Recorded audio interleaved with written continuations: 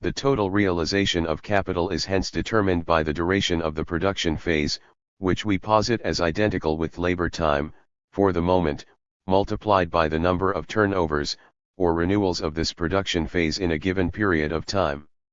If the turnovers were determined only by the duration of one production phase, then the total realization would be simply determined by the number of production phases contained in a given period of time, or, the turnovers would be absolutely determined by production time itself.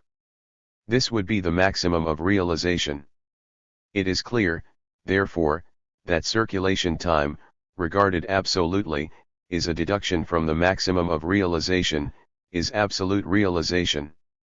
It is therefore impossible for any velocity of circulation or any abbreviation of circulation to create a realization that posited by the production phase itself. The maximum that the velocity of circulation could effect, if it rose to, would be to posit circulation time equals 0, i.e. to abolish itself. It can therefore not be a positive, value-creating moment, since its abolition, circulation without circulation time, would be the maximum of realization, its negation equals to the highest position of the productivity of capital. The total productivity of capital is equals the duration of one production phase multiplied by the number of times it is repeated in a certain period of time. But this number is determined by circulation time. Let us assume a capital of 100 turned over 4 times a year, posited the production process 4 times, then, if the surplus value equals 5% each time, at the end of the year the surplus value created by the capital of 100 would equals 20, then, for a capital of 400, which turned over once a year at the same percentage, would likewise equals 20. So that a capital of 100, circulating 4 times, would give a gain of 20% a year, while a 4 times greater capital with a single turnover would give a profit of only 5%. We shall see shortly, in more detail, that the surplus value is exactly the same. It seems, therefore, that the magnitude of the capital can be replaced by the velocity of turnover, and the velocity of turnover by the magnitude of the capital. This is how it comes to appear as though circulation time were in itself productive. We must therefore clarify the matter by discussing this case. Another question which arises, if the turnover of 100 thalers 4 times a year brings 5% each time, say, then at the beginning of the second turnover, the production process could be begun with 105 thalers, and the product would be 110 1/4, at the beginning of the third turnover, 110 1/4 of which the product would be at the beginning of the fourth turnover, and at its end, the number itself here is beside the point. The point is that, in the case of a capital of 400 which turns over once a year at 5%, the total gain can only be 20, while, by contrast, a 4 times smaller capital turning over 4 times at the same percentage makes a gain of more iota, and this way it appears as if the mere moment of turnover, repetition, i.e. a moment determined by circulation time, or rather a moment determined by circulation, not only realized value, but brought about an absolute growth of value. This also to be examined. Circulation time only expresses the velocity of circulation, the velocity of circulation only the barrier to circulation. Circulation without circulation time, i.e. the transition of capital from one phase to the next at the speed of thought, would be the maximum, i.e. the identity of the renewal of the production process with its termination. The act of exchange, and the economic operations through which circulation proceeds are reducible to a succession of acts of exchange, up to the point at which capital does not relate as commodity to money or as money to commodity, but as value to its specific use value, labor, the act of the exchange of value in one form for value in the other, money for commodity, commodity for money, and these are the moments of simple circulation, posits the value of one commodity in the other, and thus realizes it as exchange, or, also, posits the commodities as equivalents. The act of exchange is thus value positing in so far as values are presupposed to it. It realizes the value character of the subjects of exchange. 41 But an act which posits a commodity as value, or, what is the same, which posits another commodity as its equivalent, or, again the same, posits the equivalence of both commodities, obviously for its part adds nothing to value, as little as the sign plus or minus increases or decreases the number coming after it. If I posit 4 as plus or as minus, through this operation, 4, independently of the sign, remains equal to itself, 4, becomes neither 3 nor 5. Likewise, if I exchange a pound of cotton with an exchange value of 6d for 6d, then it is posited as value, and it can equally be said that the 6d are posited as value in the pound of cotton, i.e. the labor time contained in the 6d. Here 6d regarded as value, is now expressed in another materialization of the same amount of labor time. But, since through this act of exchange the pound of cotton as well as the 6d of copper are each posited at equals to their value, it is impossible that through this exchange the value either of the cotton, or of the 6d, or of the sum of both values should increase quantitatively. As the positing of equivalence, exchange only changes the form, realizes the potentially existing values, realizes the prices, if you like. To posit equivalence, e.g. A and B as equivalents, cannot raise the value of A, for it is the act in which A is posited as equals to its own value, hence not as unequal to it, unequal only where the form is concerned, in so far as it was previously not posited as value, it is at the same time the act by means of which the value of A is posited as equals to the value of B, and the value of B as equals the value of A. The sum of the values transposed in the exchange equals value A plus value B. Each remains equals to its own value, hence their sum remains equal to the sum of their values. Exchange as the positing of equivalence cannot therefore by its nature increase the sum of values, nor the value of the commodities exchanged.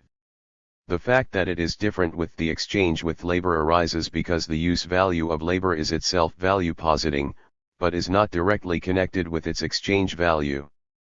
And if a single operation of exchange cannot increase the value of the thing exchanged, neither can a sum of exchanges do it. Whether I repeat an act which creates no value once or an infinite number of times, the repetition cannot change its nature. The repetition of a non-value creating act can never become an act of value creation. E.g., 1/4 expresses a specific proportion. If I transform this 1/4 into a decimal fraction, i.e. posit it equals 0.25, then its form has been changed. This transformation leaves the value the same. Similarly, when I transform a commodity into the form of money, or money into the form of the commodity, then the value remains the same, but the form is changed. It is clear, therefore, that circulation, since it consists of a series of exchange operations with equivalence, cannot increase the value of circulating commodities. Therefore, if labor time is required to undertake this operation, i.e. if values have to be consumed, for all consumption of values reduces itself to the consumption of labor time or of objectified labor time, products, i.e. if circulation entails costs, and if circulation time costs labor time, then this is a deduction from, a relative suspension of the circulating values, their devaluation by the amount of the circulation costs. If one imagines two workers who exchange with each other, a fisherman and a hunter, then the time which both lose in exchanging would create neither fish nor game, but would be rather a deduction from the time in which both of them can create values, the one fish, the other hunt, objectify their labor time in a use value. If the fisherman wanted to get compensation for this loss from the hunter, demand more game, or give him fewer fish, then the latter would have the same right to compensation. The loss would be common to both of them. These costs of circulation, costs of exchange, could appear only as a deduction from the total production and value creation of both of them. If they commissioned a third, C, with these exchanges, and thus lost no labor time directly, then each of them would have to cede a proportional share of his product to C. What they could gain thereby would only be a greater or lesser loss. But if they worked as joint proprietors, then no exchange would take place, only communal consumption. The costs of exchange would therefore vanish. Not the division of labor, but the division of labor founded on exchange.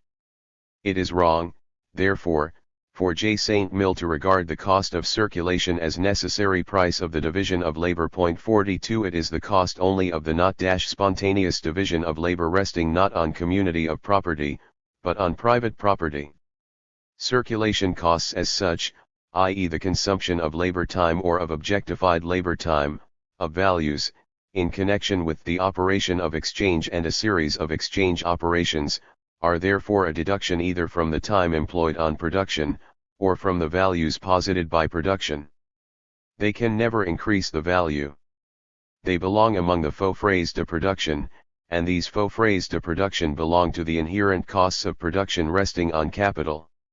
The merchants trade and still more the money trade proper, in so far as they do nothing but carry on the operations of circulation as such, e.g. the determination of prices, measurement of values and their calculation, these exchange operations generally, as a function which has gained independence through the division of labor, in so far as they represent this function of the total process of capital, represent merely the faux frais de production of capital. In so far as they reduce these faux frais, they add to production, not by creating value, but by reducing the negation of created values. If they operate purely as such a function, then they would always only represent the minimum of faux frais de production. If they enable the producers to create more values than they could without this division of labor, and, more precisely, so much more that a surplus remains after the payment of this function, then they have in fact increased production. Values are then increased, however, not because the operations of circulation have created value, but because they have absorbed less value than they would have done otherwise. But they are a necessary condition for capital's production. The time a capitalist loses during exchange is as such not a deduction from labor time. He is a capitalist, i.e. representative of capital, personified capital, only by virtue of the fact that he relates to labor as alien labor, and appropriates and posits alien labor for himself. The costs of circulation therefore do not exist in so far as they take away the capitalist's time. His time is posited as superfluous time, not labor time, not value-creating time, although it is capital which realizes the created value. The fact that the worker must work surplus labor time is identical with the fact that the capitalist does not need to work, and his time is thus posited as not labor time, that he does not work the necessary time, either. The worker must work surplus time in order to be allowed to objectify, to realize the labor time necessary for his reproduction. On the other side, therefore, the capitalist's necessary labor time is free time, not time required for direct subsistence. Since all free time is time for free development, the capitalist usurps the free time created by the workers for society, i.e. civilization, and Wade is again correct in this sense, in so far as he posits capital equals civilization. 43. Circulation time, to the extent that it takes up the time of the capitalist as such, concerns us here exactly as much as the time he spends with his mistress. If time is money, then from the standpoint of capital it is only alien labor time, which is of course in the most literal sense the capitalist's money. In regard to capital as such, circulation time can coincide with labor time only in so far as it interrupts the time during which capital can appropriate alien labor time, and it is clear that this relative devaluation of capital cannot add to its realization, but can only detract from it, or, in so far as circulation costs capital objectified alien labor time, values. For example, because it has to pay someone who takes over this function. In both cases, circulation time is of interest only in so far as it is the suspension, the negation of alien labor time, either because it interrupts capital in the process of its appropriation, or because it forces it to consume a part of the created value, to consume it in order to accomplish the operations of circulation, i.e. to posit itself as capital. Very much to be distinguished from the private consumption of the capitalist. Circulation time is of interest only in its relation, as barrier, negation, to the production time of capital. This production time, however, is the time during which it appropriates alien labor, the alien labor time posited by it. To regard the time the capitalist spends in circulation as value-creating time or even surplus value-creating time is to fall into the greatest confusion. Capital as such has no labor time apart from its production time. The capitalist absolutely does not concern us here except as capital. And he functions as such only in the total process we are examining. Otherwise, it could still be imagined that the capitalist draws compensation for the time during which he does not earn money as another capitalist's wage laborer, or that he loses this time. Or that it belongs together with the costs of production. The time which he employs or loses as capitalist is lost time altogether, sunk and unrecoverable from this standpoint. We will later look at the capitalist's so-called labor time as distinct from the worker's labor time, which former is alleged to form the basis of his profits, as a wage of its own type. Nothing is more common than to bring transport etc., to the extent that they are connected with trade, into the pure circulation costs. In so far as trade brings a product to market, it gives it a new form. True, all it does is change the location. But the mode of the transformation does not concern us. It gives the product a new use value, and this holds right down to and including the retail grocer, who weighs, measures, wraps the product and thus gives it a form for consumption, and this new use value costs labor time, is therefore at the same time exchange value. Bringing to market is part of the production process itself. The product is a commodity, is in circulation only when it is on the market. Circulation. Storage. Metamorphosis of capital and metamorphosis of the commodity. Capital's change of form and of substance. Different forms of capital. Turnover in a given period. Circulating capital as general character of capital. Year the measure of turnovers of circulating capital. Day the measure of labor time. In every species of industry, the entrepreneurs become sellers of products, while the entire remainder of the nation and often even other nations are the buyers of these products, the constant and incessantly repeated path which circulating capital describes in order to take leave of the entrepreneur and in order to return to him in the first form is comparable to a circle, hence the name circulant given to this capital, and the use of the word circulation for its movement. P 404405. Storage. Cours d'économie politique, Paris, 1823, Volume I, p. 405, Notebook, p. 34. In the broad sense, circulation includes the motion of every commodity exchanged. P. 405, LOCCIT. Circulation proceeds by exchanges. From the instant of the introduction of currency, the commodities are no longer exchanged but sold. P. 406, LOCCIT. For a commodity to be in circulation, it is sufficient that it be in supply. Wealth in circulation, commodity. P. 407, LOCCIT. Commerce only a part of circulation, the former includes only merchants' purchases and sales, the latter, those of all entrepreneurs and even of all inhabitants. P. 408, LOCCIT. Only so long as the costs of circulation are indispensable to allow the commodities to reach the consumers is circulation real, and does its value increase the annual product. From the instant when it exceeds this degree, circulation is artificial and no longer contributes anything to the wealth of the nation. P. 409. In recent years we saw examples of artificial circulation in St. Petersburg in Russia. The slack state of foreign trade had led the merchants to realize their unemployed capitals in another way, no longer being able to employ them to bring in foreign commodities and to export domestic ones. They decided to take advantage of this by buying and reselling the commodities on hand. Monstrous quantities of sugar, coffee, hemp, iron etc. rapidly passed from one hand to the other, and a commodity often changed proprietors 20 times, without leaving the warehouse. This kind of circulation offers the dealers all manner of speculative opportunities, but while it enriches some, it ruins the others, and the nation's wealth gains nothing thereby. Likewise with the circulation of money. This kind of artificial circulation, based simply on a variation of prices, is termed agiotage. p. 410, 411.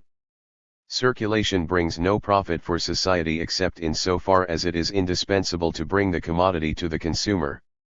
Every detour, delay, intermediate exchange which is not absolutely necessary for this purpose, or which does not contribute to diminishing the circulation costs, harms the national wealth, by uselessly raising the prices of commodities. p. 411. Circulation is the more productive the more rapid it is, i.e. the less time it requires to relieve the entrepreneur of the finished product and bring it to market, and to bring the capital back to him in its first form. p. 411. The entrepreneur can begin production again only after he has sold the completed product and has employed the price in purchasing new materials and new wages. Hence, the more promptly circulation acts to bring about these two effects, the sooner is he in a position to begin his production anew, and the more profits does his capital bring in a given period of time. p. 412. The nation whose capital circulates with a proper speed, so as to return several times a year to him who set it into motion, is in the same situation as the laborer of the happy climates who can raise 3 or 4 harvests in succession from the same soil in 1 year. p. 412, 413. A slow circulation makes the objects of consumption more expensive, 1. Indirectly, through diminution of the mass of commodities which can exist, 2. Directly because, as long as a product is in circulation, its value progressively increases by the interest of capital employed on its production. The slower the production, the more do these interest charges accumulate, which uselessly elevates the price of commodities. Means for the abbreviation and acceleration of circulation: 1. The separating out of a class of workers occupied exclusively with trade, 2. Ease of transport, 3. Currency, 4. Credit. p. 413. Simple circulation consisted of a great number of simultaneous or successive exchanges. Their unity, regarded as circulation, was actually present only from the observer's standpoint. The exchange can be accidental, and it more or less has this character where it is restricted to the exchange of the excess product, and has not seized upon the totality of the production process. In the circulation of capital we have a series of exchange operations, acts of exchange, each of which represents a qualitatively different moment towards the other, a moment in the reproduction and growth of capital. A system of exchanges, changes of substance, from the standpoint of value as such. Changes of form, from the standpoint of use value. The product relates to the commodity as use value to exchange value, thus the commodity to money. Here one series attains its peak. Money relates to the commodity into which it is retransformed as exchange value to use value, even more so, money to labor. In so far as capital in every moment of the process is itself the possibility of going over into its other, next phase, and is thus the possibility of the whole process, which expresses capital's act of life, to that extent each of the moments appears potentially as capital, hence commodity capital, money capital, along with the value positing itself in the production process as capital. The commodity can represent money as long as it can transform itself into money, i.e. can buy wage labor, surplus labor, this in respect of the formal side, which emerges from the circulation of capital. On the material, physical side, it remains capital as long as it consists of raw material, proper or semi-fabricated, instrument, or necessaries for the workers. Each of these forms is potential capital. Money is in one respect the realized capital, capital as realized value. In this respect, regarded as a terminal point of circulation, where it then has to be regarded as a point of departure as well, it is capital. It is then especially capital again in regard to the part of the production process in which it exchanges itself for living labor. By contrast, in its exchange for the commodity, new purchase of raw material etc., by the capitalist, it appears not as capital, but as medium of circulation, merely a vanishing mediation, through which the capitalist exchanges his product for the latter's original elements. Circulation is not merely an external operation for capital. Just as it only becomes capital through the production process, in that value immortalizes and increases itself through that process, so does it become retransformed into the pure form of value, in which the traces of its becoming, as well as its specific presence in use value, have been extinguished, only through the first act of circulation, while the repetition of this act, i.e. the life process of capital, is made possible only through the second act of circulation, which consists of the exchange of money for the conditions of production and forms the introduction to the act of production. Circulation therefore belongs within the concept of capital. Just as, originally, money or stockpiled labor appeared as presupposition before the exchange with free labor, the seeming independence of the objective moment of capital towards labor, however, was suspended, and objectified labor, become independent as value, appeared on all sides as the product of alien labor, the alienated product of labor itself. So does capital only now appear as presupposed to its circulation.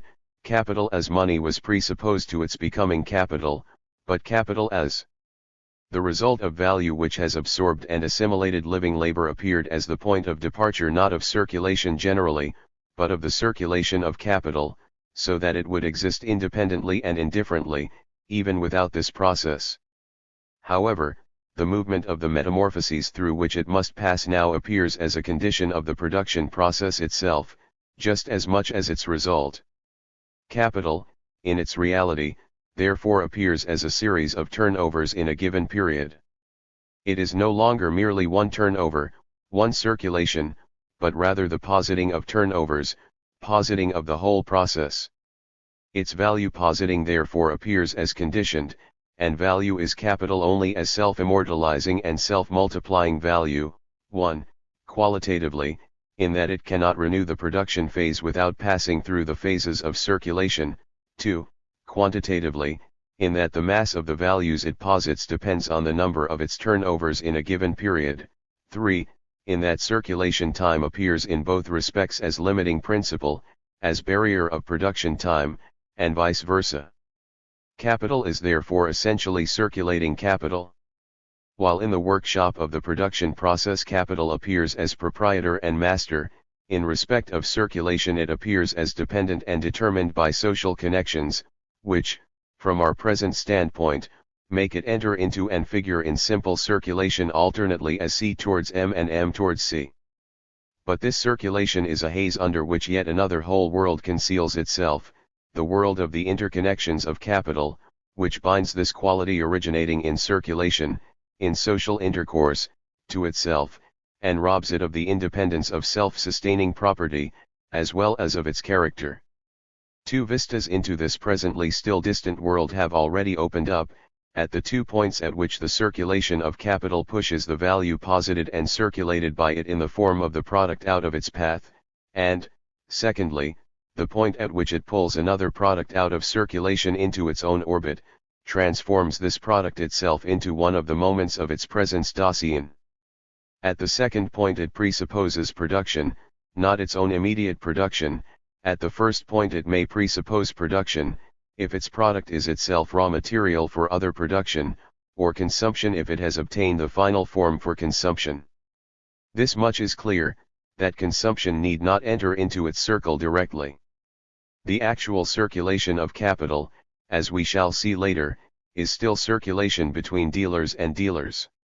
The circulation between dealers and consumers, identical with the retail trade, is a second circle which does not fall within the immediate circulation sphere of capital.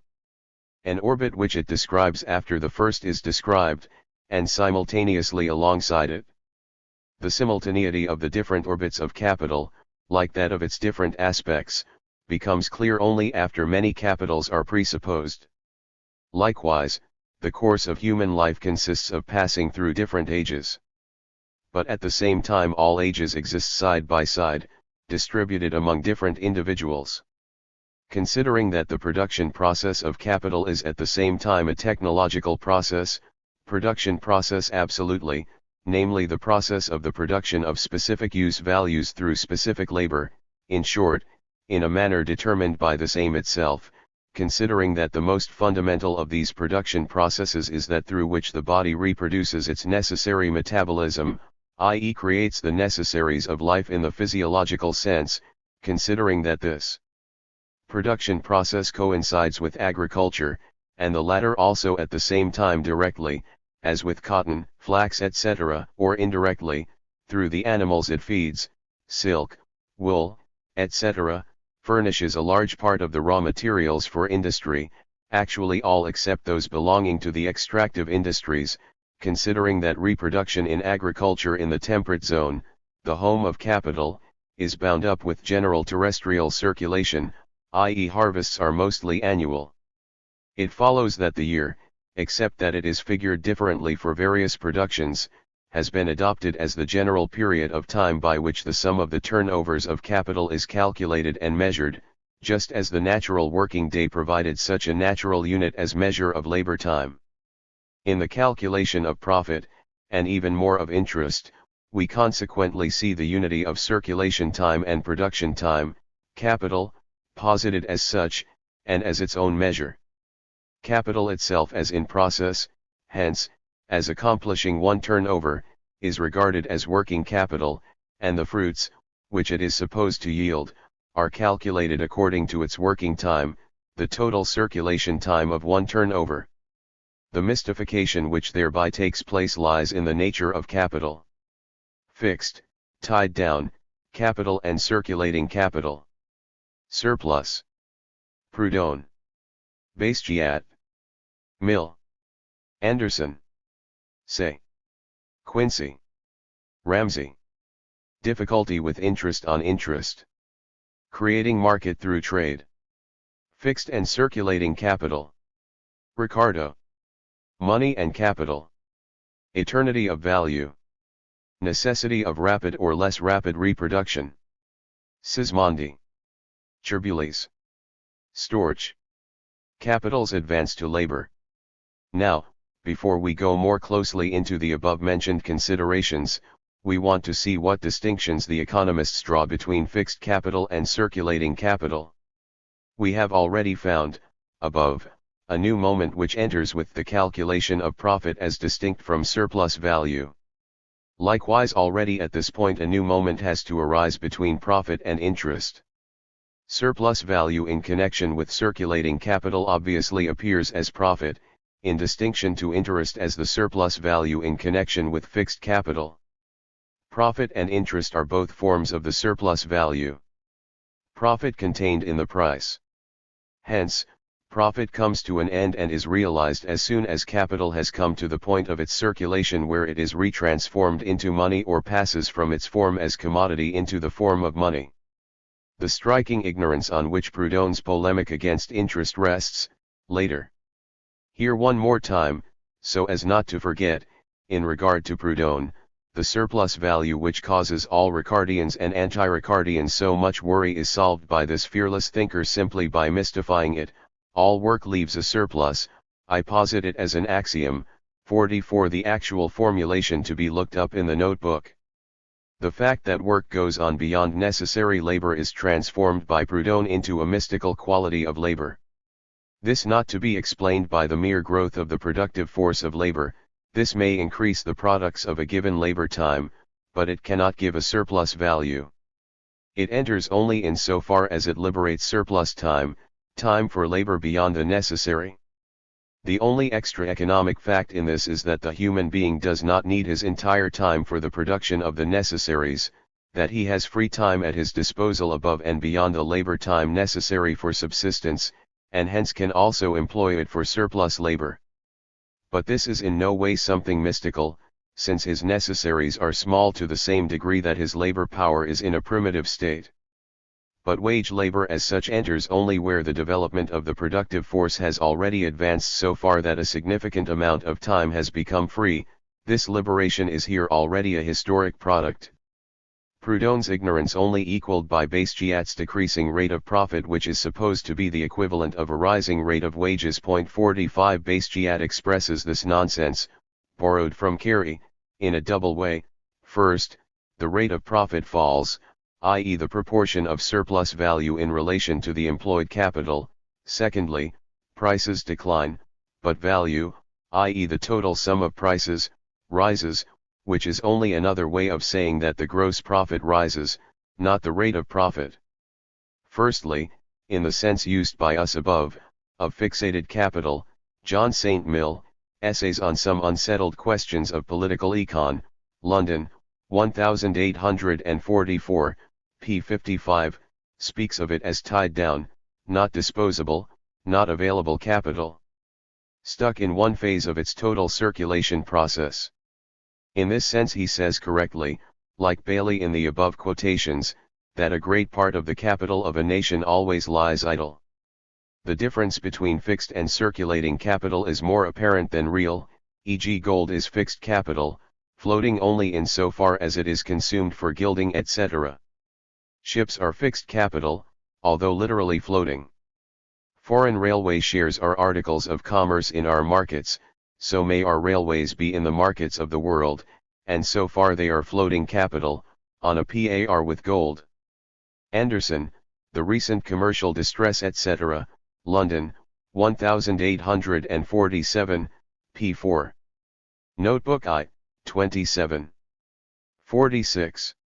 According to Say, capital so much involved in one kind of production that it can no longer be diverted from it to be devoted to another kind of production. Point 47. The identification of capital with a specific use value for the production process.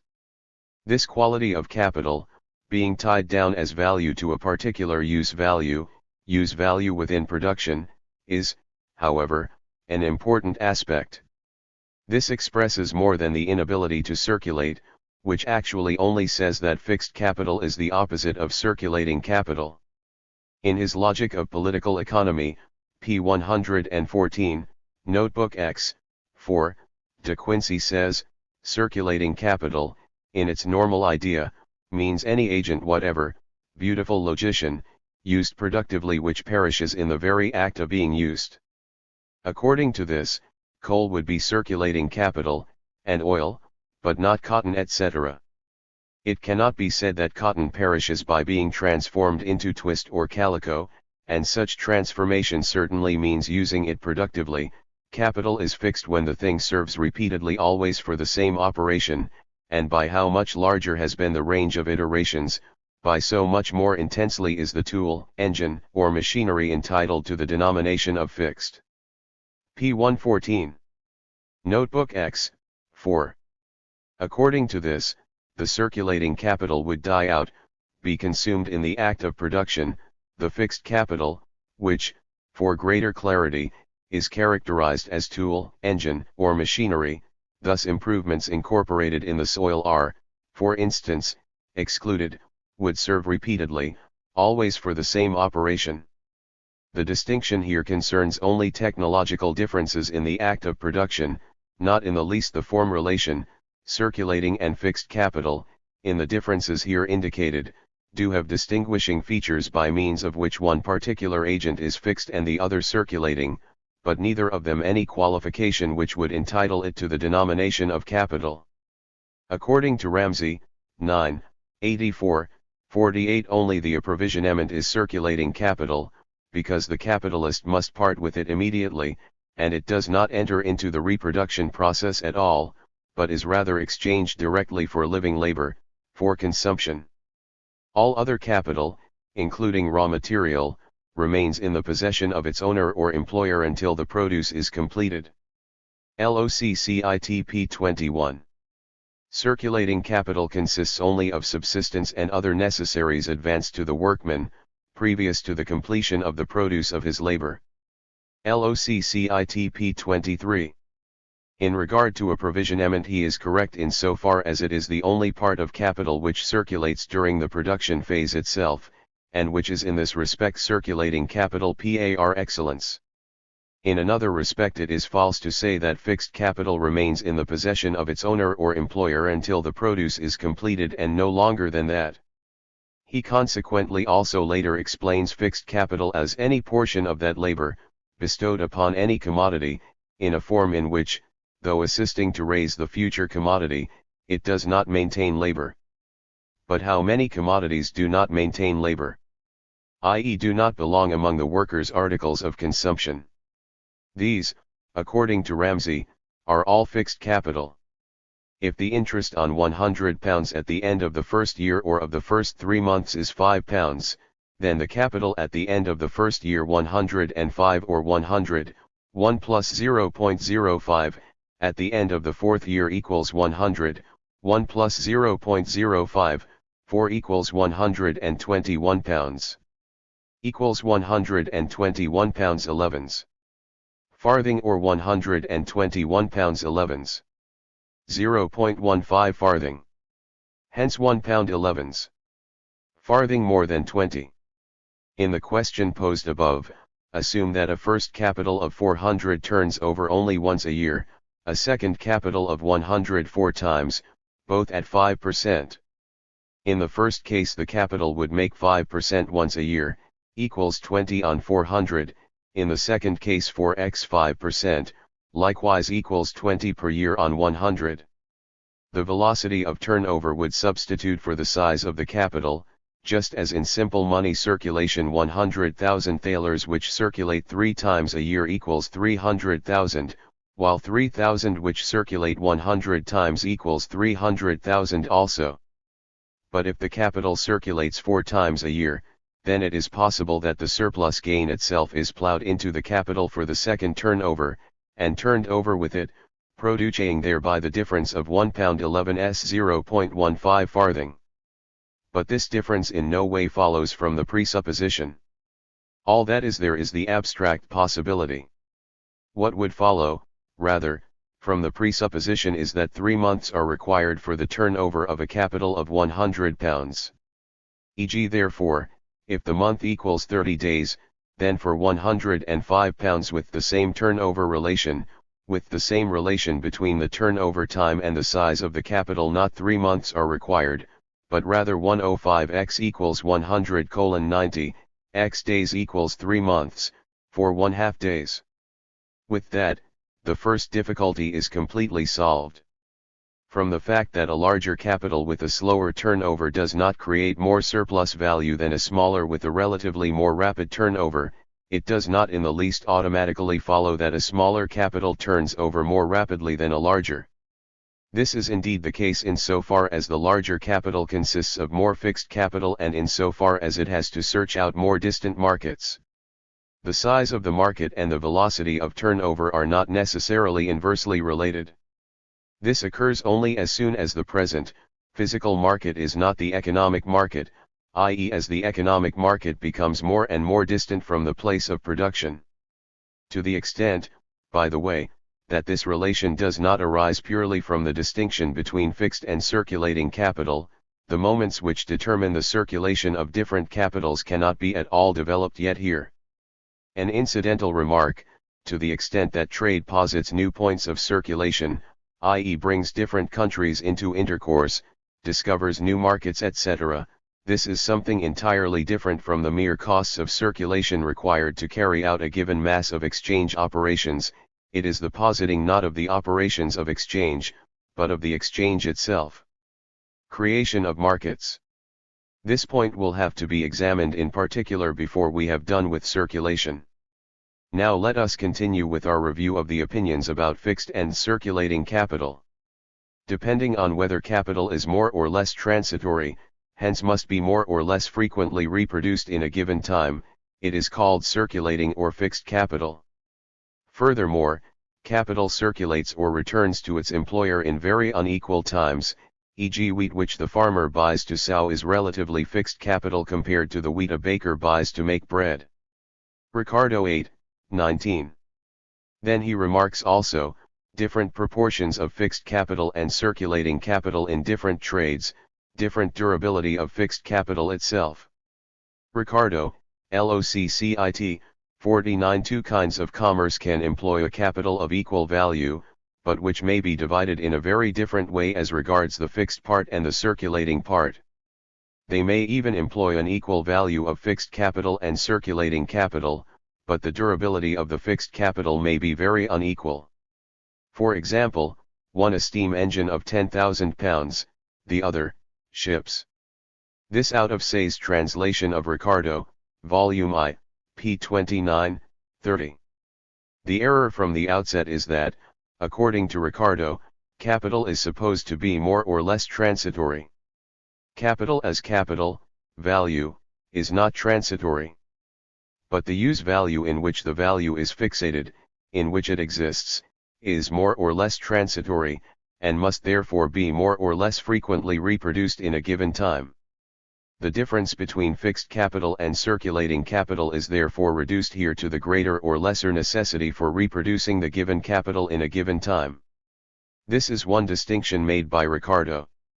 The other distinction concerns the different degrees of durability, or different degrees of fixed capital, i.e. different degrees, relative durability of the relatively fixed. So that fixed capital is itself more or less fixed.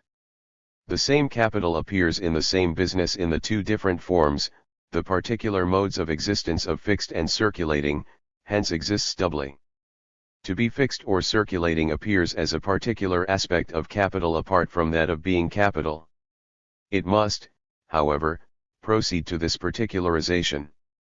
Finally, as for the third distinction, that capital circulates or returns in very unequal times, what Ricardo means by this, as his example of the baker and the farmer shows, is nothing more than the difference in the time during which capital is fixed, tied up in the production phase as distinct from the circulation phase, in different branches of business.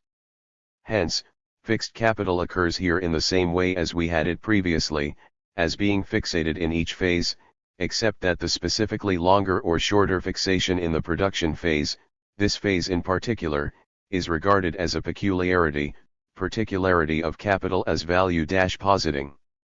Money attempted to posit itself as imperishable value, as eternal value, by relating negatively towards circulation, i.e. towards the exchange with real wealth, with transitory commodities, which, as Petty describes very prettily and very naively, dissolve in fleeting pleasures. 50 Capital posits the permanence of value, to a certain degree, by incarnating itself in fleeting commodities and taking on their form, but at the same time changing them just as constantly, alternates between its eternal form in money and its passing form in commodities. Permanence is posited as the only thing it can be, a passing passage, process, life. But capital obtains this ability only by constantly sucking in living labor as its soul, vampire-like. The permanence, the duration of value in its form as capital, is posited only through reproduction, which is itself double, reproduction as commodity, reproduction as money, and unity of both these reproduction processes. In its reproduction as commodity, capital is fixated in a particular form of use value, and is thus not general exchange value, even less realized value, as it is supposed to be.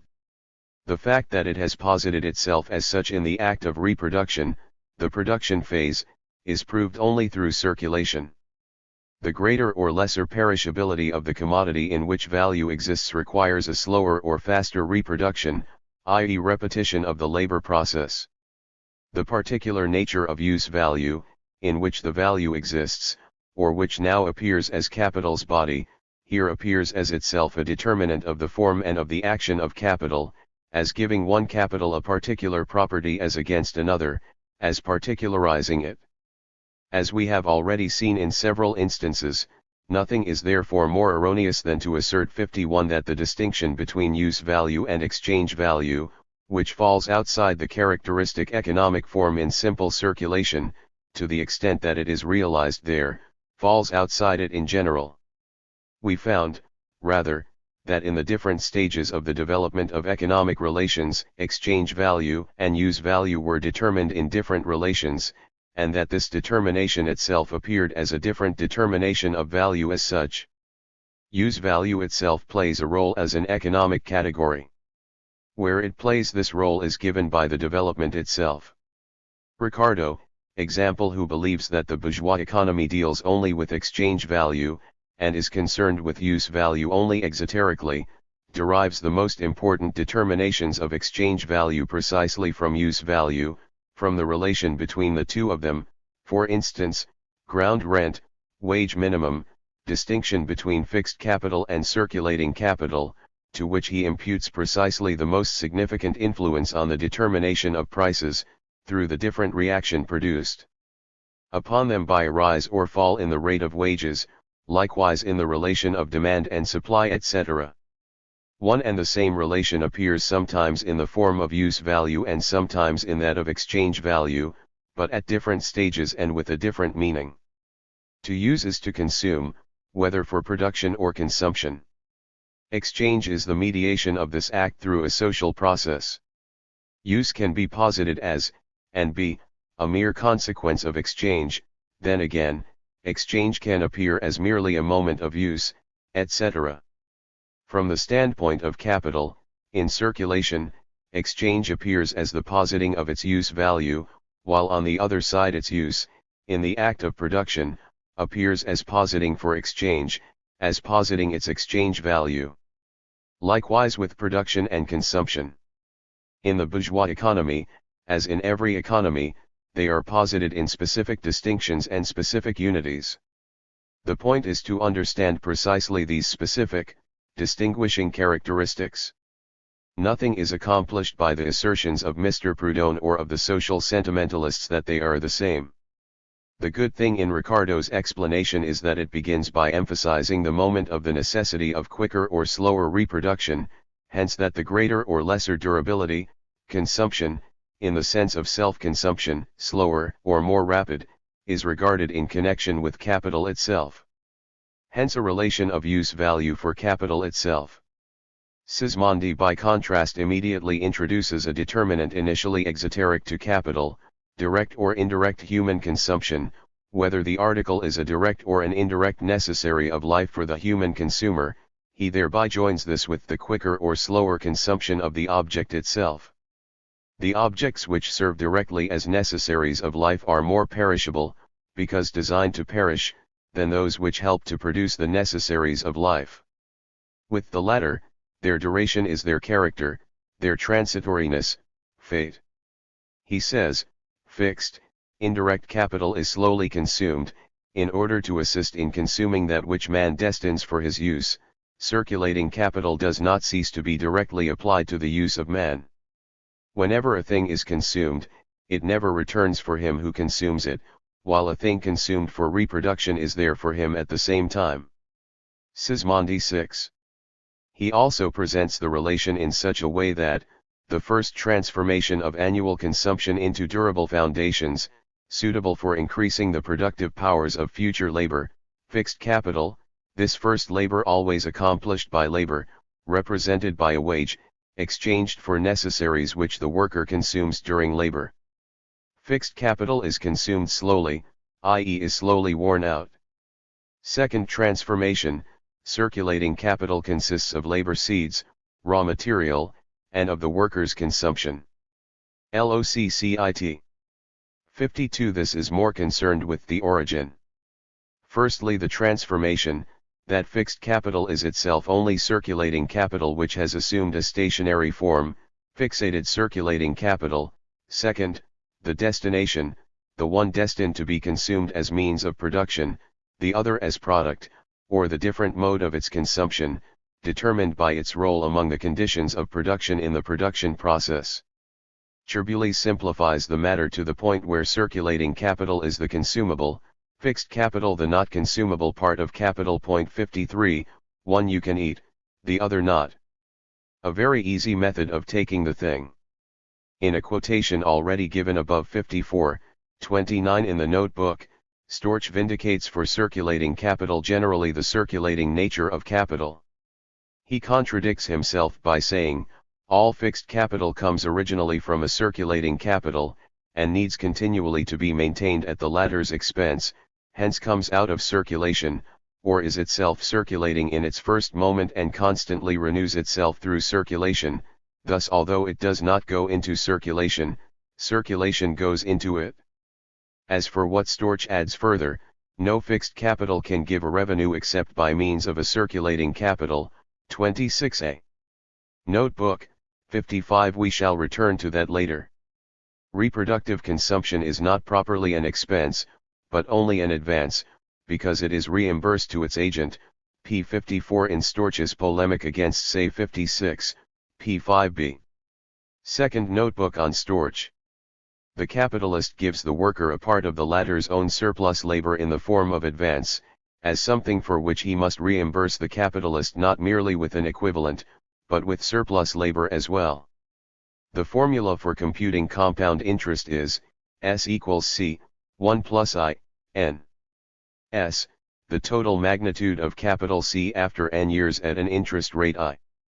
The formula for computing an annuity is constant and variable capital. We divided capital above into constant and variable value. This is always correct as regards capital within the production phase, i.e. in its immediate realization process. How it is that capital itself, as presupposed value, can change its value as its reproduction costs rise or fall, or as a consequence of a decline in profits also etc., evidently belongs to the section where capital is regarded as real capital, as the interaction of many capitals on one another, not here in its general concept. Competition.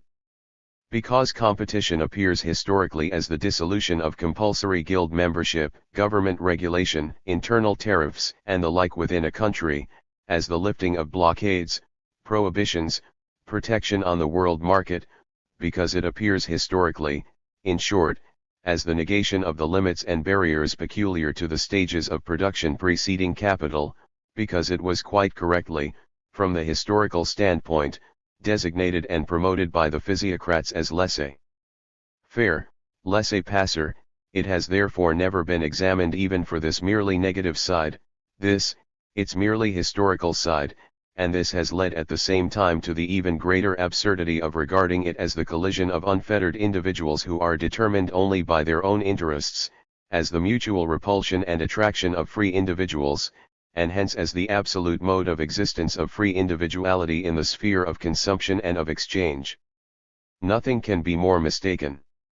While free competition has dissolved the barriers of earlier relations and modes of production, it is necessary to observe first of all that the things which were a barrier to it were the inherent limits of earlier modes of production, within which they spontaneously developed and moved.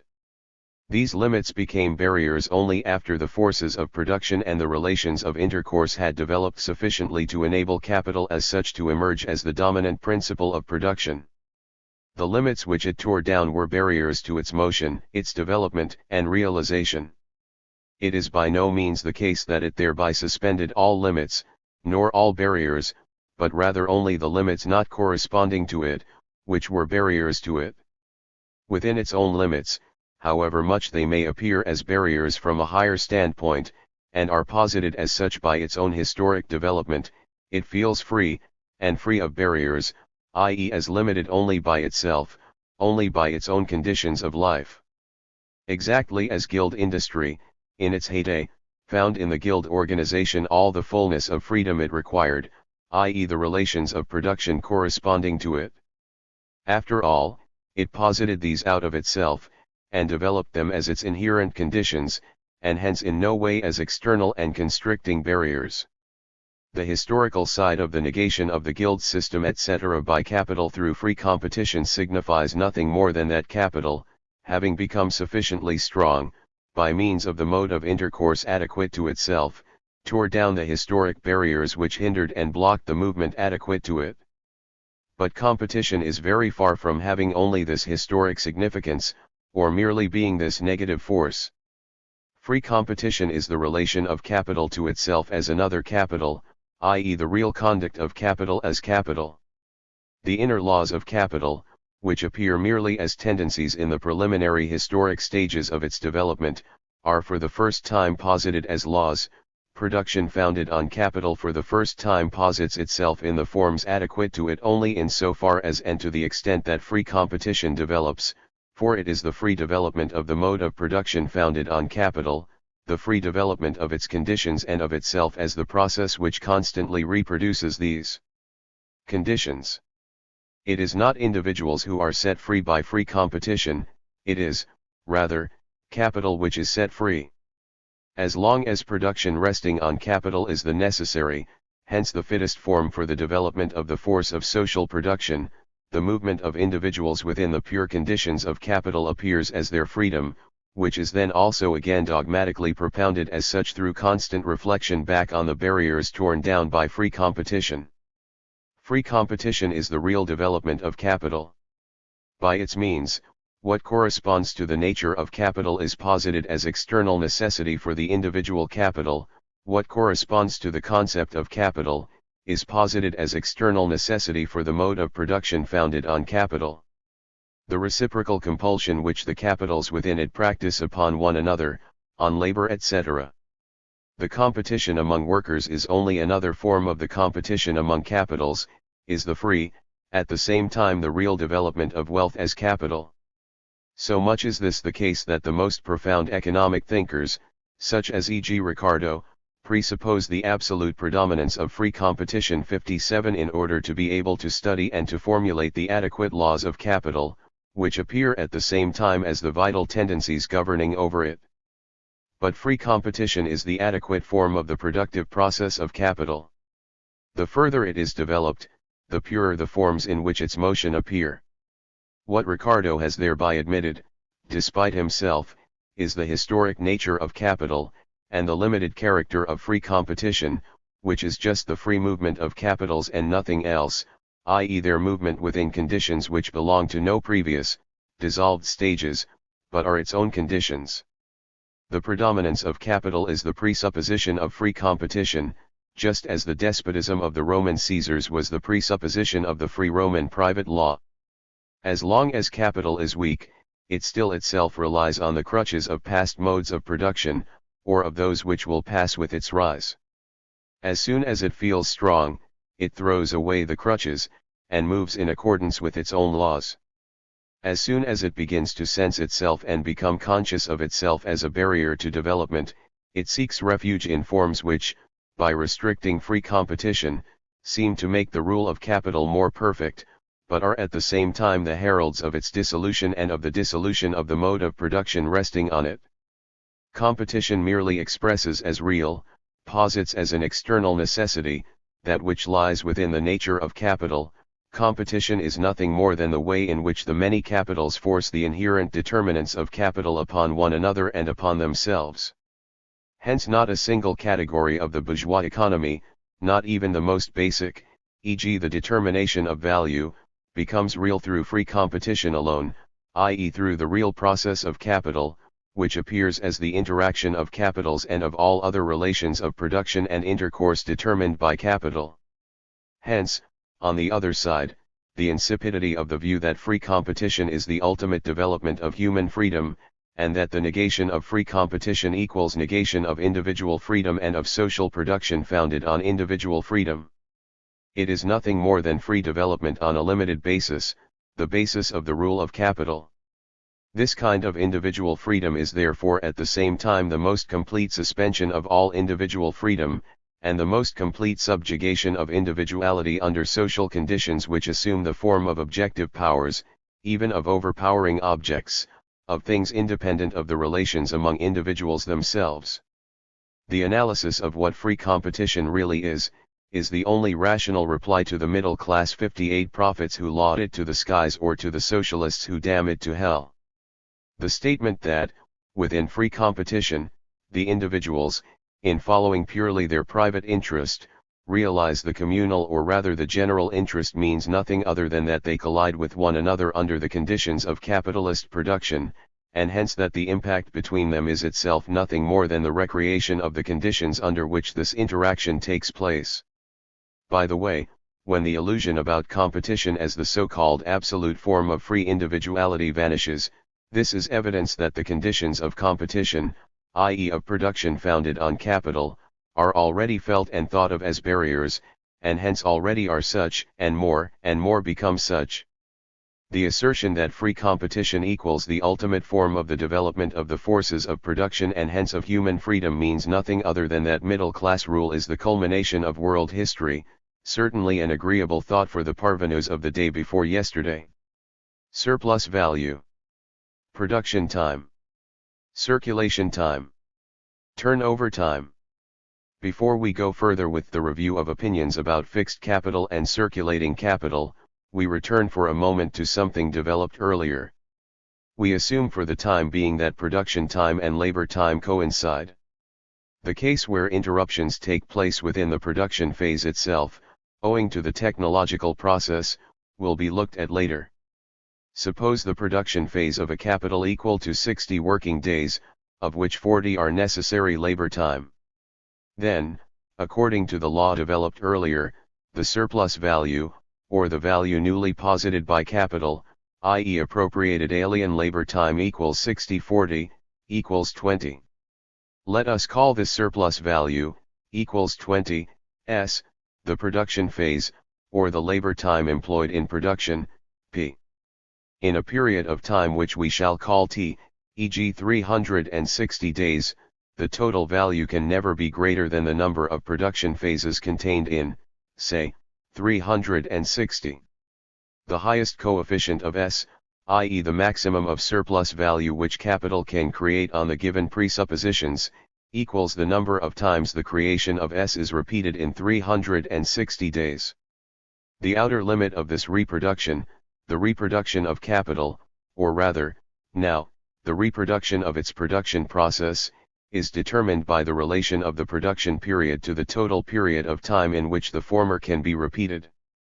If the given period equals 360 days, and the duration of production equals 60 days, then or i.e. 6, is the coefficient indicating how many times P is contained in T, or how often, given its own inherent limits, the reproduction process of the capital can be repeated within 360 days. It goes without saying that the maximum of the creation of S, i.e. the positing of surplus value, is given by the number of processes in which S can be produced, in a given period of time. This relation is expressed by the quotient of, or Q is the highest coefficient of S in the period of 360 days, in T generally. Or SQ is the maximum of value.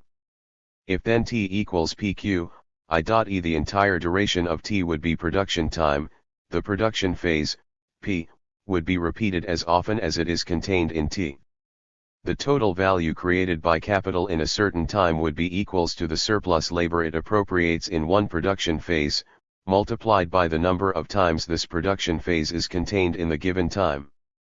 Thus in the above example, equals 20x equals 20x 6 equals 120 days. Q, i.e., would express the number of turnovers of the capital, but since T equals PQ, therefore P equals, i.e. the duration of one production phase would be equal to the total time divided by the number of turnovers. Thus one production phase of capital would be equal to one of its turnovers. Turnover time and production time would be completely identical, the number of turnovers therefore would be exclusively determined by the relation of one production phase to the total time. However, on this assumption, circulation time is posited as equals 0. Yet circulation time has a definite magnitude, which can never become equals 0. Now assume additionally that there are 30 days for circulation for every 60 days of production time, call this circulation time added to P, C. In this case, one turnover of capital, i.e. the total time it requires before it can repeat the realization process, the positing of surplus value, would be equals 30 plus 60 equals 90 days, equals P plus C, 1R, turnover, equals P plus C. One turnover of 90 days can be repeated in 360 days only times, i.e. 4 times. The surplus value of 20 could therefore be posited only 4 times, 20x4 equals 80. In 60 days the capital produces 20 surplus days, but it has to circulate for 30 days, i.e. during these 30 days it can posit no surplus labor, no surplus value. This is the same for it, as regards the result, as if it had posited a surplus value of only 20 in the period of 90 days. While previously the number of turnovers was determined by, it is now determined by the maximum of value was the number of turnovers, hence equals the total time divided by the sum of production time and circulation time, and the total value equals S multiplied by the number of turnovers. But this formulation does not yet suffice for us to express the relations of surplus value, production time, and circulation time. The maximum of value creation contained in the formula, value creation restricted by circulation, when we subtract the second amount from the first, then as difference we then obtain, or S, as we may call this value in the second form. But before we develop this formula further, there are still others to be introduced.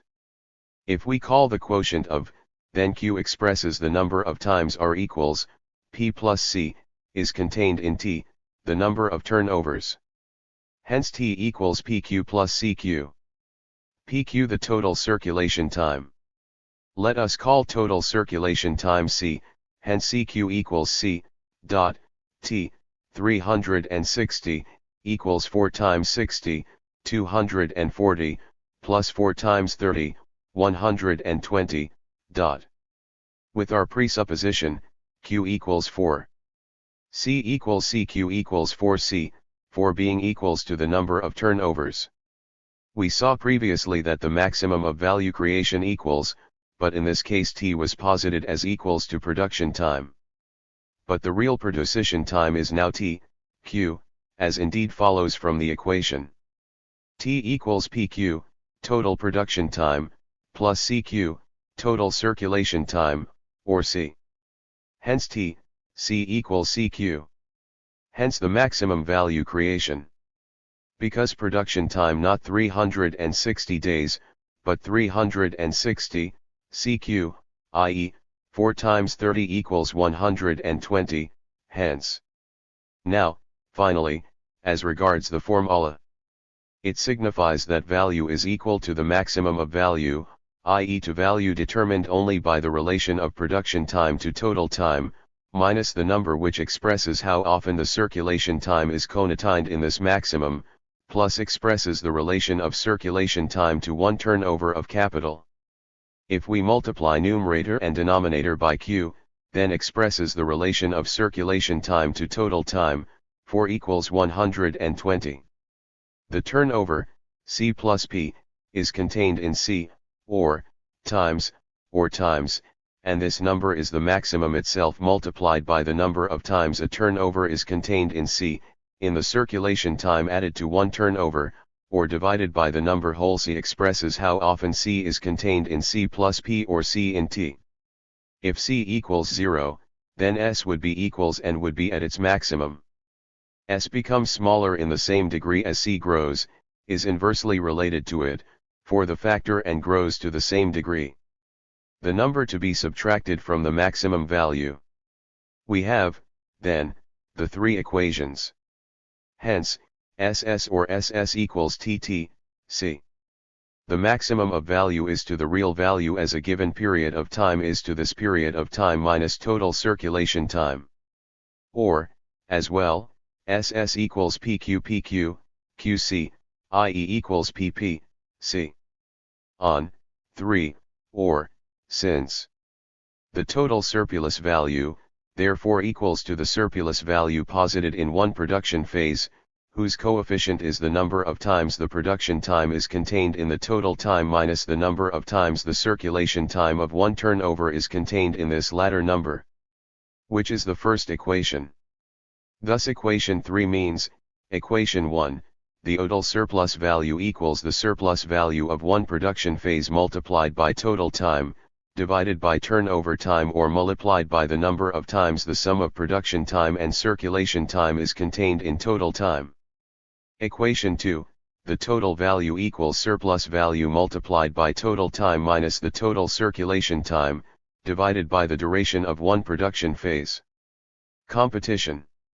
The fundamental law in competition, as distinct from that advanced about value and surplus value, is that it is determined not by the labor contained in it, or by the labor time in which it is produced, but rather by the labor time in which it can be produced, or, the labor time necessary for reproduction. By this means, the individual capital is in reality only placed within the conditions of capital as such, although it seems as if the original law were overturned. Necessary labor time as determined by the movement of capital itself, but only in this way is it posited. This is the fundamental law of competition. Demand, supply, price, production costs, are further specific forms, price as market price, or general price. Then the positing of a general rate of profit. As a consequence of the market price, the capitals then distribute themselves among different branches. Reduction of production costs, etc. In short, here all determinants appear in a position which is the inverse of their position in capital in general. Their price determined by labor, here labor determined by price, etc., etc. The influence of individual capitals on one another has the effect precisely that they must conduct themselves as capital. The seemingly independent influence of the individuals, and their chaotic collisions, are precisely the positing of their general law. Market here obtains yet another significance. The influence of capitals as individuals on each other thus becomes precisely their positing as general beings, and the suspension of the seeming independence and independent survival of the individuals. This suspension takes place even more in credit. And the most extreme form to which the suspension proceeds, which is however at the same time the ultimate positing of capital in the form adequate to it, is joint stock capital. Demand, supply, price, production costs, contradiction of profit and interest, different relations of exchange value and use value, consumption and production. Surplus value. Production time. Circulation time. Turnover time. Part of capital in production time, part in circulation time. Circulation time. Surplus value and production phase. Number of reproductions of capital equals number of turnovers. Total surplus value, etc. We have seen, then, that the surplus value a capital can posit in a given period of time is determined by the number of times the realization process can be repeated, or the capital can be reproduced in a given period of time, and that the number of these reproductions is determined by the relation of the duration of the production phase not to the total period of time, but rather to this total time minus circulation time.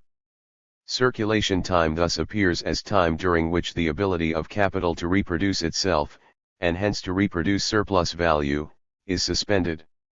Its productivity, i.e. its creation of surplus values, is therefore inversely related to circulation time, and would reach its maximum if the latter declined to zero. Circulation is an inescapable condition for capital, a condition posited by its own nature, since circulation is the passing of capital through the various conceptually determined moments of its necessary metamorphosis, its life process. In so far as it costs time for capital to run through this course, in this time capital cannot increase its value, because it is not production time, time in which it does not appropriate living labor. Hence this circulation time can never increase the value created by capital, but can only posit not value positing time, hence appear as barrier to the increase of value, in the same relation as it stands towards labor time.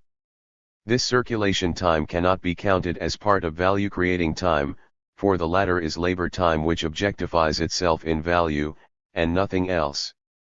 It does not belong to the production costs of value, nor to the production costs of capital, but it is a condition which makes its self-reproduction more difficult. The obstacles which capital encounters in the path of its realization, i.e. its appropriation of living labor, do not, of course, form a moment of its realization, of its value creation. Hence it is ridiculous to take production costs here in the original sense. Or we have to distinguish production costs as a particular form from the labor time which objectifies itself in value, as we must distinguish profit from surplus value. But even then, circulation time does not belong among capital's production costs in the same sense as wages, etc., but rather it is an item which comes into consideration as part of the capitalist's settling of accounts with one another, because they distribute the surplus value among themselves according to certain general proportions. Circulation time is not time during which capital creates value, but rather during which it realizes the value created in the production process.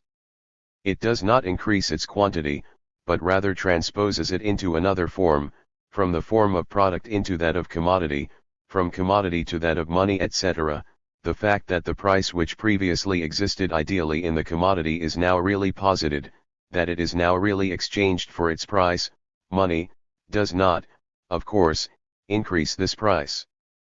Thus circulation time appears as time which does not determine the price, and the number of turnovers, insofar as it is determined by circulation time, appears not in such a way that capital brings in a new value-determining element, an element proper to it, sui generis, as distinct from labor, but rather as a limiting, negative principle. The necessary tendency of capital is therefore circulation without circulation time, and the tendency is the fundamental determinant of credit and of capital's credit contrivances. At the same time, credit is then also a form in which capital tries to posit itself as distinct from the individual capitals, or the individual capital tries to posit itself as capital as distinct from its quantitative barrier. But the highest result it achieves in this line is, on one side, fictitious capital, on the other side, credit only appears as a new element of concentration, of the destruction of capitals by individual, centralizing capitals. Circulation time is in one respect objectified in money. Attempt by credit to posit money as a merely formal moment, so that it mediates the formal transformation without itself being capital, i.e. value. This is one form of circulation without circulation time. Money is itself a product of circulation. It will be shown how capital, in credit, creates new products of circulation. But if the striving of capital in one direction is circulation without circulation time, it strives in the other direction to give circulation time value, the value of production time, in the various organs which mediate the process of circulation time and of circulation, to posit them all as money, and, more broadly, as capital. This is another side of credit. All this springs from the same source. All the requirements of circulation, money, transformation of commodity into money, transformation of money into commodity, etc. Although they take on different and seemingly quite heterogeneous forms, are all derived from circulation time. The machinery for abbreviating it is itself a part of it. Circulation time is that part of capital which may be regarded as the time it takes to perform its specific motion as capital, as distinct from production time, in which it reproduces itself, and in which it lives not as finished capital which must merely pass through formal metamorphoses, but as capital in process, creative capital, sucking its living soul out of labor. The contradiction of labor time and circulation time contains the entire doctrine of credit, to the extent, namely, that the history of currency etc. enters here. Now, of course, later, where circulation time is not the only deduction from possible production time, there also appear real costs of circulation, i.e. values which have already been really posited must be spent on circulation. But these are all in fact only costs, deductions from already created surplus values, which capital undertakes in order to increase the sum of surplus values possible, e.g. in a year, i.e. to increase the proportion of production time out of a given total time, i.e. to abbreviate circulation time. Of course, in practice, production time does not really appear interrupted by circulation time, except in crises and depressions of trade. But this is only because every capital is divided into parts, one part in the production phase, the other in the circulation phase. Thus, for example, it is not the entire capital that is active, depending on the relation of circulation time to production time, but only 1/3, 1/x of it, the other is engaged in circulation. Or the matter can further take the form that a given capital doubles, through credit, e.g. for this capital, the original capital, it is then the same as if circulation time did not exist at all. But then the capital borrowed by it is in this plight. And if ownership is disregarded, again exactly the same as if one capital were divided in two. Instead of A dividing into 2 and B dividing into 2, A absorbs B and divides into A and B. Illusions about this process frequent among credit mystics 59, who are rarely creditors, but rather debtors. We already pointed out above that the double and contradictory condition of capital, the continuity of production and the necessity of circulation time, and also the continuity of circulation, not circulation time, and the necessity of production time, can be mediated only by capital dividing itself into parts, of which one circulates as finished product, and the other reproduces itself in the production process. These parts alternate. When one part returns into phase P, production process, the other departs. This process takes place daily, as well as at longer intervals, dimensions of time. The whole capital and the total value are reproduced as soon as both parts have passed through the production process and circulation process, or as soon as the second part enters anew into circulation. The point of departure is thereby the terminal point. The turnover therefore depends on the size of the capital, or rather, here, still on the total sum of these two parts. Only when the total sum is reproduced has the entire turnover been completed, otherwise only 1/2, 1/3, 1/x, depending on the relation of the constantly circulating part. It has further been emphasized that each part can be regarded as fixed or as circulating in contrast to the other, and that they really relate to each other in this alternating way. The simultaneity of the process of capital in different phases of the process is possible only through its division and break-up into parts, each of which is capital, but capital in a different aspect. This change of form and matter is like that in the organic body. If one says e.g. the body reproduces itself in 24 hours, this does not mean it does it all at once, but rather the shedding in one form and renewal in the other is distributed, takes place simultaneously. Incidentally, in the body the skeleton is the fixed capital, it does not renew itself in the same period of time as flesh, blood. There are different degrees of speed of consumption, self-consumption, and hence of reproduction. Here, then, already transition to many capitals. The important thing here above all is to examine capital as such for itself first of all, since the aspects being developed here are those which make value in general into capital, which constitute the specific distinguishing characteristics of capital as such. Before we go further, let us call attention once more to the important point that circulation time, i.e. the time during which capital is separated from the process in which it absorbs labor, i.e. the labor time of capital as capital, is only the transposition of previously created value from one form into the other, but not a value-creating, value-increasing element. The transformation of a value of 4 working days existing in the form of twist into the form of 4 working days existing as money, or of a symbol recognized as the representative of 4 working days as such, 4 working days in general, transposes the previously created and measured value from one form into another, but that value is not increased. The exchange of equivalents leaves the working days after the exchange just as they were before, qua amounts of value. If one thinks of one capital, or one thinks of the various capitals of a country as one capital, national capital, as distinct from that of other countries, then it is clear that the time during which this capital does not act as productive capital, i.e. posits no surplus value, is a deduction from the realization time available to this capital. In this abstract conception, still without any regard to the costs of circulation itself, it appears as the negation not of the really posited realization time, but of the possible realization time, i.e. possible if circulation time equals 0. It is clear, now, that the national capital cannot regard the time during which it does not multiply itself as time in which it does multiply itself, no more than e.g. an isolated peasant can regard the time during which he can neither harvest nor sow, during which his labor generally is interrupted, as time which makes him rich. The fact that capital regards itself, and necessarily so, as productive and fruit-bearing independently of labor, of the absorption of labor, assumes itself as fertile at all times, and calculates its circulation time as value-creating time, as production cost, is quite another thing. In this way one can see what is wrong when e.g. Ramsey says, the use of fixed capital modifies to a considerable extent the principle that value depends on quantity of labor. For some commodities on which the same quantity of labor has been expended require very different periods before they are fit for consumption.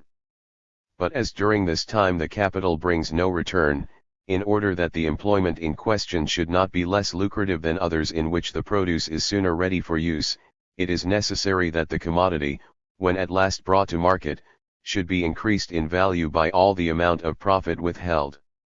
This already assumes that capital as such regularly brings profit, like a healthy tree brings fruit. This shews how capital may regulate value independently of labor. 60 e.g. wine in the cellar. Ramsey, 9, 84. Here as if circulation time as well as labor time, or on the same level with it, produced value. Capital, of course, contains both moments in itself. 1. Labor time as a value-creating moment. 2. Circulation time as a moment which restricts labor time and thus restricts the total value creation of capital, as necessary, because value, or capital, as an immediate result of the production process, is indeed value, but value not posited in its adequate form. The time which is required for these changes of form, i.e. which elapses between production and reproduction, is time which devalues capital. Thus, like continuity, so is the interruption of continuity contained in the character of capital as circulating, in process.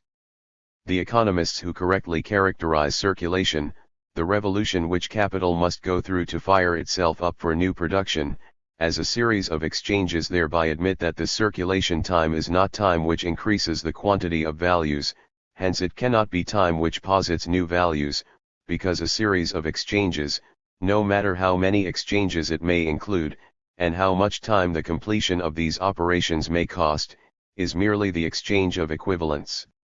The positing of values, the extremes of the mediation, as equivalents naturally cannot posit them as non-equivalents. Regarded quantitatively, they can have neither increased nor diminished through the exchange. The surplus value of a production phase is determined by the surplus labor set in motion, appropriated, by capital during it. The sum of the surplus values a capital can create in a given period of time is determined by the repetition of the production phase in this period of time, or by the turnover of capital. The turnover, however, equals the duration of the production phase plus the duration of circulation, equals the sum of circulation time and production time. The turnover approaches production time as circulation time diminishes, i.e. the time which elapses between capital's departure from production and its return to it. Surplus value is in fact determined by the labor time objectified during one production phase. The more frequent the reproduction of capital, the more often does the production of surplus value take place. The number of reproductions equals the number of turnovers. Hence the total surplus value equals SXNR, if N is the number of turnovers. Hence, if the PRO induction time required by a capital of £100 in a certain branch of industry equals 3 months, then it could turn over 4 times a year, and if the S value created each time equals 5, then the total surplus value equals 5, the S created in one production phase, X4, the number of turnovers, determined by the relation of production time to the year, equals 20.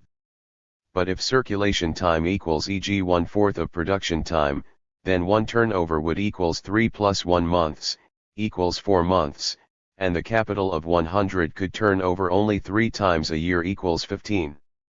Hence, although the capital posits an S value of £5 in 3 months, it is the same for it as if it posited a value of 5 in only 4 months, because it can only posit 5x3 per year.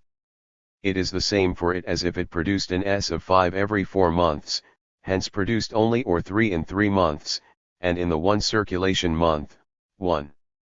Insofar as turnover is distinct from the duration posited by the conditions of production, it is equals to circulation time. The latter, however, is not determined by labor time. In this way the sum of surplus values which capital posits in a given period of time appears determined not simply by labor time, but by labor time as well as circulation time, in the relations indicated above. But, as shown above, the determination which capital here brings into the positing of value is negative, limiting. If e.g. a capital of £100 needs 3 months for production, say 90 days, then, if circulation time equals 0, the capital could turn over 4 times a year, and it would be entirely active as capital the whole time, i.e. positing surplus labor, multiplying its value. If 80 of the 90 days represented necessary labor, then 10, surplus labor. Now posit that circulation time amounts to 33 1/3% of production time, or 1/3 of it. Hence 1 month for every 3. Circulation time then equals 1/3 of production time equals 30 days, C equals P. Well, the question is, what part of the capital can now continuously be occupied in production, during the whole year? If the capital of 100 had worked 90 days, and then circulated as a product of 105 for 1 month, then during this month it could employ no labor at all. The 90 working days can of course equal 3, 4, 5, x times 90, depending on the number of workers employed during the 90 days. These would be equals to only 90 days if only 1 worker were employed. But this is beside the point for now. In all these calculations it is presupposed that the surplus value is not in turn capitalized, but that capital rather continues to work with the same number of workers, but at the same time as the surplus is realized, the entire capital is only then realized as money. That is, during 1 month the capital could not be employed at all. The capital of 100 employs e.g. 5 workers continuously, this contains their surplus labor, and the product which is circulated is never the original capital, but rather that which has absorbed the surplus labor and hence has a surplus value. Hence the circulation of a capital of 100 actually means e.g. circulation of the capital of 105, i.e. of capital together with the profit posited in one act of production. But this error irrelevant here, particularly in the above question. Posit that at the end of 3 months £100 worth of twist have been produced. Now it will be 1 month before the money comes in and I can begin production again. Now, in order to set the same number of workers to work during the 1 month while the capital is circulating, I would have to have a surplus capital of £33 1/3, for if £100 set a given quantity of labor in motion for 3 months, then 1/3 of £100 would set it in motion for 1 month. At the end of the 4th month, the capital of 100 would return to the production phase, and that of 33 1/3 would enter the circulation phase. The latter would require 1/3 of a month for circulation, given the same relations, would hence return into production after 10 days. The first capital could enter into circulation again only at the end of the 7th month. The second, which entered into circulation at the beginning of the 5th month, would have returned say on the 10th of the 5th month, would re-enter circulation on the 10th of the 6th month and would return on the 20th of the 6th month, to re-enter circulation on the 20th of the 7th month. At the end of the 7th month it would be back again, at which time the first capital would just be beginning its course again at the same moment when the second was returning. Beginning of the 8th month, and return on the etc. Beginning of the 9th etc. In a word, if the capital were 1/3 larger, just the amount the circulation time adds up to, then it could continuously employ the same number of workers. Or, alternately, it could continuously remain in the production phase if it continuously employed 1/3 less labor. If the capitalist began with a capital of only 75, then production would finish at the end of the 3rd month, then the capital would circulate for 1 month, but during this month he could continue production because he would have retained a capital of 25, and, if he needs 75 to set a given mass of labor in motion during 3 months, he needs 25 to set the same in motion for 1 month. He would continuously have the same number of workers at work. Each of his commodities requires of a year before it is sold. If he always needs 1/3 of the production time to sell his commodities, then etc. This matter must be reducible to a very simple equation, to which we shall return later. It does not actually belong here. But the question is important because of the credit questions later. This much is clear, however. Call production time PT, circulation time CT.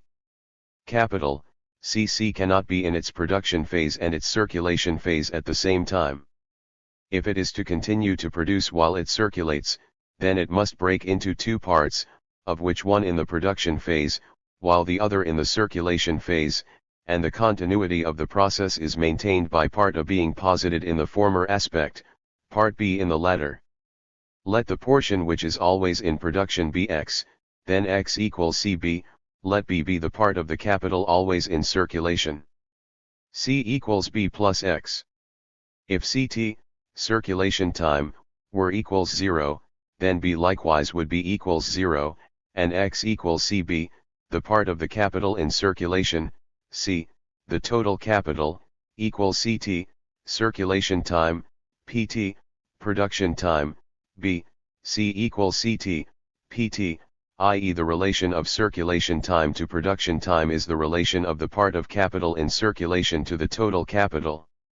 If a capital of 100 at a profit of 5% turns over every 4 months, so that there is 1 month of circulation time for every 3 months of production time, then the total surplus value, as we saw, will be equals m, month, equals 5x3 equals 15, instead of 20 as when c equals 0, for then s equals 20. But now 15 is the gain on a capital of 75 at 5% whose circulation time equals 0, which turned over 4 times a year, was continuously occupied. At the end of the first quarter 3, at the end of the year 15. But only a total capital of 300 would turn over, while one of 400 if in the above case CT equals 0. Hence a capital of 100, with respect to which circulation time amounts to 1 month on every 3m production time, can constantly employ productively a capital of 75, a capital of 25 is constantly circulating and unproductive. 75:25 equals 3m1m, or, if we call the part of the capital occupied in production P, the part in circulation C, and the corresponding time C and P, then PC equals PC, P, C equals 1:1/3. The part of the C in production constantly relates to the part in circulation as 1:1/3, this 1/3 constantly represented by changing component parts. By P, C equals 75:100 the total turnover. Change of form and of matter in the circulation of capital. C, M, CM, C, M. A change of form formwechsel and a change of matter stoffwechsel take place simultaneously in the circulation of capital. We must begin here not with the presupposition of M, but with the production process. In production, as regards the material side, the instrument is used up and the raw material is worked up. The result is the product, a newly created use value, different from its elemental presuppositions. As regards the material side, a product is created only in the production process. This is the first and essential material change. On the market, in the exchange for money, the product is expelled from the circulation of capital and falls prey to consumption, becomes object of consumption, whether for the final satisfaction of an individual need or as raw material for another capital. In the exchange of the commodity for money, the material and the formal changes coincide, for, in money, precisely the content itself is part of the economic form. The retransformation of money into commodity is here, however, at the same time present in the retransformation of capital into the material conditions of production. The reproduction of a specific use value takes place, just as well as of value as such. But, just as the material element here was posited, from the outset, at its entry into circulation, as a product, so the commodity in turn was posited as a condition of production at the end of it. To the extent that money figures here as medium of circulation, it does so indeed only as mediation of production, on one side with consumption, in the exchange where capital discharges value in the form of the product, and as mediation, on the other side, between production and production, where capital discharges itself in the form of money and draws the commodity in the form of the condition of production into its circulation. Regarded from the material side of capital, money appears merely as a medium of circulation, from the formal side, as the nominal measure of its realization, and, for a specific phase, as value for itself, capital is therefore C, M, C just as much as it is M, C, M, and this in such a way, specific ally, that both forms of simple circulation here continue to be determinants, since M is money, which creates money, and C a commodity whose use value is both reproduced and increased. In regard to money circulation, which appears here as being absorbed into and determined by the circulation of capital, we want only to remark in passing, for the matter can be thoroughly treated only after the many capitals have been examined in their action and reaction upon one another, that money is obviously posited in different aspects here. Difference between production time and labor time. Storage. Money. Mercantile estate. Credit. Circulation. Until now it has been assumed that production time coincides with labor time. But now there take place, e.g. in agriculture, interruptions of work within the production process itself, before the product is finished. The same labor time may be applied and the duration of the production phase may differ, because work is interrupted. If the difference is only that the product in one case requires a longer working time in order to be finished than in another case, then no case at all is constituted, because it is then clear according to the general law that the product in which a greater quantity of labor is contained is of that much greater value, and if the reproduction is less frequent in a given period of time, then the reproduced value is all the greater. And 2x 100 is just as much as 4x 50. As with the total value, then, so with the surplus value. The question is constituted by the unequal duration required by different products, although the same amount of labor time, namely stored up and living labor together, is employed upon them. The fixed capital here allegedly acts quite by itself, without human labor, like e.g. the seed entrusted to the earth's womb. In so far as additional labor is required, this is to be deducted. The question to be posed in pure form. If circulation time here the same, then the turnover is less frequent because the production phase longer. Hence production time plus turnover time equals 1r, larger than in the case where production time coincides with labor time. The time required here for the product to reach maturity, the interruptions of work, here constitute conditions of production. Not labor time constitutes a condition for labor time, in order to turn the latter really into production time. The question obviously belongs only with the equalization of the rate of profit. Still, the ground must be cleared here. The slower return, this is the essential part, here arises not from circulation time, but rather from the conditions themselves in which labor becomes productive. It belongs with the technological conditions of the production process. It must absolutely be denied, it is downright nonsensical to claim, that a natural circumstance which hinders a capital in a specific branch of production from exchanging with the same amount of labor time in the same amount of time as another capital in another branch of production can in any way contribute to increasing the former's value. Value, hence also surplus value, is not equals to the time which the production phase lasts, but rather to the labor time, objectified and living, employed during this production phase. The living labor time alone, and, indeed, in the proportion in which it is employed relative to objectified labor time, can create surplus value, because it creates surplus labor time. It has therefore correctly been asserted that in this regard agriculture for instance is less productive, productivity is concerned here with the production of values, than other industries. Just as in another respect, in so far as a growth of productivity in it directly reduces necessary labor time, it is more productive than all the others. But this circumstance can accrue to its advantage only where capital already rules, together with the general form of production corresponding to it. This interruption in the production phase already signifies that agriculture can never be the sphere in which capital starts, the sphere in which it takes up its original residence.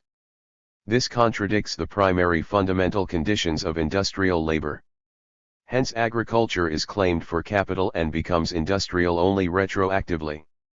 Requires a high development of competition on one side, on the other a great development of chemistry, mechanics etc., i.e. of manufacturing industry. History shows, consequently, that agriculture never appears in pure form in the modes of production preceding capital, or which correspond to its own undeveloped stages. A rural secondary industry, such as spinning, weaving etc. must make up for the limit on the employment of labor time posited here, and located in these interruptions. The non-identity of production time with labor time can be due generally only to natural conditions, which stand directly in the path of the realization of labor, i.e. the appropriation of surplus labor by capital. These obstacles in its path do not of course constitute advantages, but rather, from its point of view, losses. The whole case is worth mentioning here actually only as an example of fixated capital, capital fixated in one phase. The point to remember here is only that capital creates no surplus value as long as it employs no living labor. The reproduction of the employed fixed capital itself is of course not the positing of surplus value. In the human body, as with capital, the different elements are not exchanged at the same rate of reproduction. Blood renews itself more rapidly than muscle, muscle than bone, which in this respect may be regarded as the fixed capital of the human body. As means of speeding up circulation, Storch lists, 1. Formation of a class of workers who busy themselves only with trade, 2. Easy means of transport, 3. Money, 4. Credit. See above. 61. This motley combination reveals the whole confusion of the political economists. Money and money circulation, what we called simple circulation, is the presupposition, condition, of capital itself, as well as of the circulation of capital. Money as it exists, hence, as a relation of intercourse belonging to a stage of production preceding capital, money as money, in its immediate form, can therefore not be said to speed up the circulation of capital, but is rather its presupposition. When we speak of capital and of its circulation, we stand on a stage of social development where the introduction of money does not enter as a discovery etc., but is rather a presupposition. To the extent that money in its immediate form itself has value, and is not merely the value of other commodities, the symbol of their value, for, if something which is itself immediate is supposed to be something else which is also immediate, then it can only represent the latter, in one way or another, as symbol, but rather, itself has value, is itself objectified labor in a specific use value. To that extent, money, so far from speeding up the circulation of capital, rather delays it. Regarded in both of the aspects in which it occurs in the circulation of capital, both as medium of circulation and as the realized value of capital, money belongs among the costs of circulation in so far as it is itself labor time employed to abbreviate circulation time on the one hand, and, on the other hand, to represent a qualitative moment of circulation, the retransformation of capital into itself as value for itself. In neither aspect does it increase the value. In one aspect it is a precious form of representing value, i.e. a costly form, costing labor time, hence representing a deduction from surplus value. In the other aspect it can be regarded as a machine which saves circulation time, and hence frees time for production. But, in so far as it itself, as such a machine, costs labor and is a product of labor, it represents for capital faux frais de production. It figures among the costs of circulation. The original cost of circulation is circulation time itself as opposed to labor time. The real costs of circulation are themselves objectified labor time, machinery for the purpose of abbreviating the original costs of circulation. Money in its immediate form, as it belongs to a historic stage of production preceding capital, thus appears to capital as a cost of circulation, and the efforts of capital hence tend in the direction of transforming it into a form adequate for its own ends, hence attempting to make it into a representative of one moment of circulation which does not itself cost labor, and has itself no value. Capital hence tends in the direction of suspending money in its inherited, immediate reality, and transforming it into something merely posited and at the same time suspended by capital, into something purely ideal. It cannot be said, therefore, as does Storch, that money as such is a means of speeding up the circulation of capital, it must rather be said to the contrary that capital attempts to transform money into a merely ideal moment of its circulation, and first to raise it into the adequate form corresponding to it. Suspension of money in its immediate form appears as a demand made by money circulation once it has become a moment of the circulation of capital, because in its immediate, presupposed form it is a barrier to the circulation of capital. The tendency of capital is circulation without circulation time, hence also the positing of the instruments which merely serve to abbreviate circulation time as mere formal aspects posited by it, just as the different moments through which capital passes in its circulation are qualitative aspects of its own metamorphosis. As regards the formation of a special mercantile estate, i.e. a development of the division of labor which has transformed the business of exchanging into a particular kind of work, for which, of course, the sum of exchange operations must already have reached a certain height. If the exchange among 100 people occupied the 100th part of their labor time, then each man is of an exchanger, exchangers would represent one single man. Then one merchant could arise per 100. The separation of commerce from production itself, or the development of exchange itself as a representation opposite the exchangers, requires as such that exchange and intercourse have developed to a certain degree. The merchant represents all buyers to the seller, all sellers to the buyer and vice versa, hence he is not an extreme, but rather the middle of the exchange itself, appears hence as mediator, middleman. The formation of the merchant estate, which presupposes that of money, even if not developed in all its moments, is likewise a presupposition for capital, and hence cannot be listed as being a mediator of its specific circulation. Since commerce is both historically as well as conceptually a presupposition for the rise of capital, we shall have to return to it before concluding this chapter, since it belongs before or in the section on the origin of capital. The facilitation of the means of transport, to the extent that it means facilitation of the physical circulation of commodities, does not belong here, where we are examining merely the characteristic forms of the circulation of capital. The product becomes a commodity, leaves the production phase, only when it is on the market. On the other side, the means of transportation do belong here in so far as the returns of capital, i.e. circulation time, must grow with the distance of the market from the point of production. Its abbreviation by means of transport thus appears as belonging directly, in this respect directly, to the examination of the circulation of capital. But this actually belongs to the doctrine of the market, which itself belongs to the section on capital. Finally, credit. This form of circulation etc. directly posited by capital, which arises, hence, specifically from the nature of capital, this specific characteristic of capital, is mixed up here by storage etc. together with money, mercantile estate, etc., which belong generally with the development of exchange and of the production more or less founded on it. The presentation of the specific, distinguishing characteristics is here both the logical development and the key to the understanding of the historical development.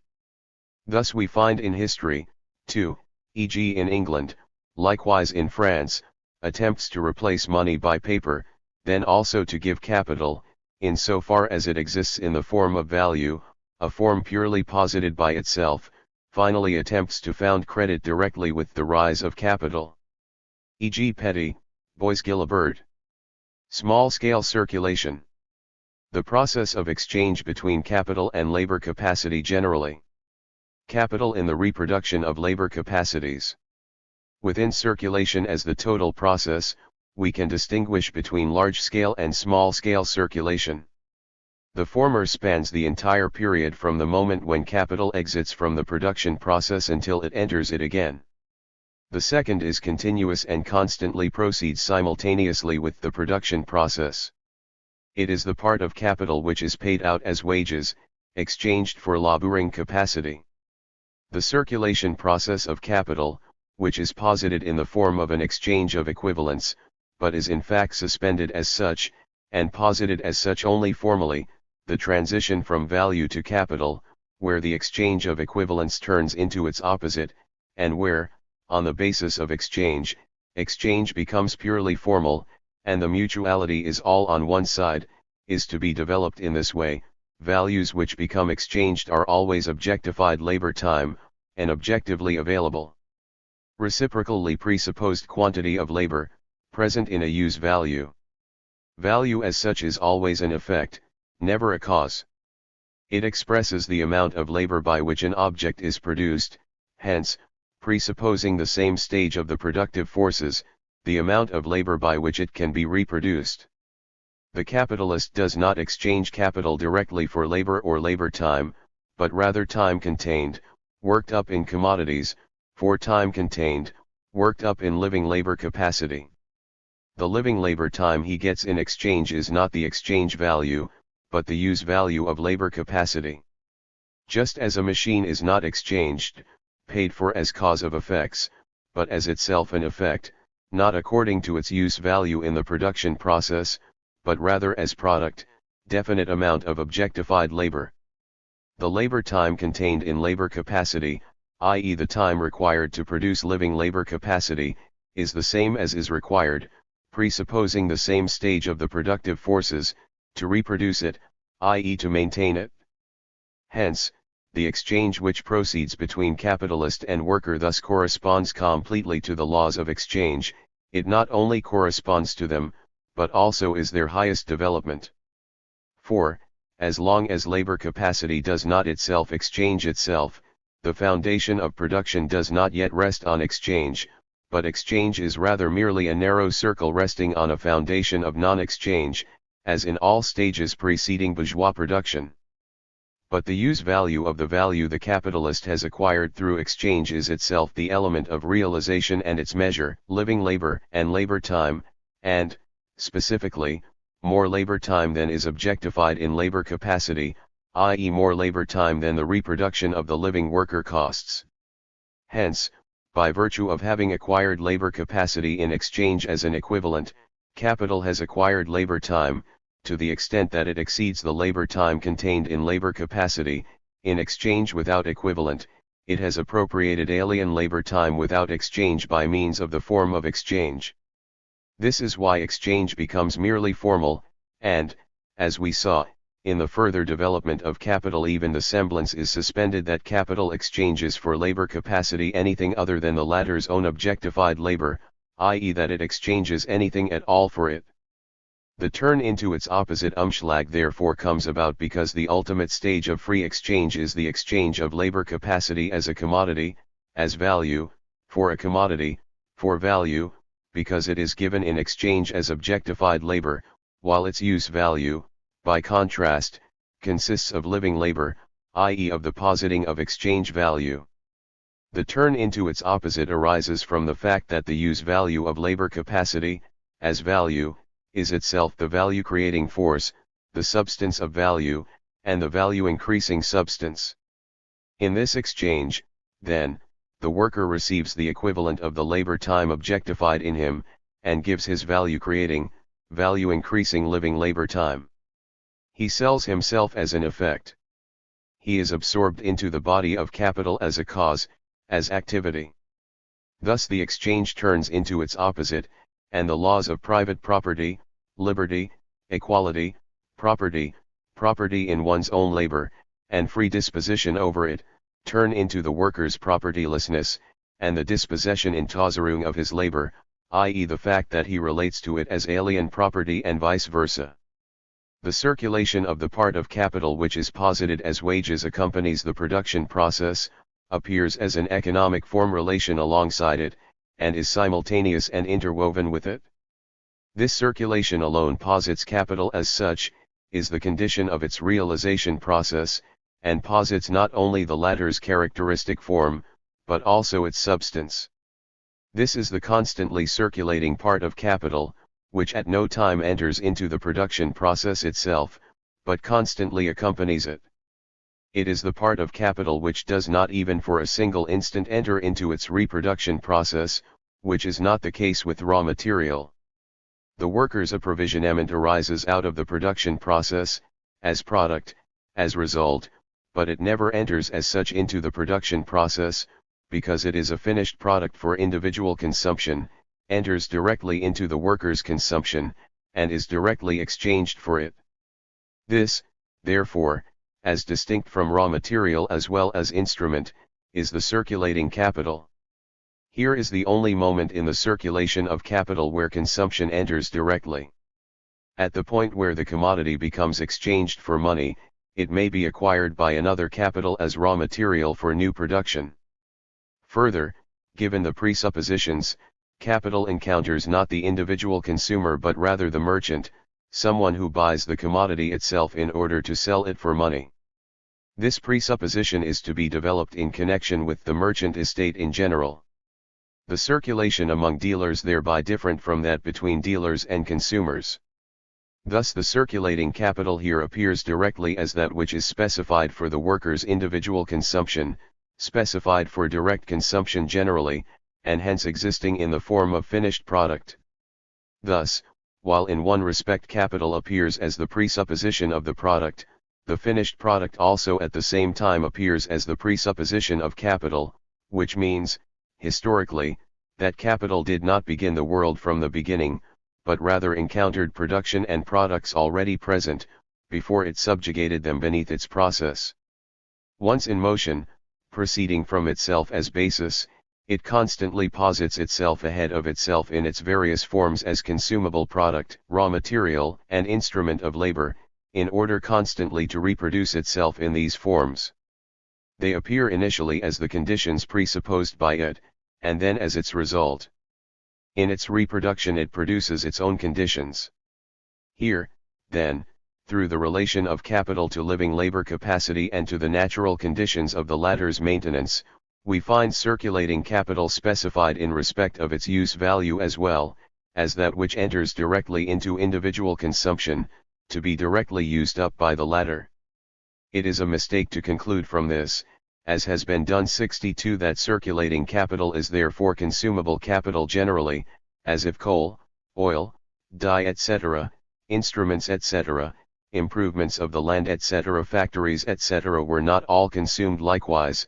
If by consumption is meant the suspension of their use value and of their form, however, one could just as well say that none of them is consumed, if this is taken to mean individual consumption, i.e. consumption in the proper sense.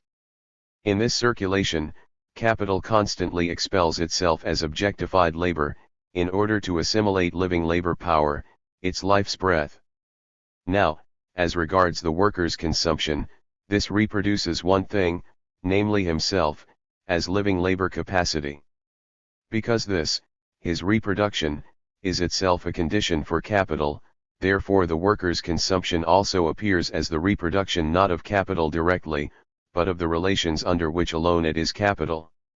Living labor capacity belongs just as much among capital's conditions of existence as do raw material and instrument. Thus it reproduces itself doubly, in its own form, and in the worker's consumption, but only to the extent that it reproduces him as living labor capacity. Capital therefore calls this consumption productive consumption, productive not in so far as it reproduces the individual, but rather individuals as labor capacities. If Rossi is offended that wages are allegedly counted twice, first as the worker's revenue, then as reproductive consumption of capital 63, then the objection holds only against those who let wages enter directly into the production process of capital as value. For the payment of wages is an act of circulation which proceeds simultaneously with and alongside the act of production. Or, as Sismondi says, from this perspective, the worker consumes his wages unreproductively, but the capitalist consumes them productively, since he gets labor in the exchange, which reproduces the wages and more than the wages. This concerns capital itself regarded merely as an object. But insofar as capital is a relation, and, specifically, a relation to living labor capacity, to that extent the worker's consumption reproduces this relation, or, capital reproduces itself doubly, as value through purchase of labor, as a possibility of beginning the realization process anew, of acting as capital anew, and as a relation through the worker's consumption, which reproduces him as labor capacity exchangeable for capital, wages as part of capital. This circulation between capital and labor, then, yields the characterization of one part of capital as constantly circulating, the approvisionment, constantly consumed, constantly to reproduce. This circulation strikingly reveals the difference between capital and money, the circulation of capital and the circulation of money. Capital pays wages, e.g. weekly, the worker takes his wages to the grocer, etc., the latter directly or indirectly deposits them with the banker, and the following week the manufacturer takes them from the banker again, in order to distribute them among the same workers again, etc. and so forth. The same sum of money constantly circulates new portions of capital. The sum of money itself, however, does not determine the portions of capital which are thus circulated. If the money value of wages rises, then the circulating medium will increase, but the mass of the medium does not determine the rise. If the production costs of money did not fall, then no increase of money would exercise an influence on the portion of it entering into the circulation. Here money appears as mere medium of circulation. Since many workers are to be paid at the same time, a certain sum of money is required at one time, which grows with the number of workers. Then, however, the velocity of the circulation of the money makes a lesser sum necessary than in situations where there are fewer workers, but the machinery of monetary circulation is not so arranged. This circulation is a condition of the production process and thereby of the circulation process as well. On the other hand, if capital does not return from circulation, then this circulation between worker and capital could not begin anew, hence it is itself conditional upon capital passing through the various moments of its metamorphosis outside the production process. If this did not happen, it would be not because there was not enough money as medium of circulation, but rather either because capital was not available in the form of products, because this part of circulating capital was lacking, or because capital did not posit itself in the form of money, i.e. did not realize itself as capital, which in turn, however, would arise not from the quantity of the medium of circulation, but because capital did not posit itself in the qualitative aspect of money, which in no way requires that it posit itself in the form of hard cash, in the immediate money form, and whether or not it posited itself in that form would again depend not on the quantity of money circulating as medium of circulation, but rather on the exchange of capital for value as such, again a qualitative, not a quantitative, moment, as we shall point out in more detail when we speak of capital as money, interest, etc. Threefold character, or mode, of circulation. Fixed capital and circulating capital. Turnover time of the total capital divided into circulating and fixed capital. Average turnover time of such a capital. Influence of fixed capital on the total turnover time of capital. Circulating fixed capital. Say. Smith. Lauderdale. Lauderdale on the origin of profit. Regarded as a whole, circulation thus appears threefold. 1. The total process, the course of capital through its different moments. Accordingly, it is posited as being in flow, as circulating, in so far as the continuity is virtually interrupted, and may resist the passage into the next phase. Capital here likewise appears as fixated in different relations, and the various modes of this fixation constitute different capitals: commodity capital, money capital, capital as conditions of production. 2. Small-scale circulation between capital and labor capacity. This accompanies the production process and appears as contract, exchange, form of intercourse. These things are presupposed before the production process can be set going. The part of capital entering into the circulation, the approvisionment, is circulating capital. It is specified not only in respect to its form, in addition to this, its use value, i.e. its material character as a consumable product entering directly into individual consumption, itself constitutes a part of its form. 3. Large-scale circulation, the movement of capital outside the production phase, where its time appears in antithesis to labor time, as circulation time. The distinction between fluid and fixed capital is the product of this opposition between the capital engaged in the production phase and the capital which issues from it. Fixed is that which is fixated in the production process and is consumed within it, comes out of large-scale circulation, certainly, but does not return into it, and, in so far as it circulates only in order to be consumed in, confined to, the consumption process. The three different distinctions in the circulation of capital yield the three distinctions between circulating and fixated capital. They posit one part of capital as circulating, because it never enters into the production process, but constantly accompanies it, and thirdly, they yield the distinction between fluid and fixed capital. Circulating capital in form number 3 also includes number 2, since the latter is also in antithesis to the fixed, but number 2 does not include number 3. The part of capital which belongs as such to the production process is the part of it which serves, materially, only as means of production, forms the link between living labor and the material to be worked on. A part of the liquid capital, such as coal, oil, etc., also serves merely as means of production. Everything which serves merely as a means to keep the machine, or the engine, running. This distinction will have to be examined yet more closely. First of all, this does not contradict aspect 1, since the fixed capital as value also circulates in proportion as it is worn out.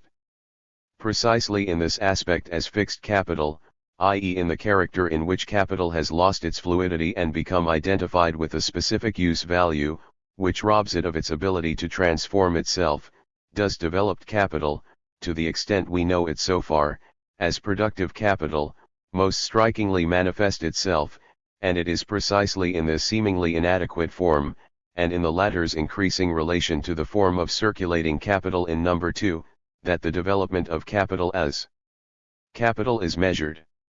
This contradiction pretty to be developed. The different kinds of capital, which, in economics, fall out of the sky, here appear as so many precipitates of the movements arising out of the nature of capital itself, or rather of this movement itself in its different moments. Circulating capital constantly parts from the capitalist, in order to return to him in the first form. Fixed capital does not. Storch, point 64. Circulating capital is that portion of the capital which does not yield profit till it is parted with, fixed etc. yields such profit, while it remains in the possession of the owner. Malthus, 65. Circulating capital gives its master no revenue or profit, so long as it remains in his possession. Fixed capital gives this profit without changing masters, and without requiring circulation. A. Smith, 66. In this respect, since capital's departure on a voyage away from its owner, partir de son posses sur, 67 means nothing more than the sale of property or possessions which takes place in the act of exchange, and since it is the nature of all exchange value, hence all capital, to become value for its owner by means of sale, the definition in its above formulation cannot be correct. If fixed capital were capital for its owner without the mediation of exchange and of the use value 68 included in it, then, in fact, fixed capital would be a mere use value, hence not capital. But the basis of the above definition is this: fixed capital circulates as value, even if only in portions, successively, as we shall see. It does not circulate as use value. As far as its material aspect is concerned, as a moment of the production process, fixed capital never leaves its boundaries, is not sold by its possessor, remains in his hand. It circulates as capital only in its formal aspect, as self-eternalizing value. This distinction between form and content, use value and exchange value, does not take place in circulating capital. In order to circulate, to exist, as the latter, it has to step into circulation as the former, must be sold. Use value for capital as such is only value itself.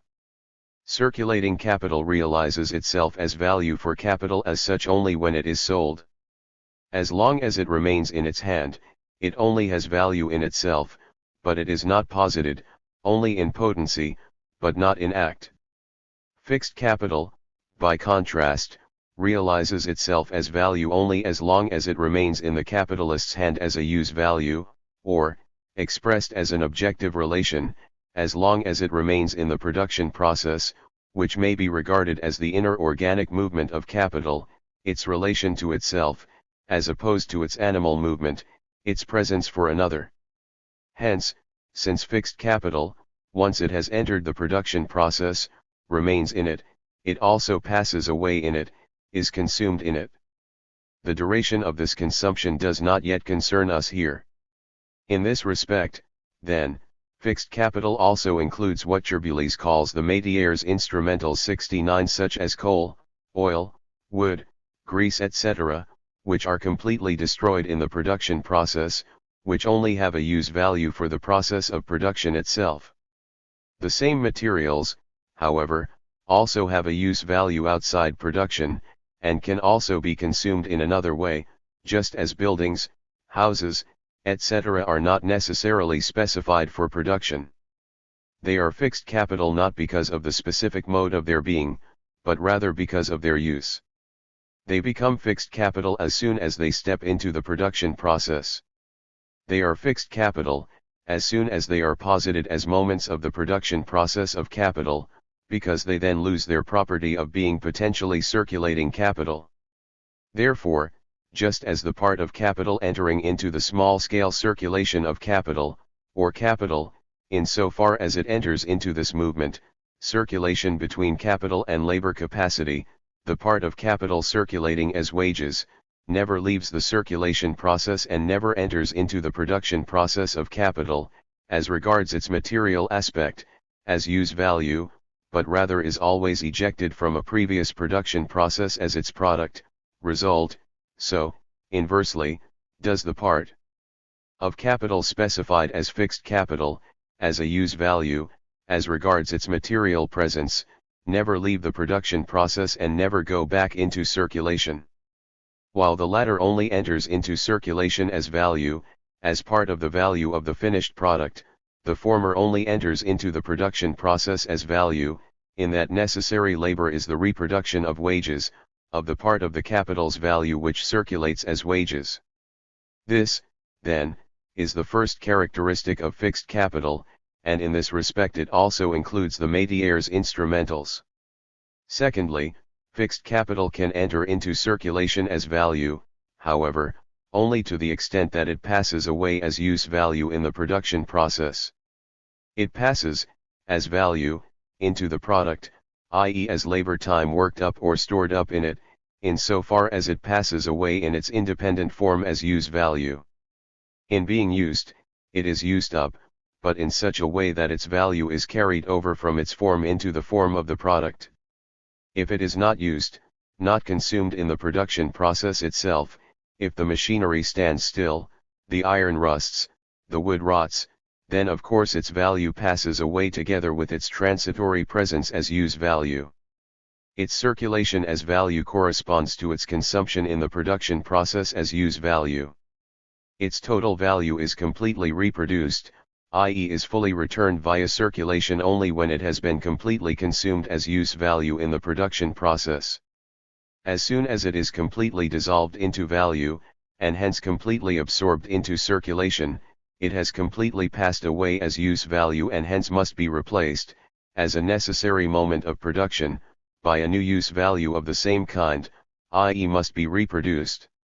The necessity of reproducing it, i.e. its reproduction time, is determined by the time in which it is used up, consumed within the production process.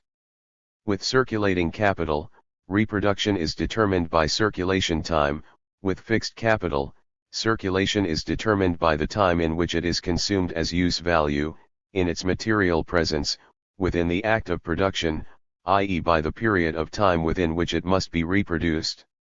1,000 pounds of twist can be reproduced as soon as they are sold and the money obtained for them is again exchanged for cotton, in short, for the elements of the production of twist.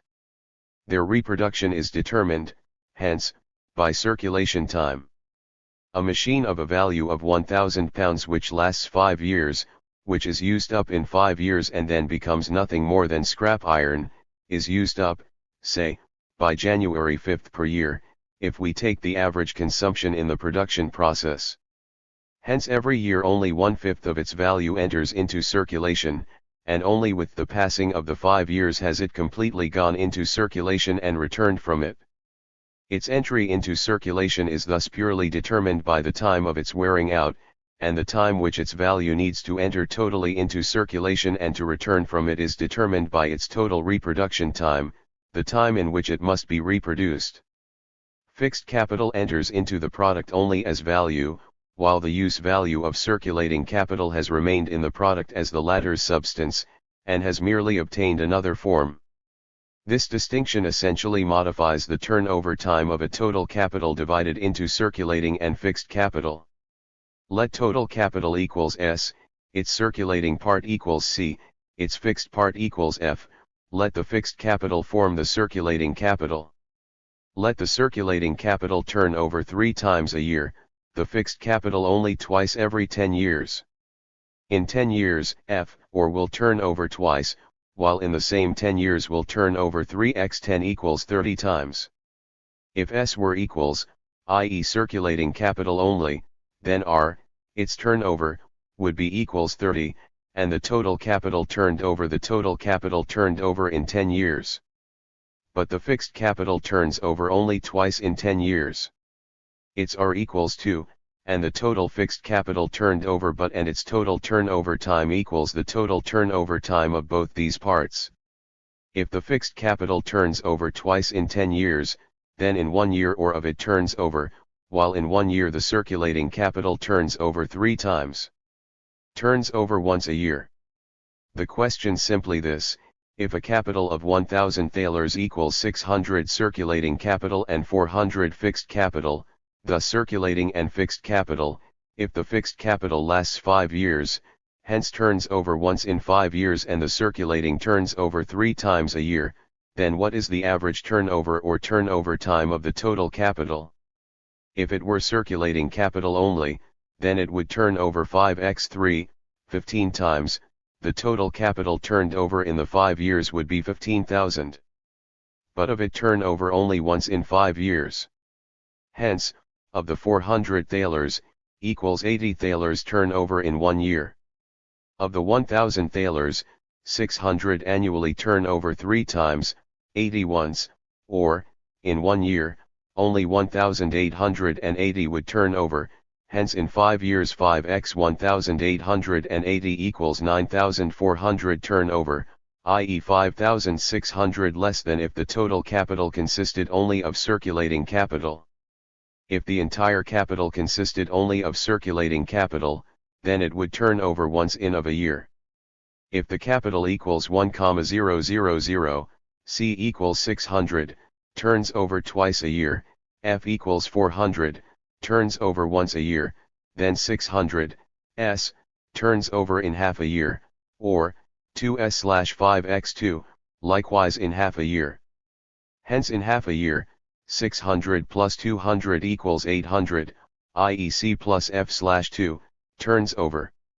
In a whole year, hence, 2x 800 or 1,600 turn over, 1,600 thalers in 1 year, hence 100 in months, hence 1,000 in months equals 7½ months. The total capital of 1,000 thus turns over in 7½ months, while it would turn over in 6 months if it consisted of circulating capital only. 7½ :6 equals 1:1 or as 1. If the capital equals 100, circulating equals 50, fixed equals 50, the former turns over twice a year, the latter once, then 1/2 100 turns over once in 6 months, and 1/4 100 likewise once in 6 months, hence in 6 months of the capital turns over 3/4 100 in 6 months, or 75 in 6 months, and 100 in 8 months. If 100 turn over in 6 months, and in the same 6 months 1/4 100, 1/2 of the fixed capital, then 3/4 100 turn over in 6 months. Hence 1/4 in 2 months, hence 100 or 100 in 6 plus 2, in 8 months. The total turnover time of the capital equals 6, the turnover time of the entire circulating capital and 1/2 of the fixed capital or 1/4 of the total capital, plus, i.e. this turnover time divided by the number expressing the ratio of the remaining fixed capital to the capital turned over in the turnover time of circulating capital.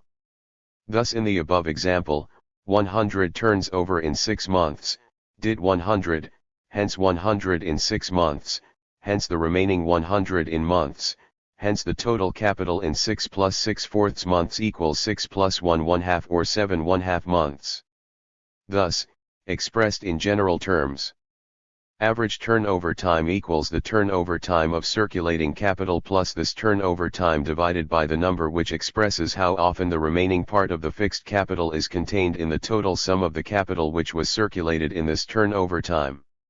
If there are two capitals of 100 thalers, one of them entirely composed of circulating capital, the other half fixed capital, each at 5% profit, the one turning over twice a year, and in the other the circulating capital likewise twice, but the fixed capital only once, then the total capital turning over would be equals 200 in the first case, and the profit equals 10, in the second equals 3 turnovers in 8 months, 1/2 in 4, or 150 would turn over in 12 months, profit then equals 7/2.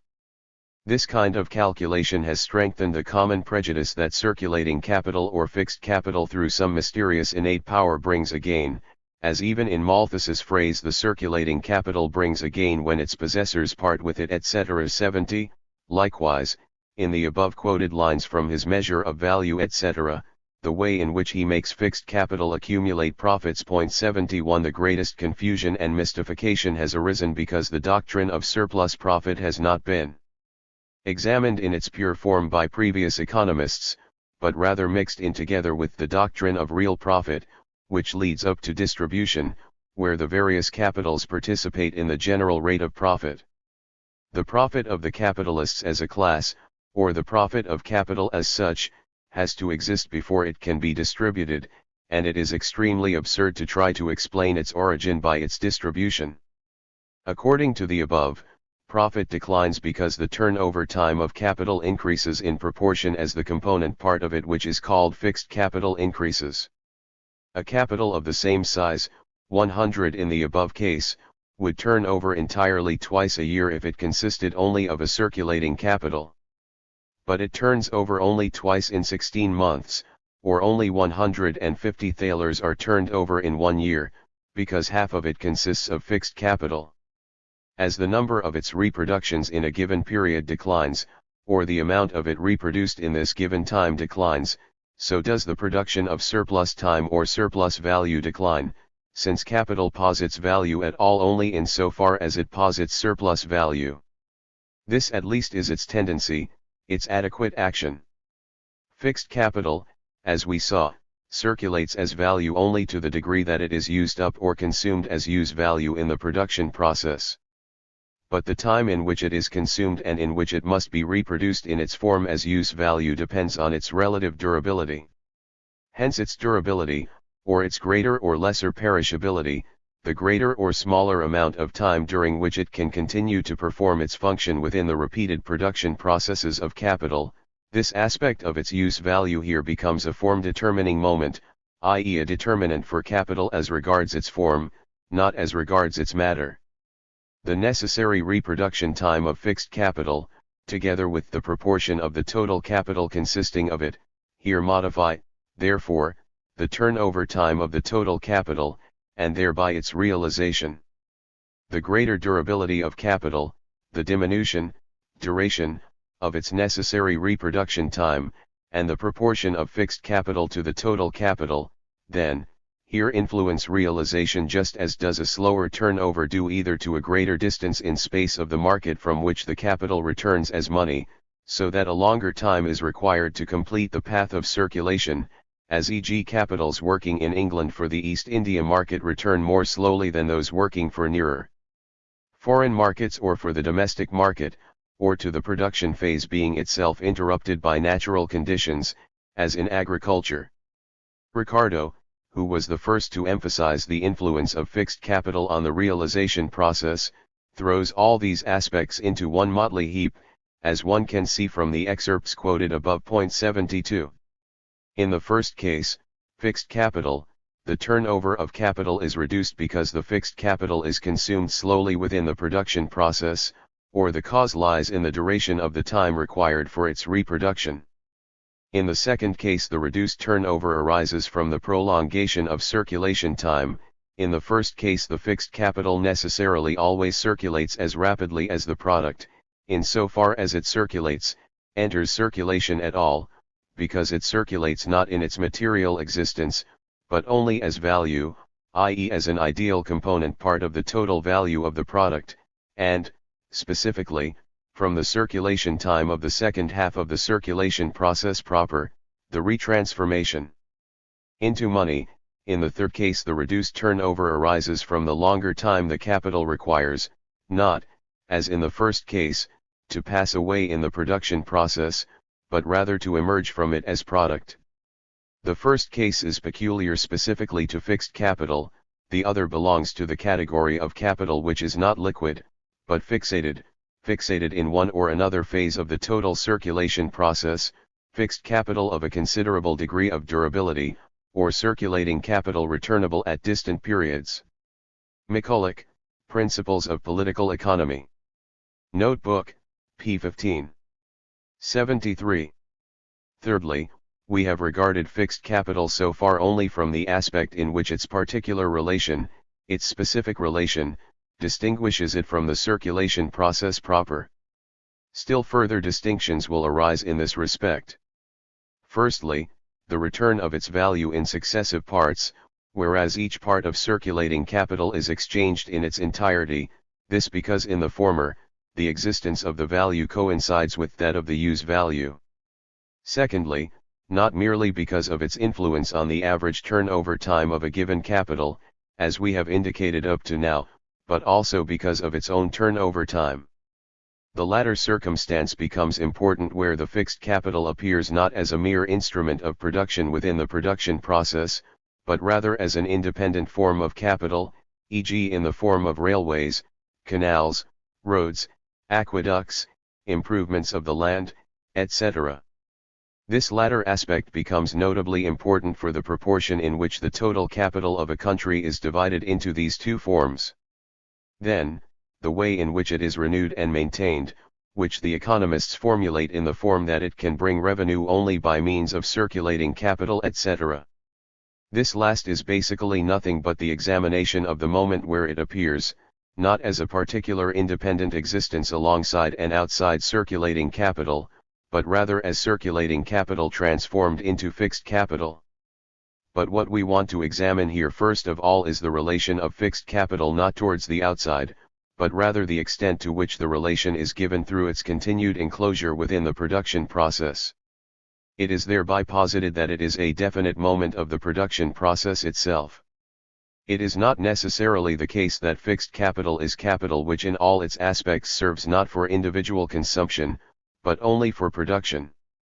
A house can serve for production as well as for consumption, likewise all vehicles, a ship and a wagon, for pleasure outings as well as a means of transport, a street as a means of communication for production proper, as well as for taking walks, etc.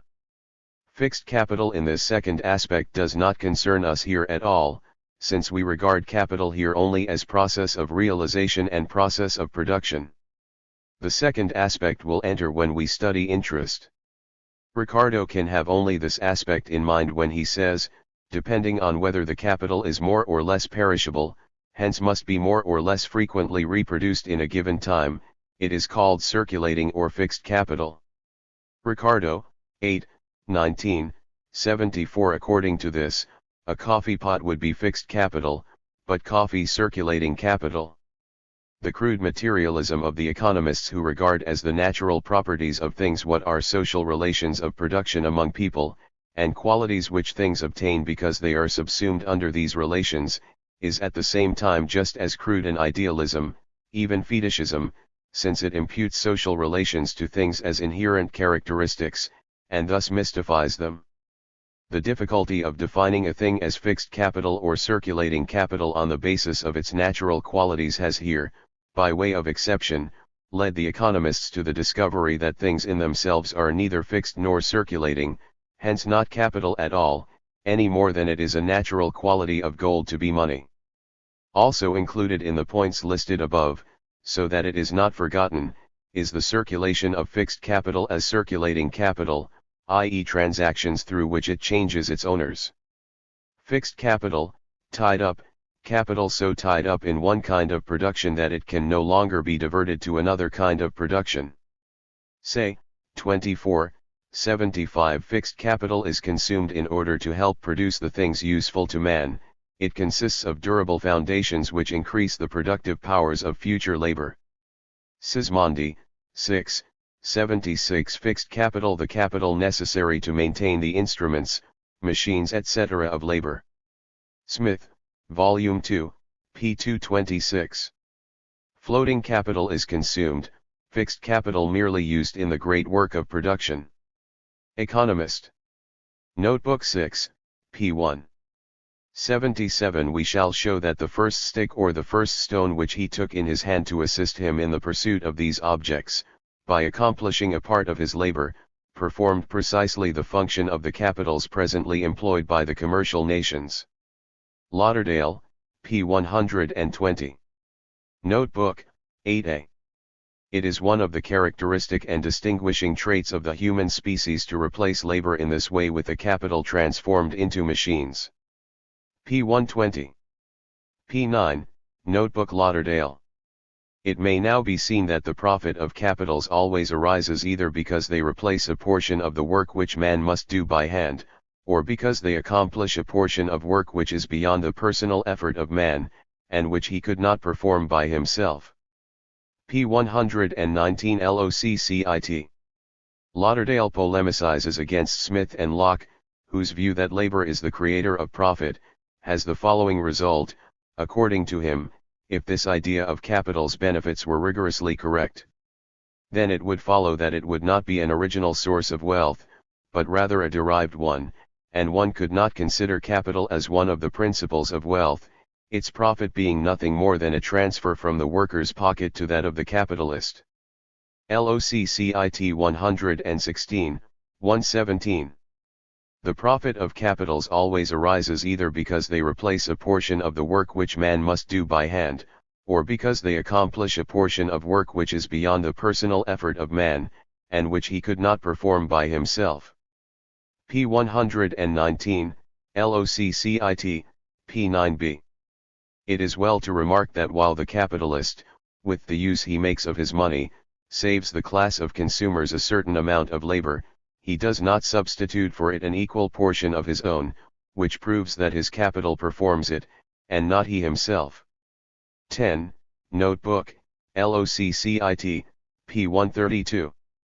If Adam Smith, instead of imagining that the effect of a machine is to facilitate labor, or, as he expresses it, to increase the productive power of labor, it is only through a strange confusion of ideas that Mr. Smith has been able to assert that the effect of capital is to increase the productive power of labor. With the same logic one could very well claim that to shorten by half a roundabout path between 2 points is to double the walker's speed, had perceived that the money spent on machinery brings a profit by replacing labor, he would have attributed the origin of profit to the same circumstance. p. 11, p. 137.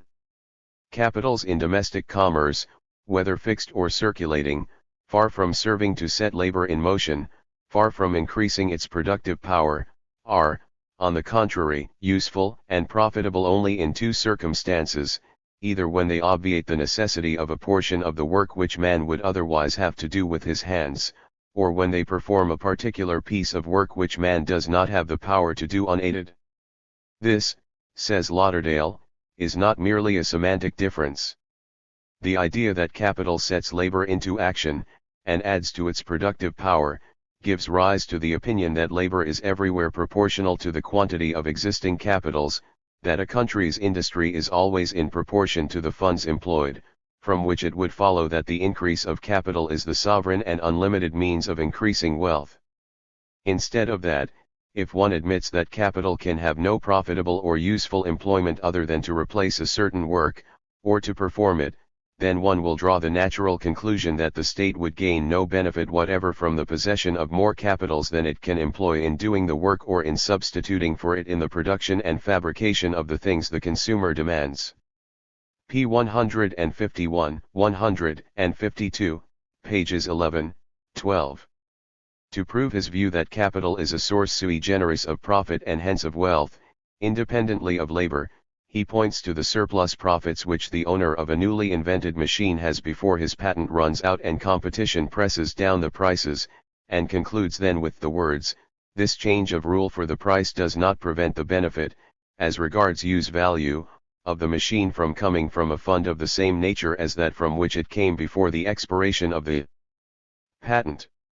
This fund is always that part of a country's revenues which was formerly destined to pay the wages of the labor which the new invention replaces." LOCCIT 125, p. 10b.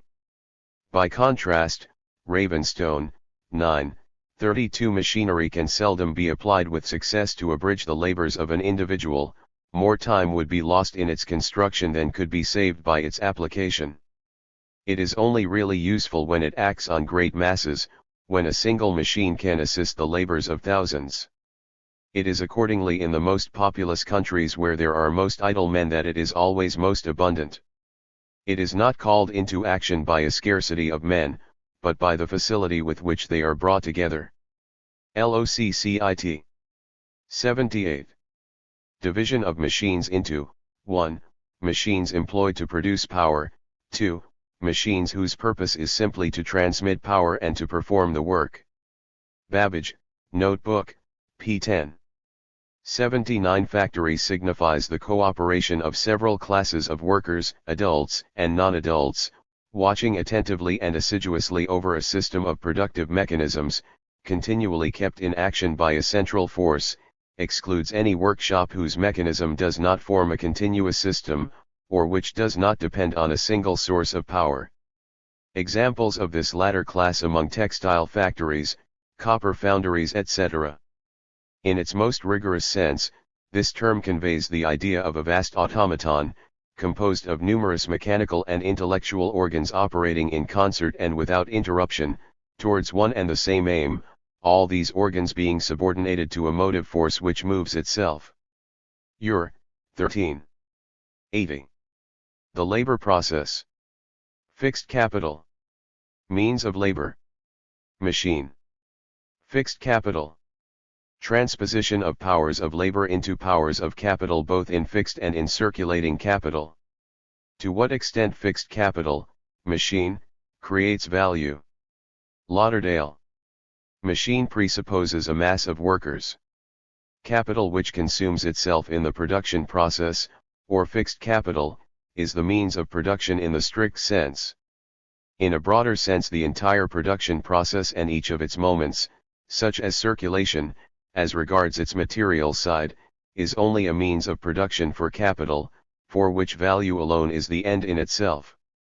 Regarded as a physical substance, the raw material itself is a means of production for the product, etc. But the determination that the use value of fixed capital is that which eats itself up in the production process is identical to the proposition that it is used in this process only as a means, and itself exists merely as an agency for the transformation of the raw material into the product. As such a means of production, its use value can be that it is merely the technological condition for the occurrence of the process, the site where the production process proceeds, as with buildings, etc., or that it is a direct condition of the action of the means of production proper, like all métiers instrumentals.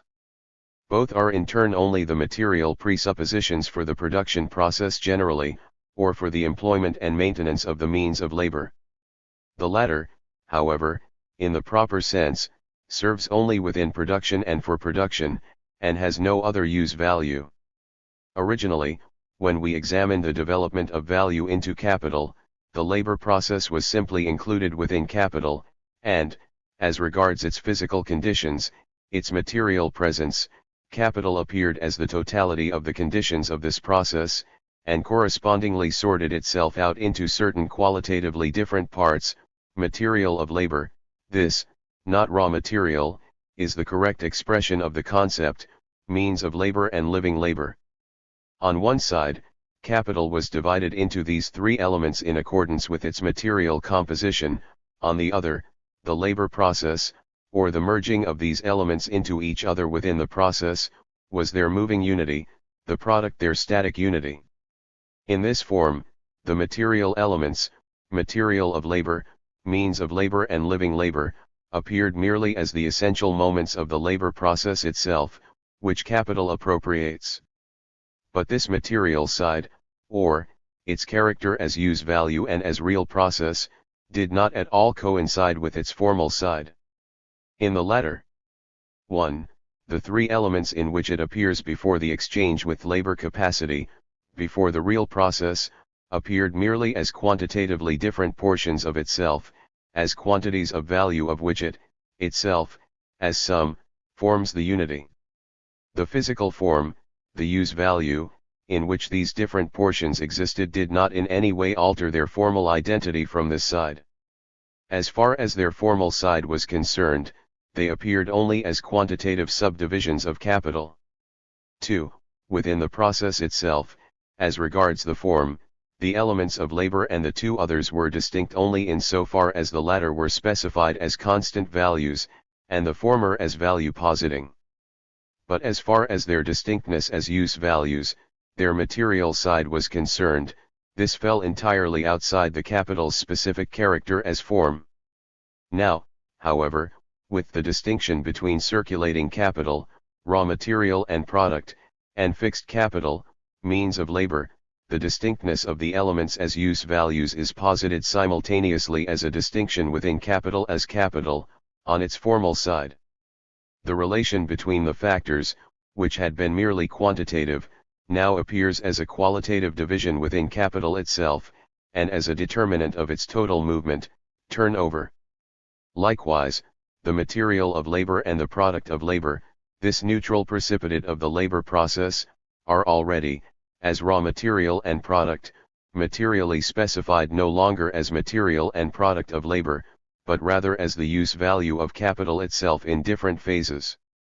As long as the means of labor remains a means of labor in the proper sense of the term, such as it is directly, historically, adopted by capital and included in its realization process, it undergoes a merely formal modification, by appearing now as a means of labor not only in regard to its material side, but also at the same time as a particular mode of the presence of capital, determined by its total process, as fixed capital.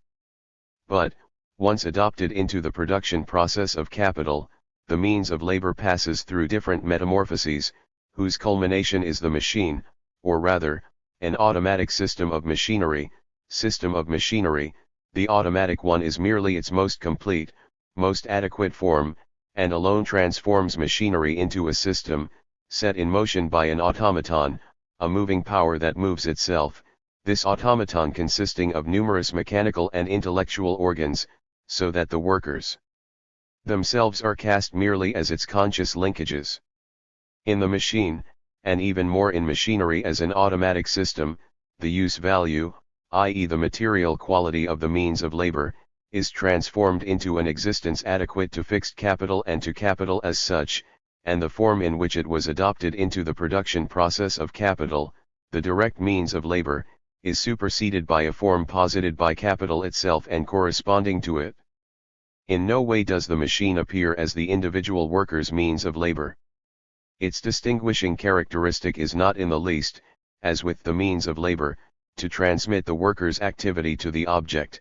This activity, rather, is posited in such a way that it merely transmits the machine's work, the machine's action, onto the raw material, supervises it and guards against interruptions.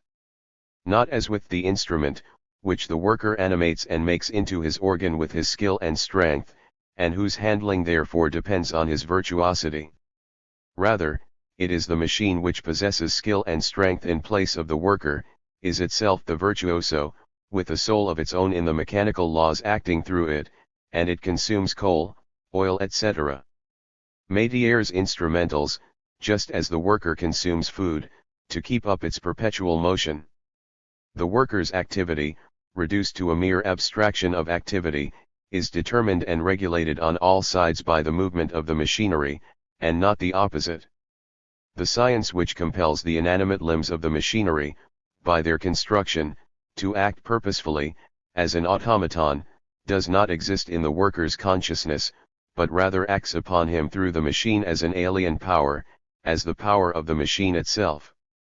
The appropriation of living labor by objectified labor, of the power or activity which creates value by value existing for itself, which lies in the concept of capital, is posited, in production resting on machinery, as the character of the production process itself, including its material elements and its material motion.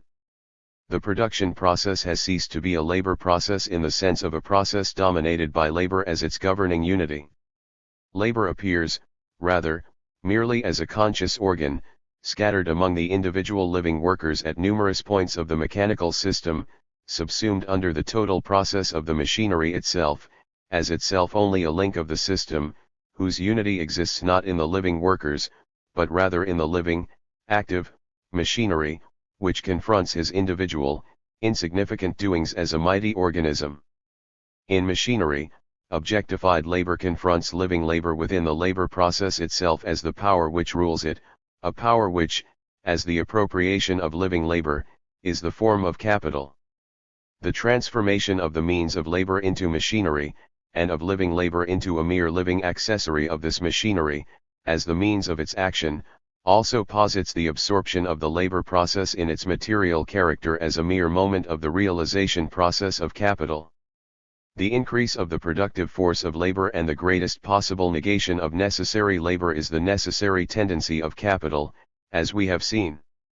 The transformation of the means of labor into machinery is the realization of this tendency. In machinery, objectified labor materially confronts living labor as a ruling power and as an active subsumption of the latter under itself, not only by appropriating it, but in the real production process itself. The relation of capital as value which appropriates value-creating activity is, in fixed capital existing as machinery, posited at the same time as the relation of the use value of capital to the use value of labor capacity. Further, the value objectified in machinery appears as a presupposition against which the value-creating power of the individual labor capacity is an infinitesimal, vanishing magnitude. The production in enormous mass quantities which is posited with machinery destroys every connection of the product with the direct need of the producer, and hence with direct use value. It is already posited in the form of the product's production and in the relations in which it is produced that it is produced only as a conveyor of value, and its use value only as condition to that end. In machinery, objectified labor itself appears not only in the form of product or of the product employed as means of labor, but in the form of the force of production itself. The development of the means of labor into machinery is not an accidental moment of capital, but is rather the historical reshaping of the traditional, inherited means of labor into a form adequate to capital. The accumulation of knowledge and of skill, of the general productive forces of the social brain, is thus absorbed into capital, as opposed to labor, and hence appears as an attribute of capital, and more specifically of fixed capital, in so far as it enters into the production process as a means of production proper. Machinery appears, then, as the most adequate form of fixed capital, and fixed capital, in so far as capital's relations with itself are concerned, appears as the most adequate form of capital as such. In another respect, however, in so far as fixed capital is condemned to an existence within the confines of a specific use value, it does not correspond to the concept of capital, which, as value, is indifferent to every specific form of use value, and can adopt or shed any of them as equivalent incarnations. In this respect, as regards capital's external relations, it is circulating capital which appears as the adequate form of capital, and not fixed capital. Further, in so far as machinery develops with the accumulation of society's science, of productive force generally, general social labor presents itself not in labor but in capital. The productive force of society is measured in fixed capital, exists there in its objective form, and, inversely, the productive force of capital grows with this general progress, which capital appropriates free of charge. This is not the place to go into the development of machinery in detail, rather only in its general aspect, in so far as the means of labor, as a physical thing, loses its direct form, becomes fixed capital, and confronts the worker physically as capital. In machinery, knowledge appears as alien, external to him, and living labor as subsumed under self-activating objectified labor. The worker appears as superfluous to the extent that his action is not determined by capital's requirements. Notebook 7. End of February. March. End of May. Beginning of June 1858. The chapter on Kapital, continuation. The full development of capital, therefore, takes place, or capital has posited the mode of production corresponding to it, only when the means of labor has not only taken the economic form of fixed capital, but has also been suspended in its immediate form, and when fixed capital appears as a machine within the production process, opposite labor, and the entire production process appears as not subsumed under the direct skillfulness of the worker, but rather as the technological application of science. It is hence the tendency of capital to give production a scientific character. Direct labor is reduced to a mere moment of this process. As with the transformation of value into capital, so does it appear in the further development of capital, that it presupposes a certain given historical development of the productive forces on one side. Science too is among these productive forces, and, on the other, drives and forces them further onwards. Thus the quantitative extent and the effectiveness, intensity, to which capital is developed as fixed capital indicate the general degree to which capital is developed as capital, as power over living labor, and to which it has conquered the production process as such. Also, in the sense that it expresses the accumulation of objectified productive forces, and likewise of objectified labor. However, while capital gives itself its adequate form as use value within the production process only in the form of machinery and other material manifestations of fixed capital, such as railways etc., to which we shall return later, this in no way means that this use value, machinery as such, is capital, or that its existence as machinery is identical with its existence as capital, any more than gold would cease to have use value as gold if it were no longer money. Machinery does not lose its use value as soon as it ceases to be capital. While machinery is the most appropriate form of the use value of fixed capital, it does not at all follow that therefore subsumption under the social relation of capital is the most appropriate and ultimate social relation of production for the application of machinery. To the degree that labor time, the mere quantity of labor, is posited by capital as the sole determinant element, to that degree does direct labor and its quantity disappear as the determinant principle of production, of the creation of use values, and is reduced both quantitatively, to a smaller proportion, and qualitatively, as an, of course, indispensable but subordinate moment, compared to general scientific labor, technological application of natural sciences, on one side, and to the general productive force arising from social combination glidering in total production on the other side, a combination which appears as a natural fruit of social labor, although it is a historic product. Capital thus works towards its own dissolution as the form dominating production. While, then, in one respect the transformation of the production process from the simple labor process into a scientific process, which subjugates the forces of nature and compels them to work in the service of human needs, appears as a quality of fixed capital in contrast to living labor, while individual labor as such has ceased altogether to appear as productive, is productive, rather, only in these common labors which subordinate the forces of nature to themselves, and while this elevation of direct labor into social labor appears as a reduction of individual labor to the level of helplessness in face of the communality Gemeinsamkeit represented by and concentrated in capital, so does it now appear, in another respect, as a quality of circulating capital, to maintain labor in one branch of production by means of coexisting labor in another. In small-scale circulation, capital advances the worker the wages which the latter exchanges for products necessary for his consumption. The money he obtains has this power only because others are working alongside him at the same time, and capital can give him claims on alien labor, in the form of money, only because it has appropriated his own labor.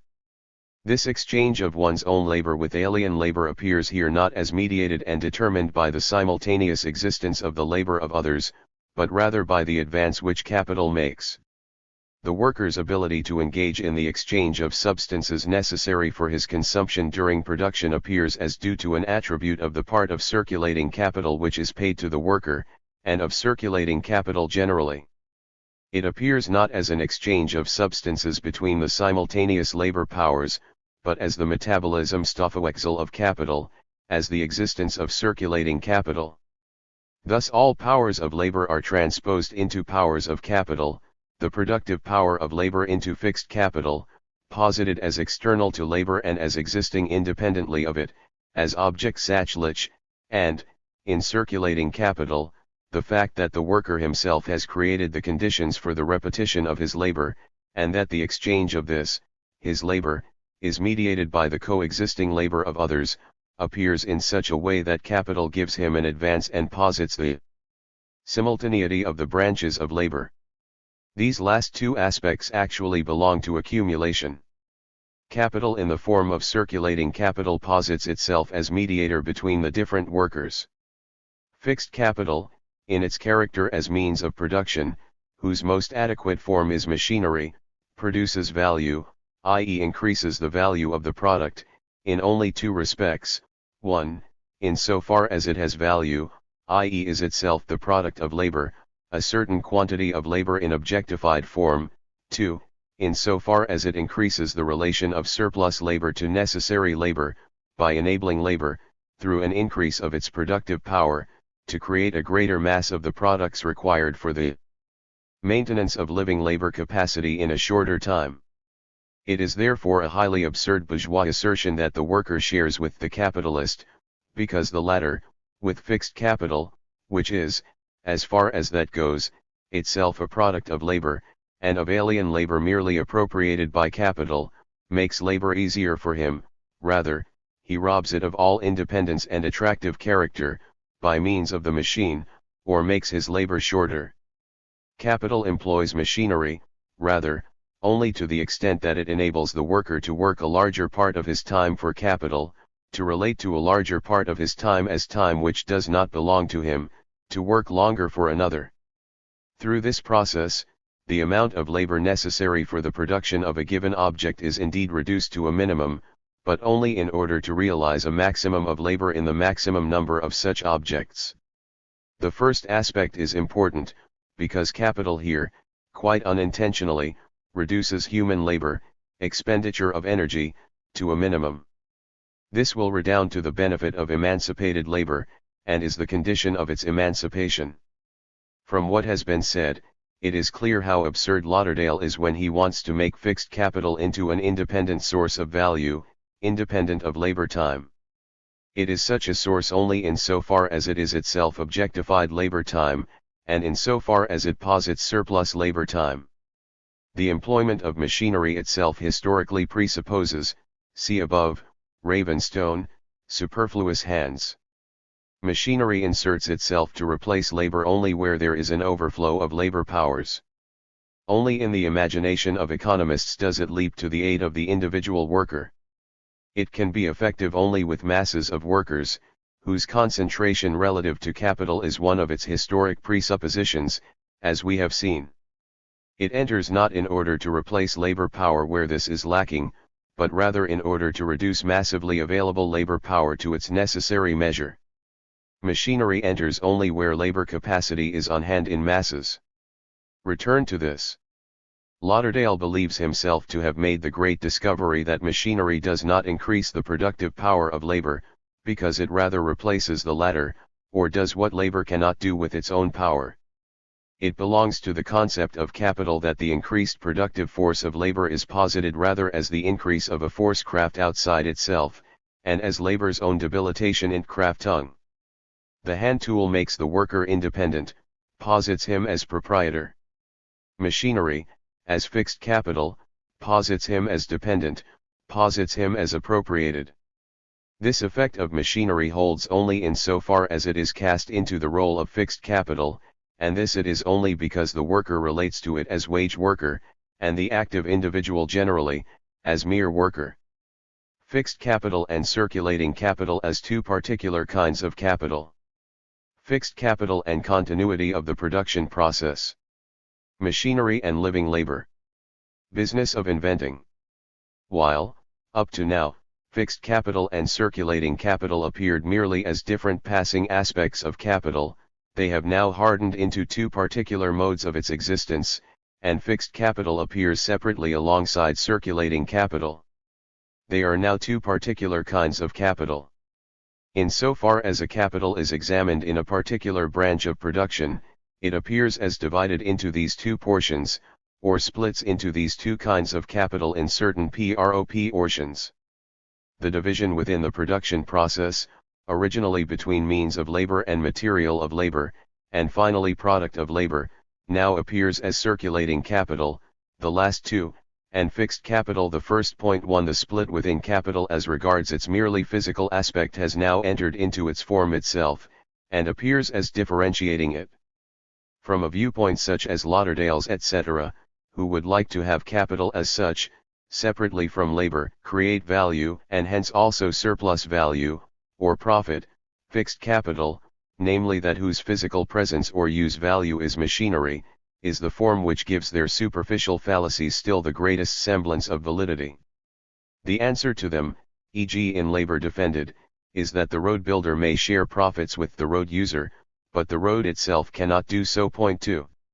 Circulating capital, presupposing that it really passes through its different phases, brings about the decrease or increase, the brevity or length of circulation time, the easier or more troublesome completion of the different stages of circulation, a decrease of the surplus value which could be created in a given period of time without these interruptions, either because the number of reproductions grows smaller, or because the quantity of capital continuously engaged in the production process is reduced.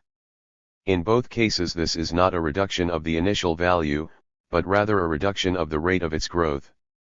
From the moment, however, when fixed capital has developed to a certain extent, and this extent, as we indicated, is the measure of the development of large industry generally, hence fixed capital increases in proportion to the development of large industry's productive forces, it is itself the objectification of these productive forces, as presupposed product.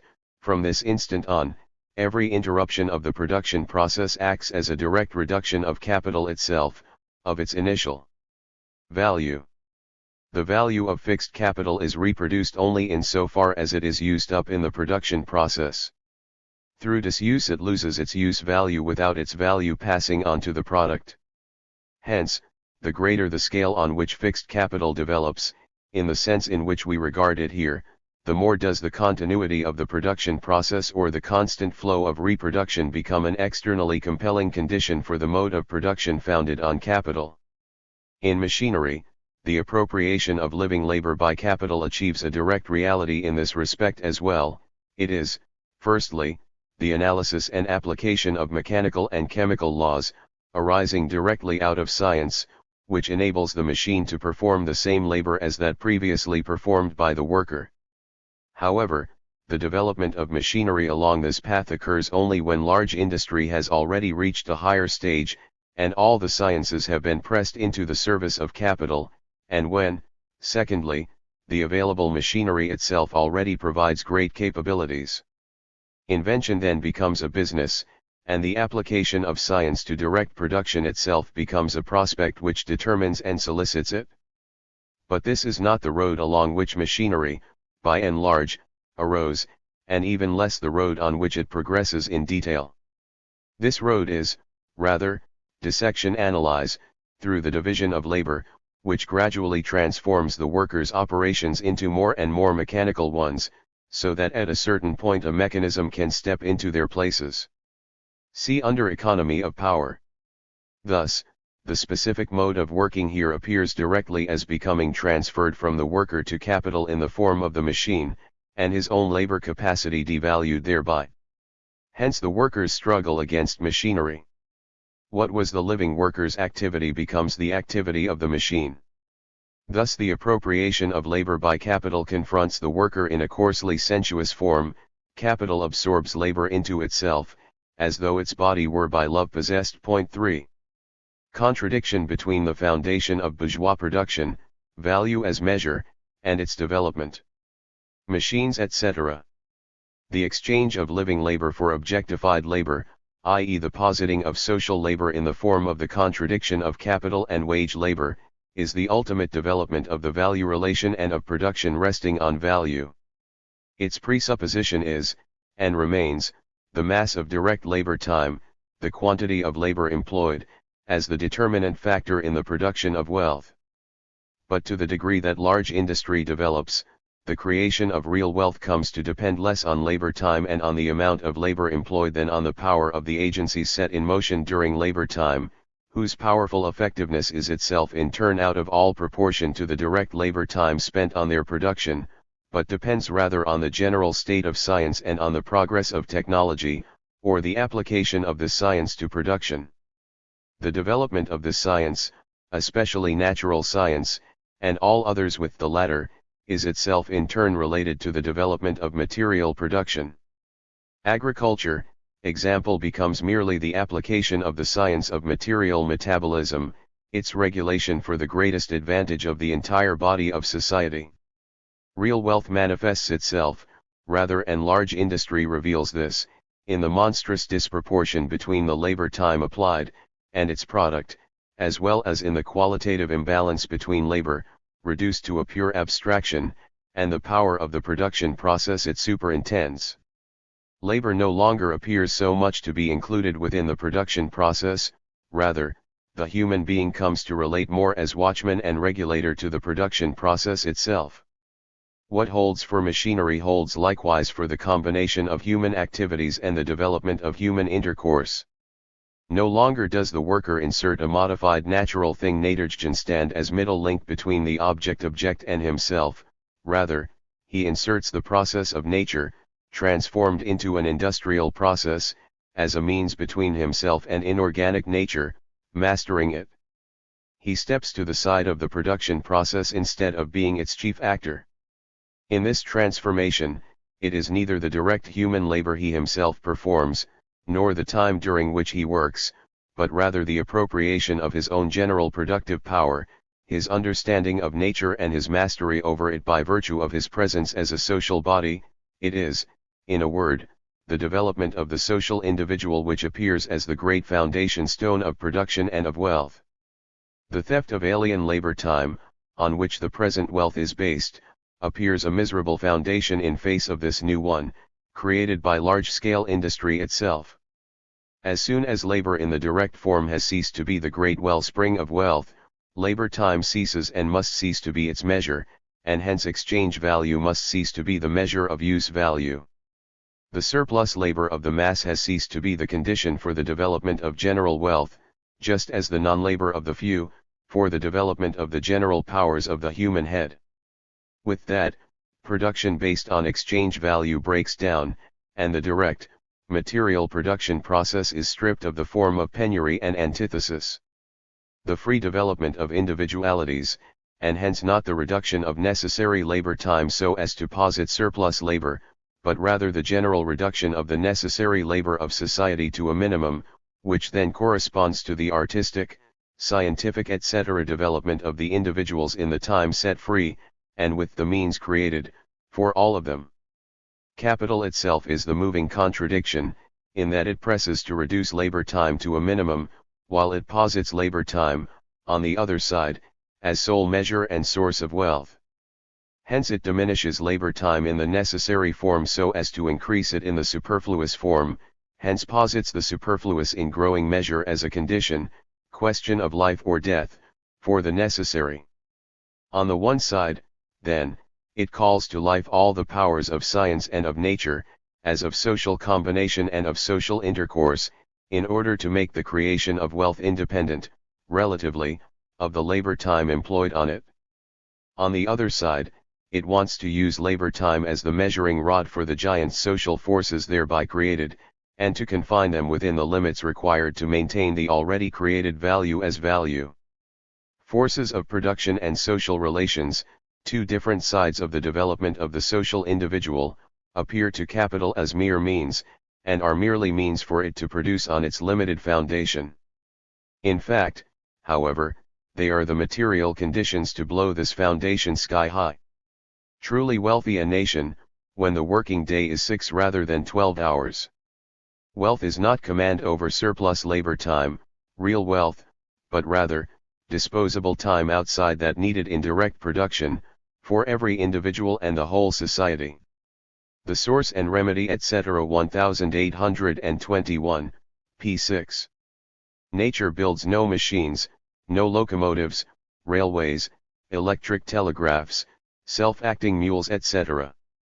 These are products of human industry, natural material transformed into organs of the human will over nature, or of human participation in nature. They are organs of the human brain, created by the human hand, the power of knowledge, objectified. The development of fixed capital indicates to what degree general social knowledge has become a direct force of production, and to what degree, hence, the conditions of the process of social life itself have come under the control of the general intellect and been transformed in accordance with it. To what degree the powers of social production have been produced, not only in the form of knowledge, but also as immediate organs of social practice, of the real life process.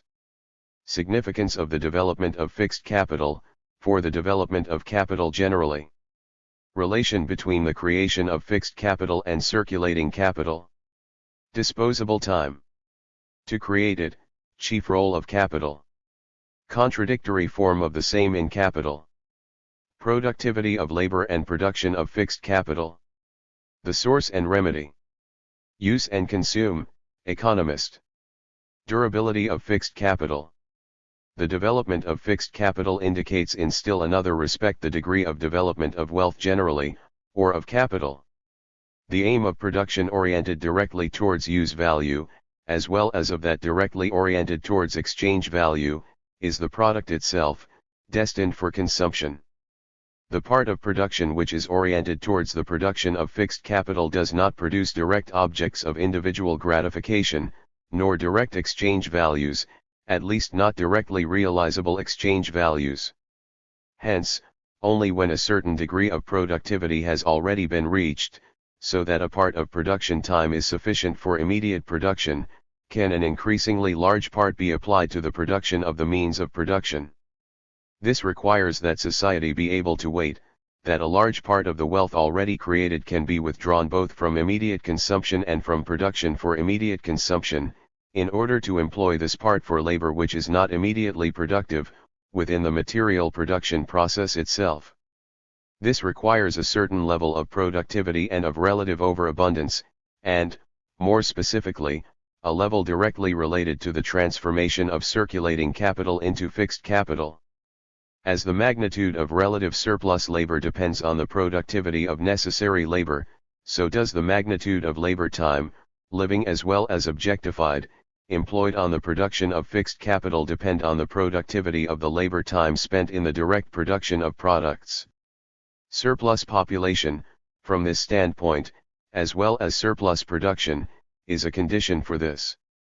That is, the output of the time employed in direct production must be larger, relatively, than is directly required for the reproduction of the capital employed in these branches of industry. The smaller the direct fruits borne by fixed capital, the less it intervenes in the direct production process, the greater must be this relative surplus population and surplus production, thus, more to build railways, canals, aqueducts, telegraphs etc. than to build the machinery directly active in the direct production process. Hence, a subject to which we will return later, in the constant under- and overproduction of modern industry, constant fluctuations and convulsions arise from the disproportion, when sometimes too little, then again too much circulating capital is transformed into fixed capital. The creation of a large quantity of disposable time apart from necessary labor time for society generally and each of its members, i.e. room for the development of the individual's full productive forces, hence those of society also, This creation of not labor time appears in the stage of capital, as of all earlier ones, as not labor time, free time, for a few. What capital adds is that it increases the surplus labor time of the mass by all the means of art and science, because its wealth consists directly in the appropriation of surplus labor time, since value directly its purpose, not use value. It is thus, despite itself, instrumental in creating the means of social disposable time, in order to reduce labor time for the whole society to a diminishing minimum, and thus to free everyone's time for their own development. But its tendency always, on the one side, to create disposable time, on the other, to convert it into surplus labor. If it succeeds too well at the first, then it suffers from surplus production, and then necessary labor is interrupted, because no surplus labor can be realized by capital. The more this contradiction develops, the more does it become evident that the growth of the forces of production can no longer be bound up with the appropriation of alien labor, but that the mass of workers must themselves appropriate their own surplus labor. Once they have done so, and disposable time thereby ceases to have an antithetical existence, then, on one side, necessary labor time will be measured by the needs of the social individual, and, on the other, the development of the power of social production will grow so rapidly that, even though production is now calculated for the wealth of all, disposable time will grow for all. For real wealth is the developed productive power of all individuals. The measure of wealth is then not any longer, in any way, labor time, but rather disposable time. Labor time as the measure of value posits wealth itself as founded on poverty, and disposable time as existing in and because of the antithesis to surplus labor time, or, the positing of an individual's entire time as labor time, and his degradation therefore to mere worker, subsumption under labor. The most developed machinery thus forces the worker to work longer than the savage does, or than he himself did with the simplest, crudest tools. If the entire labor of a country were sufficient only to raise the support of the whole population, there would be no surplus labor, consequently nothing that could be allowed to accumulate as capital. If in 1 year the people raises enough for the support of 2 years, 1 year's consumption must perish, or for 1 year men must cease from productive labor. But the possessors of the surplus produce or capital, employ people upon something not directly and immediately productive, e.g. in the erection of machinery. So it goes on. The source and remedy of the national difficulties, p4. A's the basis on which large industry rests, the appropriation of alien labor time, ceases, with its development, to make up or to create wealth, so does direct labor as such cease to be the basis of production, since, in one respect, it is transformed more into a supervisory and regulatory activity, but then also because the product ceases to be the product of isolated direct labor, and the combination of social activity appears, rather, as the producer. As soon as the division of labor is developed, almost every piece of work done by a single individual is a part of a whole, having no value or utility of itself. There is nothing on which the laborer can seize, this is my produce, this I will keep to myself. Labor defended, p. 25, 1, 2, 11. In direct exchange, individual direct labor appears as realized in a particular product or part of the product, and its communal, social character, its character as objectification of general labor and satisfaction of the general need, as posited through exchange alone. In the production process of large-scale industry, by contrast, just as the conquest of the forces of nature by the social intellect is the precondition of the productive power of the means of labor as developed into the automatic process, on one side, so, on the other, is the labor of the individual in its direct presence posited as suspended individual, i.e. as social, labor. Thus the other basis of this mode of production falls away.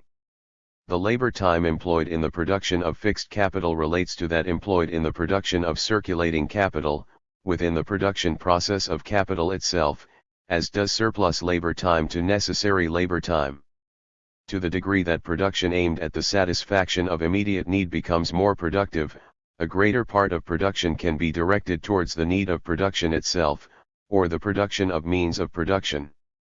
In so far as the production of fixed capital, even in its physical aspect, is directed immediately not towards the production of direct use values, or towards the production of values required for the direct reproduction of capital, i.e. those which themselves in turn represent use value in the value creation process, but rather towards the production of the means of value creation, that is, not towards value as an immediate object, but rather towards value creation, towards the means of realization, as an immediate object of production, the production of value posited physically in the object of production itself, as the aim of production, the objectification of productive force, the value-producing power of capital.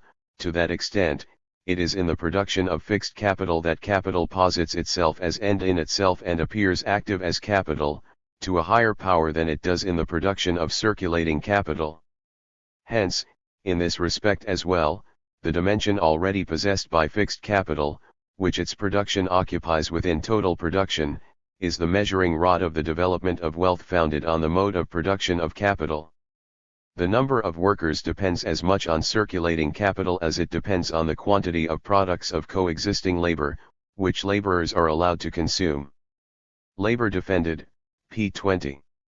In all the excerpts cited above from various economists, fixed capital is regarded as the part of capital which is locked into the production process. Floating capital is consumed, fixed capital is merely used in the great process of production. Economist, 6, 1.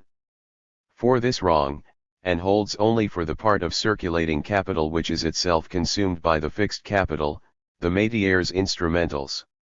The only thing consumed in the great process of production, if this means the immediate production process, is fixed capital. Consumption within the production process is, however, in fact use, wearing out. Furthermore, the greater durability of fixed capital must not be conceived as a purely physical quality. The iron and the wood which make up the bed I sleep in, or the stones making up the house I live in, or the marble statue which decorates a palace, are just as durable as iron and wood etc. used for machinery. But durability is a condition for the instrument, the means of production, not only on the technical ground that metals etc. are the chief material of all machinery, but rather because the instrument is destined to play the same role constantly in repeated processes of production. Its durability as means of production is a required quality of its use value. The more often it must be replaced, the costlier it is, the larger the part of capital which would have to be spent on it uselessly. Its durability is its existence as means of production. Its duration is an increase of its productive force. With circulating capital, by contrast, in so far as it is not transformed into fixed capital, durability is in no way connected with the act of production itself and is therefore not a conceptually posited moment. The fact that among the articles thrown into the consumption fund there are some which are in turn characterized as fixed capital because they are consumed slowly, and can be consumed by many individuals in series, is connected with further determinations, renting rather than buying, interest etc., with which we are not yet here concerned. Since the general introduction of soulless mechanism in British manufactures, people have with rare exceptions been treated as a secondary and subordinate machine, and far more attention has been given to the perfection of the raw materials of wood and metals than to those of body and spirit. p. 31. Robert Owen, Essays on the Formation of the Human Character, 1840, London. Real saving, economy, equals saving of labor time equals development of productive force. Suspension of the contradiction between free time and labor time. True conception of the process of social production. Real economy, saving, consists of the saving of labor time, minimum, and minimization, of production costs, but this saving identical with development of the productive force. Hence in no way abstinence from consumption, but rather the development of power, of capabilities of production, and hence both of the capabilities as well as the means of consumption. The capability to consume is a condition of consumption, hence its primary means, and this capability is the development of an individual potential, a force of production. The saving of labor time is equal to an increase of free time, i.e. time for the full development of the individual, which in turn reacts back upon the productive power of labor as itself the greatest productive power. From the standpoint of the direct production process, it can be regarded as the production of fixed capital, this fixed capital being man himself. It goes without saying, by the way, that direct labor time itself cannot remain in the abstract antithesis to free time in which it appears from the perspective of bourgeois economy.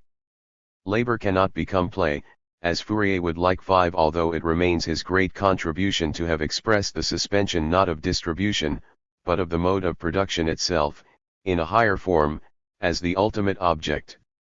Free time, which is both idle time and time for higher activity, has naturally transformed its possessor into a different subject, and he then enters into the direct production process as this different subject. This process is then both discipline, as regards the human being in the process of becoming, and, at the same time, practice Ausübung, experimental science, materially creative and objectifying science, as regards the human being who has become, in whose head exists the accumulated knowledge of society.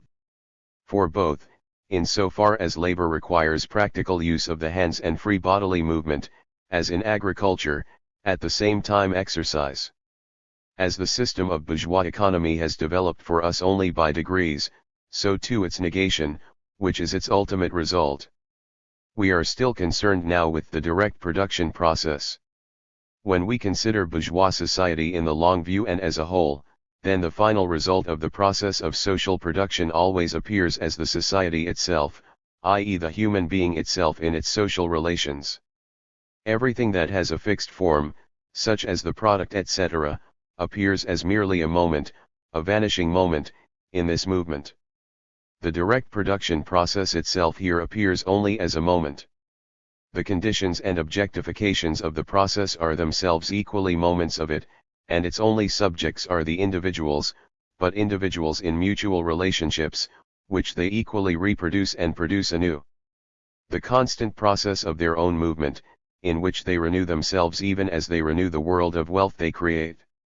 Owen's historical conception of industrial, capitalist, production.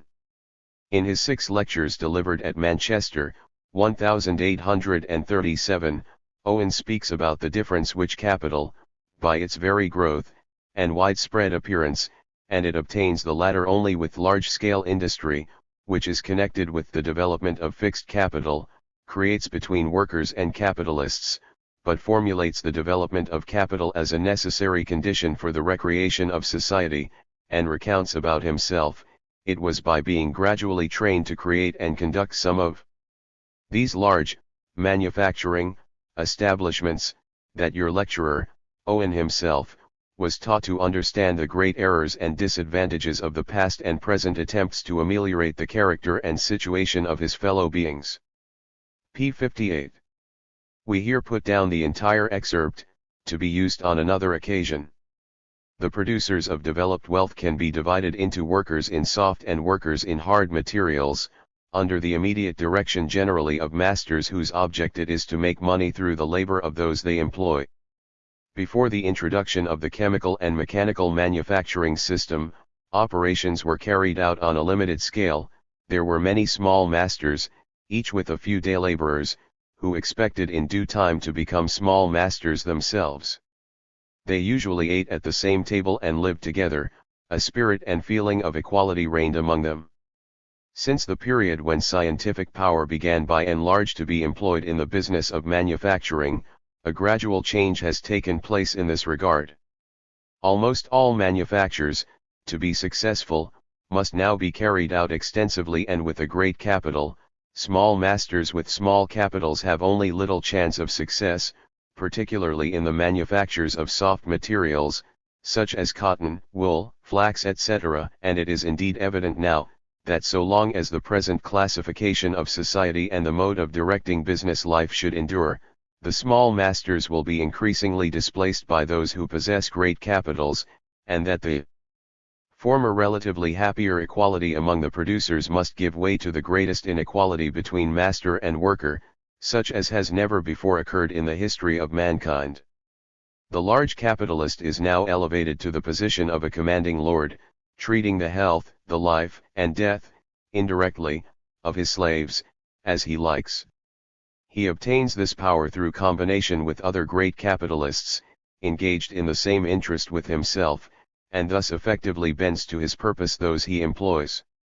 The large capitalist now swims in wealth, whose proper use he has not been taught and does not know. Through his wealth, he has gained power. His wealth and his power blind his reason, and when he oppresses altogether grievously, he believes he is bestowing favors. His servants, as they are called, his slaves in fact, are reduced to the most hopeless degradation, the majority robbed of health, of domestic comfort, of the leisure and healthy open-air pleasures of earlier days. Through excessive exhaustion of their powers, brought about by lengthy, drawn-out monotonous occupations, they are seduced into habits of intemperance, and made unfit for thinking or reflection. They can have no physical, intellectual, or moral amusements other than of the worst sort. All real pleasures of life are far distant from them. The life which a very large part of the workers lead under the present system is, in a word, not worth having. But the individuals are not to blame for the changes of which these are the result. They proceed in the regular order of nature and are preparatory and necessary stages towards the great and important social revolution now in progress. Without great capitals no great establishments can be founded. Men cannot be brought to understand the practicability of effecting new combinations, in order to ensure a superior character to all and the production of more annual wealth than can be consumed by all, and that wealth, too, should be of a higher kind than that hitherto generally produced. LOCCIT 56, 57. It is this new chemical and mechanical manufacturing system which now expands human abilities, and prepares men to understand and to adopt other principles and practices, and thus to effect the most beneficial change in affairs which the world has yet known. And it is this new manufacturing system which now creates the necessity for another and higher classification of society. LOCCIT 58. Capital and value of natural agencies. Scope of fixed capital indicates the level of capitalist production.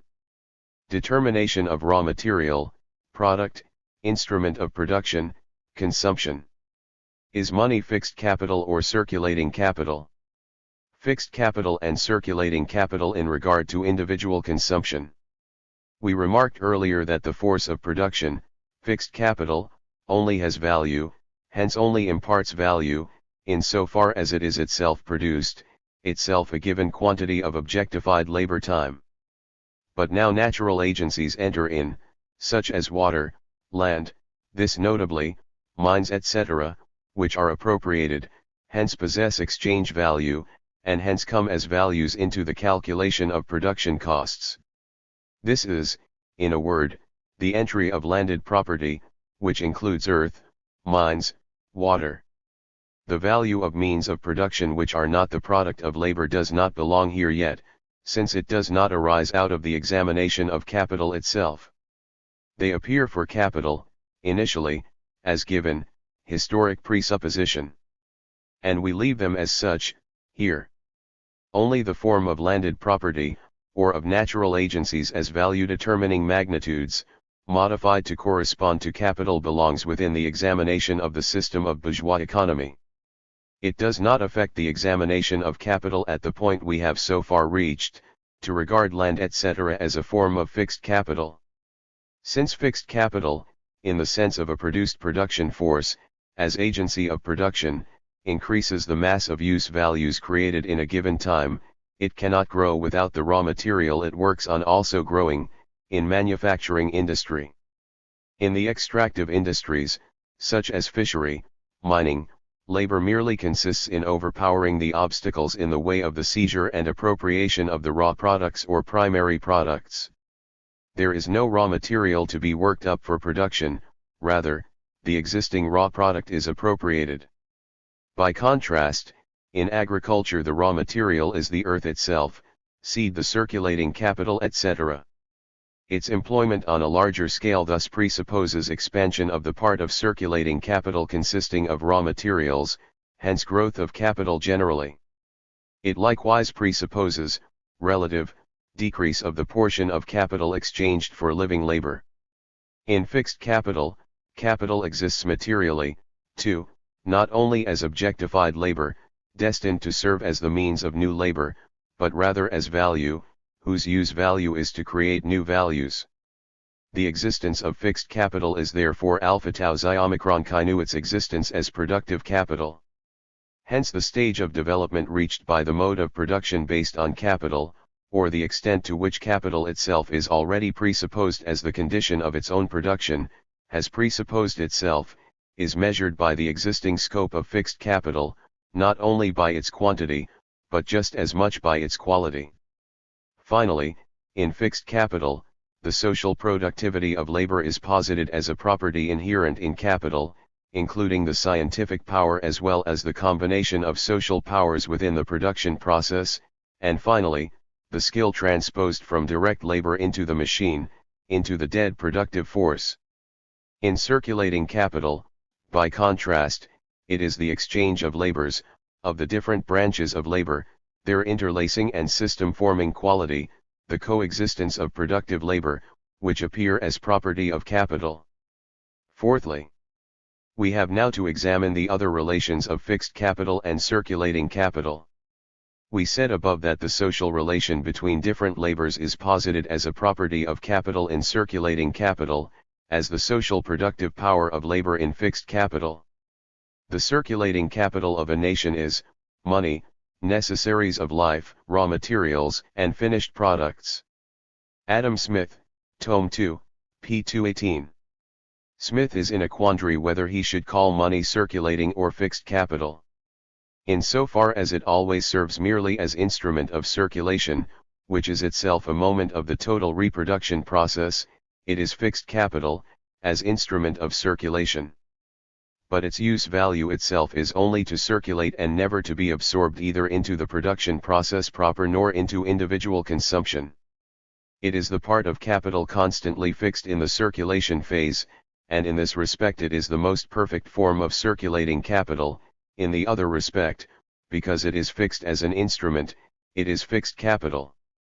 In so far as a distinction between fixed capital and circulating capital enters in from the perspective of individual consumption, this is already given in the fact that fixed capital does not enter into circulation as use value.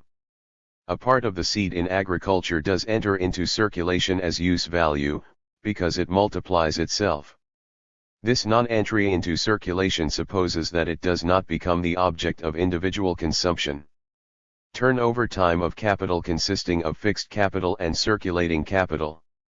Reproduction time of fixed capital. With circulating capital, the only requirement is that the interruption should be not so great as to ruin its use value. With fixed capital, continuity of production absolutely necessary, etc. Unit of labor time the day. For circulating capital, the year. Longer total period as unit with the entry of fixed capital industrial cycle. Circulation of fixed capital. The so-called risk. All parts of capital yield an equal profit, false. Ricardo etc. The same commodity sometimes fixed capital, sometimes circulating capital. Sale of capital as capital. Fixed capital which enters into circulation as use value. Every moment which a presupposition of production, at the same time its result. Reproduction of its own conditions. Reproduction of capital as fixed capital and circulating capital. Fixed capital serves over and over again for the same operation, and by how much larger has been the range of these iterations, by so much the more intensely is the tool, engine, or machinery, entitled to the denomination of fixed. De Quincey, X. 4, 7. If a capital consists of £10,000, of which 5,000 is fixed and 5,000 circulating, the latter turns over one time in 1 year, the former one time in 5 years, then 5,000 turn over, or 1/2 of the total capital, one time in 1 year. During the same year, of the fixed capital or £1,000 turnover, hence in 1 year £6,000 or of the total capital turnover. Hence of the total capital turns over in months and the total capital, in months equals 1 year and 8 months. In 20 months the total capital of 10,000 is turned over, although the fixed capital is replaced only in 5 years. This turnover time holds, however, only for the repetition of the production process and thus for the creation of surplus value, not for the reproduction of the capital itself. If the capital begins the process anew less frequently, returns from circulation into the form of fixed capital, then it returns all the more often into the form of circulating capital. But the capital itself is not replaced thereby. So with the circulating capital itself. If a capital of 100 returns 4 times a year and hence brings in 20%, like a capital of 400 which circulates only once, then the capital remains 100 at the end of the year as at the beginning, and the other capital remains 400, although it has effected a production of use values and a positing of surplus value equal to a 4 times larger capital. The fact that the velocity of turnover here substitutes for the magnitude of the capital shows strikingly that it is only the amount of surplus labor set into motion, and of labor generally, which determines the creation of value as well as the creation of surplus value, and not the magnitude of the capital for itself. The capital of 100 has, during the year, set in motion successively as much labor as one of 400, and hence created the same surplus value. But the issue here is this. In the above example, the circulating capital of 5,000 first returns in the middle of the first year, then at the end of the second half, in the middle of the second, in the second half of the second, in the first 4 months, of it have returned and the rest will have come back at the end of this half year. But, of the fixed capital, only was returned in the first year, in the second. At the end of the first year, the owner has on hand £6,000, at the end of the second, 7,000, the third, 8,000, the fourth, 9,000, the fifth, 10,000. Only at the end of the fifth is he again in possession of his total capital, with which he began the production process, although in the creation of surplus value his capital acted as if it had wholly turned over in 20 months, thus the total capital itself is only reproduced in 5 years. The former aspect of turnover important for the relation of its realization, the latter, however, brings in a new relation which does not take place with circulating capital at all. Since circulating capital is completely absorbed into circulation and returns from it as a whole, it follows that it is reproduced as capital as many times as it is realized as surplus value or as surplus capital. But since fixed capital never enters circulation as a use value, and enters it as value only to the extent that it is consumed as a use value, it follows that it is by no means reproduced as soon as the surplus value determined by the average turnover time of the total capital is posited. The turnover of the circulating capital must take place 10 times in the 5 years before the fixed capital is reproduced, i.e. the period of the revulsions of circulating capital must be repeated 10 times while that of fixed capital is repeated once, and the total average turnover of the capital, 20 months, has to be repeated 3 times before the fixed capital is reproduced. Hence, the larger is the part of the capital consisting of fixed capital, i.e. the more capital acts in the mode of production corresponding to it, with great employment of produced productive force, and the more durable the fixed capital is, i.e. the longer its reproduction time, the more its use value corresponds to its specific economic role, the more often must the part of capital which is determined as circulating repeat the period of its turnover, and the longer is the total time the capital requires for the achievement of its total circulation. Hence the continuity of production becomes an external necessity for capital with the development of that portion of it which is determined as fixed capital. For circulating capital, an interruption, if it does not last so long as to ruin its use value, is only an interruption in the creation of surplus value. But with fixed capital, the interruption, in so far as in the meantime its use value is necessarily destroyed relatively unproductively, i.e. without replacing itself as value, is the destruction of its original value itself. Hence the continuity of the production process which corresponds to the concept of capital is posited as conditio sine qua non for its maintenance only with the development of fixed capital, hence likewise the continuity and the constant growth of consumption. This is no I. But no. 2. The formal side, even more important. The total time in which we measured the return of capital was the year, while the time unit in which we measure labor is the day. We did so firstly because the year is more or less the natural reproduction time, or duration of the production phase, for the reproduction of the largest part of the vegetable raw materials used in industry. The turnover of circulating capital was determined, therefore, by the number of turnovers in the total time of a year. In fact, the circulating capital begins its reproduction at the end of each turnover, and while the number of turnovers during the year affects the total value, and the fate it encounters during each turnover appears as a determinant of the conditions under which it begins reproduction anew, yet each of them for itself is a complete lifespan for the circulating capital. As soon as capital is transformed back into money, it can transform itself e.g. into conditions of production other than the original ones, throw itself from one branch of production into another one, so that reproduction, regarded materially, is not repeated in the same form. The introduction of fixed capital changes this, and neither the turnover time of capital, nor the unit in which their number is measured, the year, henceforth appear as the measure of time for the motion of capital. This unit is now determined, rather, by the reproduction time required for fixed capital, and hence the total circulation time it needs to enter into circulation as value, and to come back from it in the totality of its value. The reproduction of the circulating capital must also proceed in the same material form during this whole time, and the number of its necessary turnovers, i.e. the turnovers necessary for the reproduction of the original capital, is distributed over a longer or shorter series of years. Hence a longer total period is posited as the unit in which its turnovers are measured, and their repetition is now not merely externally, but rather necessarily connected with this unit. According to Babbage, the average reproduction of machinery in England 5 years, 8 the real one hence perhaps 10 years.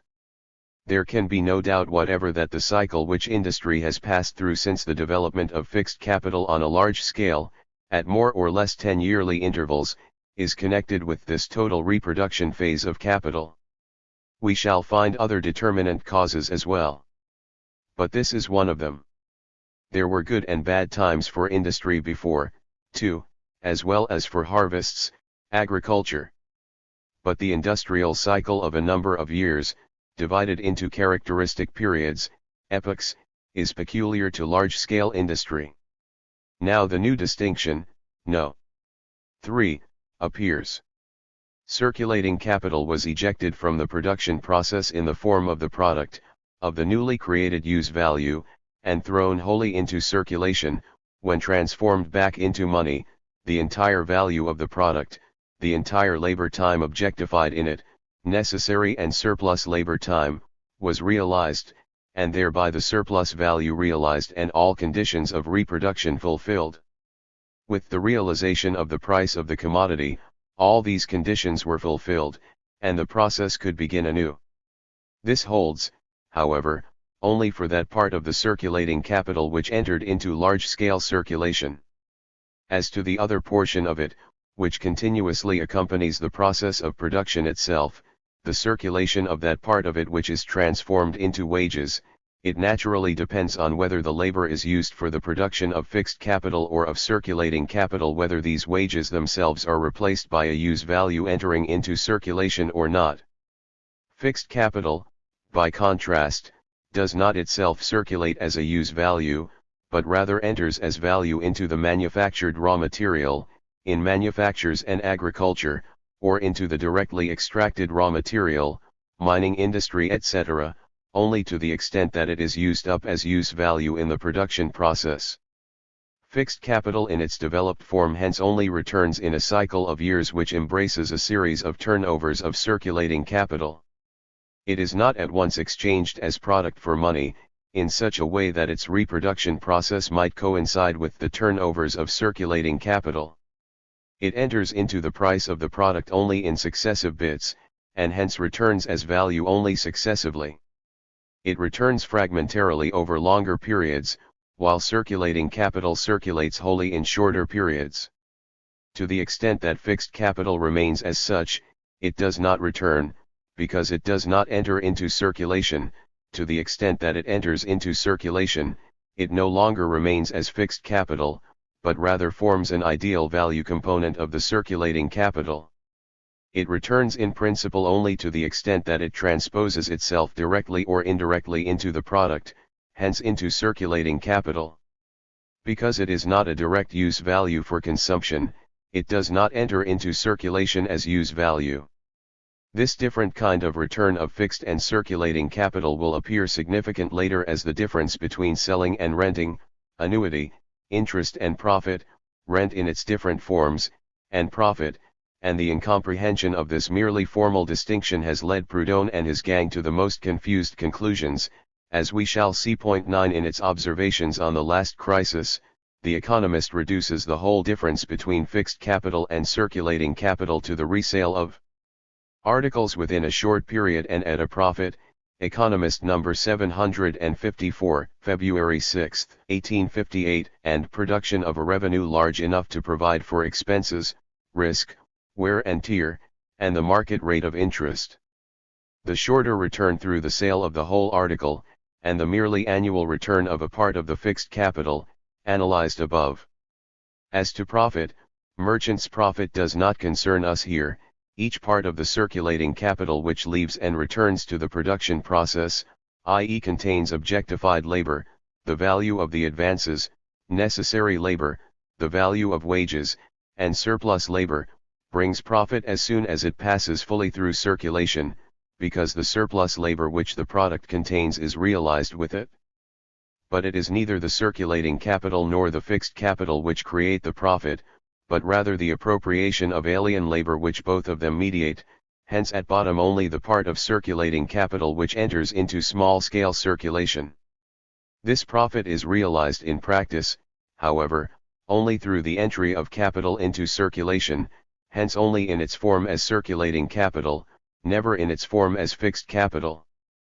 But what the economist here understands by fixed capital is, as far as revenues from it are concerned, the form of fixed capital in which it does not directly enter into the production process as machinery, but rather in railways, buildings, agricultural improvements, drainings etc., where, hence, the realization of the value and surplus value contained in it appears in the form of an annuity, where interest represents the surplus value and the annuity the successive return of the value advanced.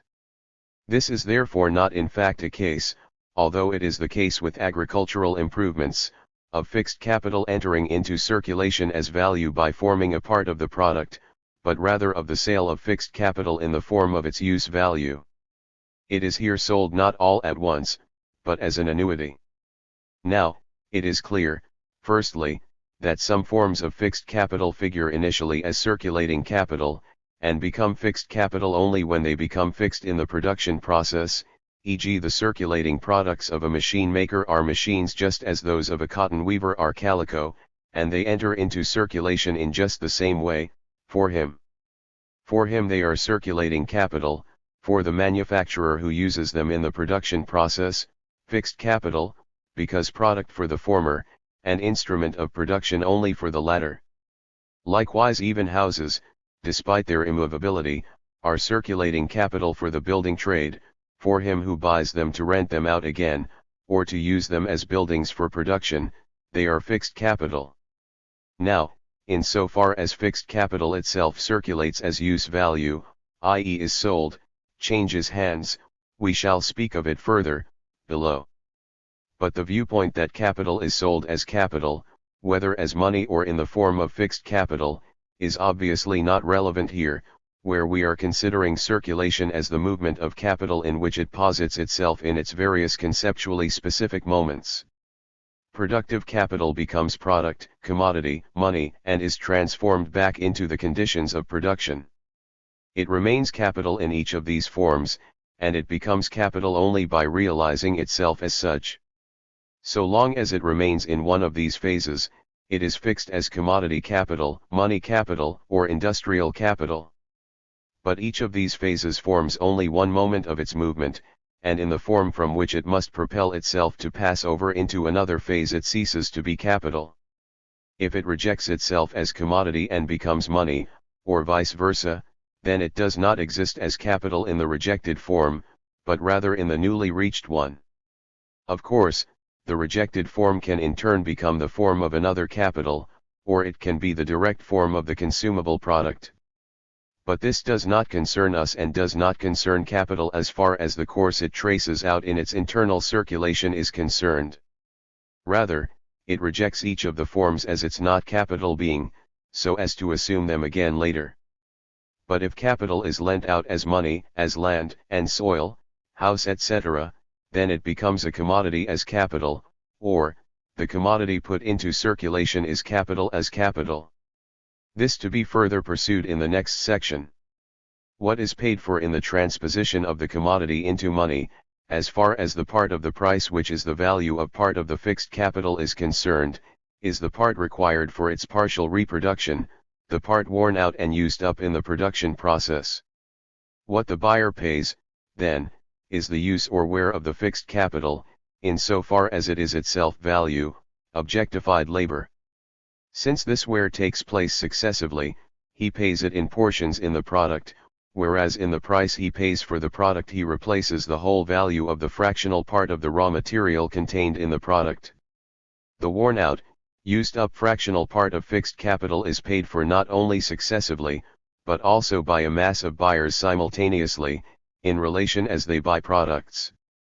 Since capital appears in the first half of its circulation as C and the buyer as M, since its aim is value while the buyer's is use, whether in turn productive, no matter here, where we are examining only the formal aspects such as it appears towards capital in its circulation, it follows that the relation of the buyer to the product is that of the consumer generally.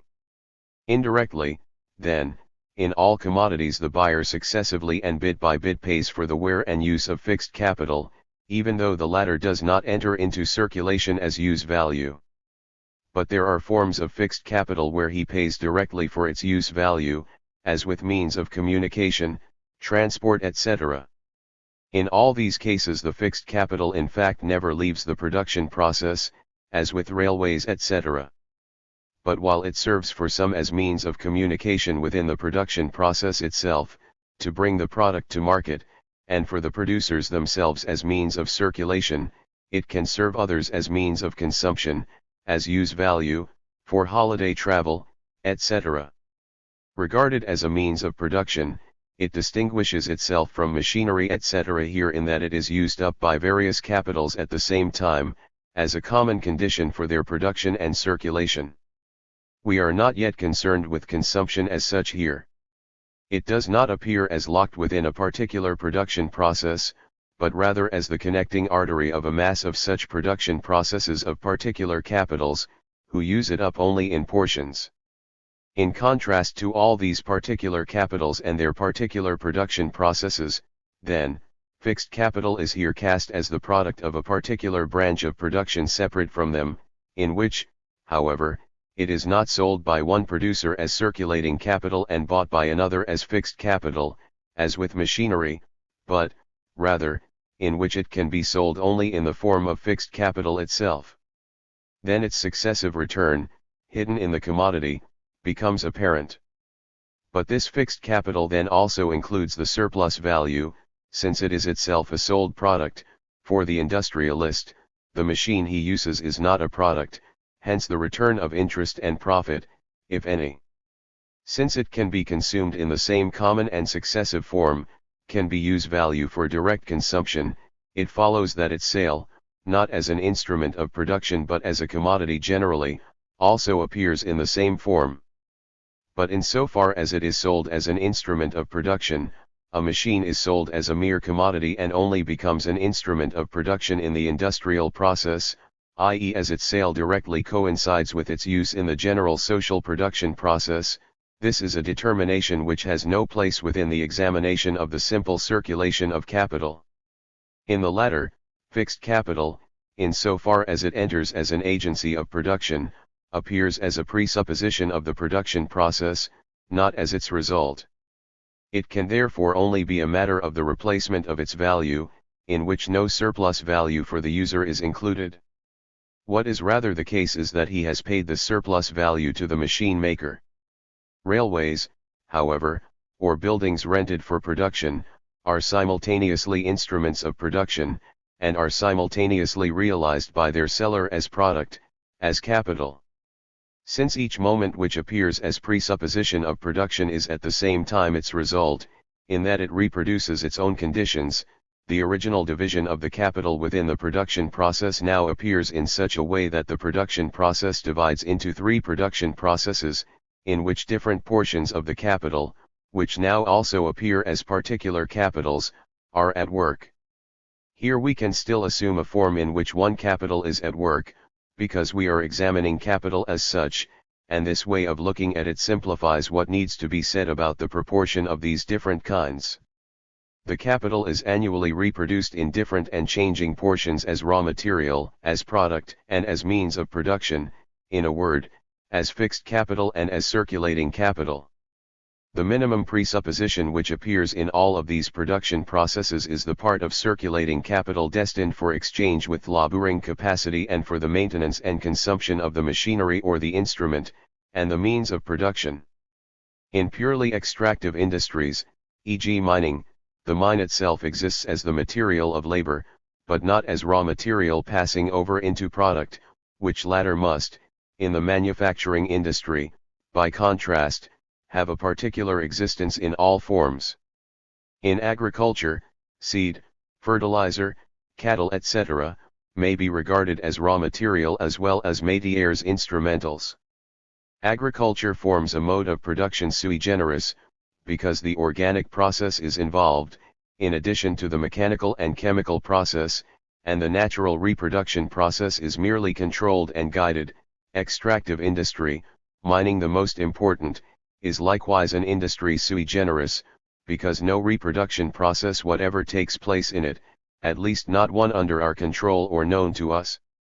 Fishery, hunting etc. can involve a reproduction process, likewise forestry, this is therefore not necessarily purely extractive industry.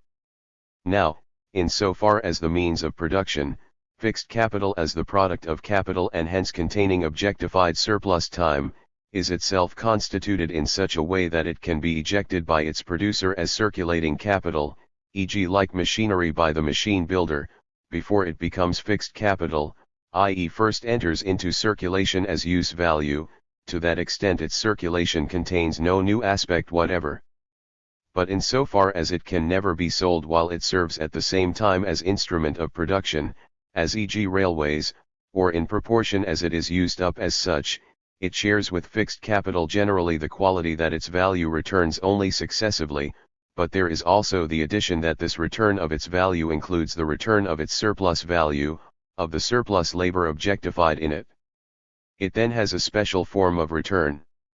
The important thing now is that the production of capital thus appears as the production in definite portions of circulating capital and fixed capital, so that capital itself produces its double way of circulating as fixed capital and circulating capital.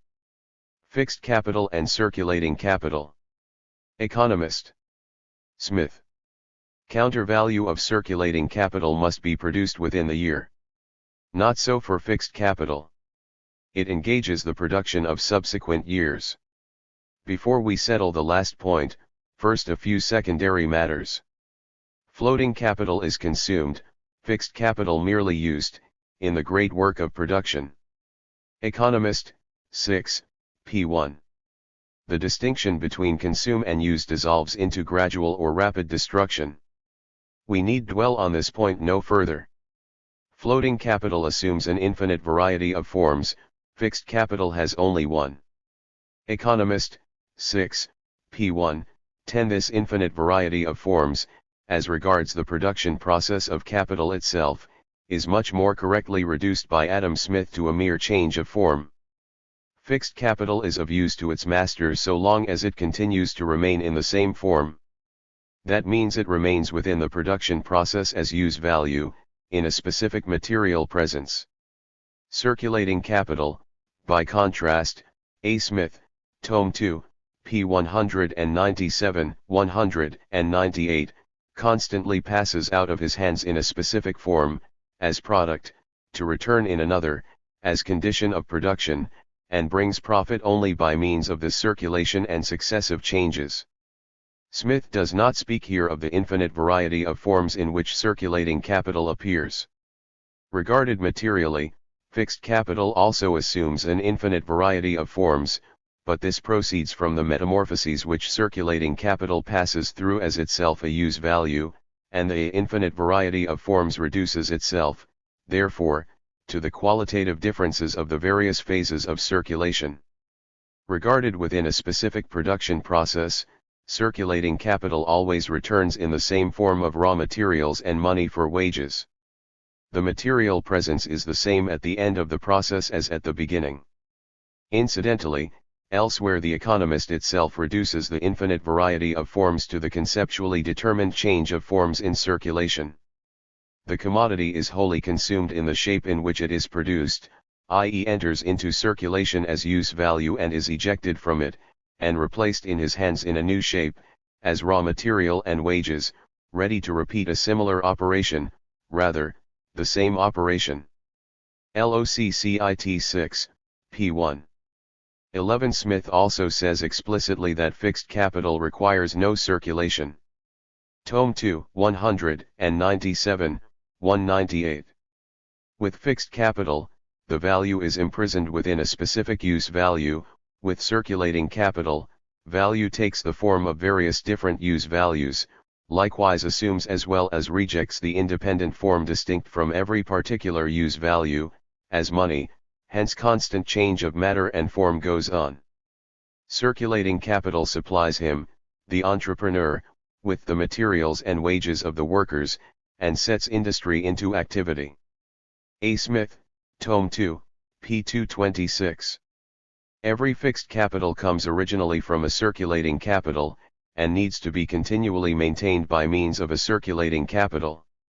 LOCCIT p. 207. Since so great a part of the circulating capital is being withdrawn continuously to be spent in the other two branches of the general social fund, this capital needs in turn to be renewed by continual replenishment, otherwise it would soon be reduced to nothing.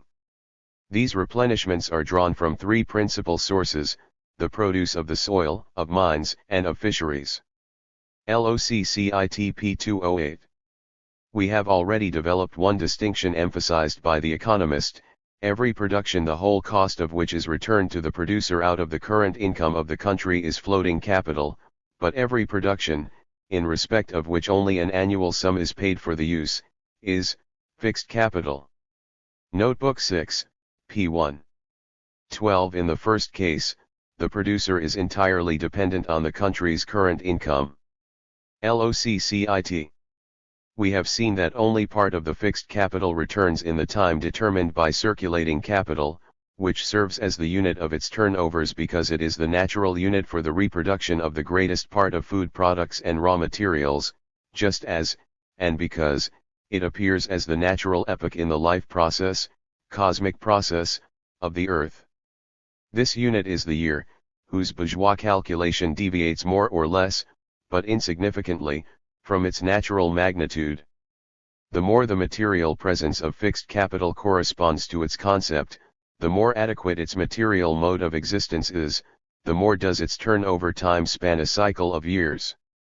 Since circulating capital is wholly exchanged first for money, secondly for its elements, it presupposes that a counter value has been produced equal to its whole value, including the surplus value.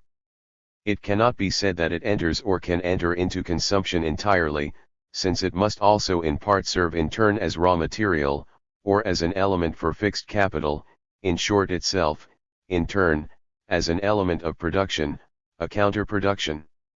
A part of the use value ejected by capital as the product, as the result of the production process, becomes an object of consumption and thus drops out of the circulation of capital altogether. Another part enters into another capital as a condition of production. This is itself posited in the circulation of capital as such, since it ejects itself from itself in the first half of circulation, as commodity, i.e. as use value, i.e. dismisses itself with respect to itself in this form from its own circulation as use value, article of consumption, but exchanges itself as money for commodity as condition of production, in the second half of its circulation. Thus, as circulating use value itself, it posits its material presence both as an article of consumption and as a new element of production, or rather an element of reproduction. But in both cases the whole of its counter value must be on hand, i.e. it must have been wholly produced during the year. For example, the sum of manufactured products which can be exchanged during a year for agricultural products is determined by the mass of the raw products produced in a year, counted from harvest to harvest. Since we speak here of capital as such, capital in the process of becoming, we are not yet concerned with anything else in addition, in that the many capitals are not yet present for us, nothing but it itself and simple circulation, out of which it absorbs value in the double form of money and commodity and into which it throws it in the double form of money and commodity. When an industrial people producing on the foundation of capital, such as the English, example exchange with the Chinese, and absorb value in the form of money and commodity from out of their production process, or rather absorb value by drawing the latter within the sphere of the circulation of their capital, then one sees right away that the Chinese do not therefore need to produce as capitalists. Within a single society, such as the English, the mode of production of capital develops in one branch of industry, while in another, e.g. agriculture, modes of production predominate which more or less antedate capital. Nevertheless, it is, 1. Its necessary tendency to conquer the mode of production in all respects, to bring them under the rule of capital. Within a given national society this already necessarily arises from the transformation, by this means, of all labor into wage labor. 2. As to external markets, capital imposes this propagation of its mode of production through international competition. Competition is the mode generally in which capital secures the victory of its mode of production. Still, this much is clear, quite regardless of whether it is another capital or whether it is capital itself as another which stands on both sides of the successive exchanges, each time in the opposite aspect. Both aspects are already posited before we proceed to examine this double movement from the circulation of capital as such itself. In the first phase it ejects itself out of the movement of capital as use value, as commodity, and exchanges itself for money. The commodity expelled from the circulation of capital is no longer the commodity as a moment of self-perpetuating value, as the presence of value. It is, thus, its presence as use value, its being for consumption. Capital is transposed out of the form of commodity into the form of money only because an exchanger appears opposite it in ordinary circulation as consumer, who transposes M into C, completes this transposition in its material aspect, so that he relates to the use value, as consumer, and only in this way is the use value replaced for capital as value. Thus, capital creates articles of consumption, but ejects them from itself in this form, ejects them from its circulation. On the basis of the aspect developed so far, no other relations exist. The commodity which is ejected as such from the circulation of capital loses its character as value and fulfills the role of use value for consumption, as distinct from fulfilling it for production. But in the second phase of circulation, capital exchanges money for commodity, and its transformation into commodity now itself appears as a moment of value positing, because the commodity is accepted as such into the circulation process of capital.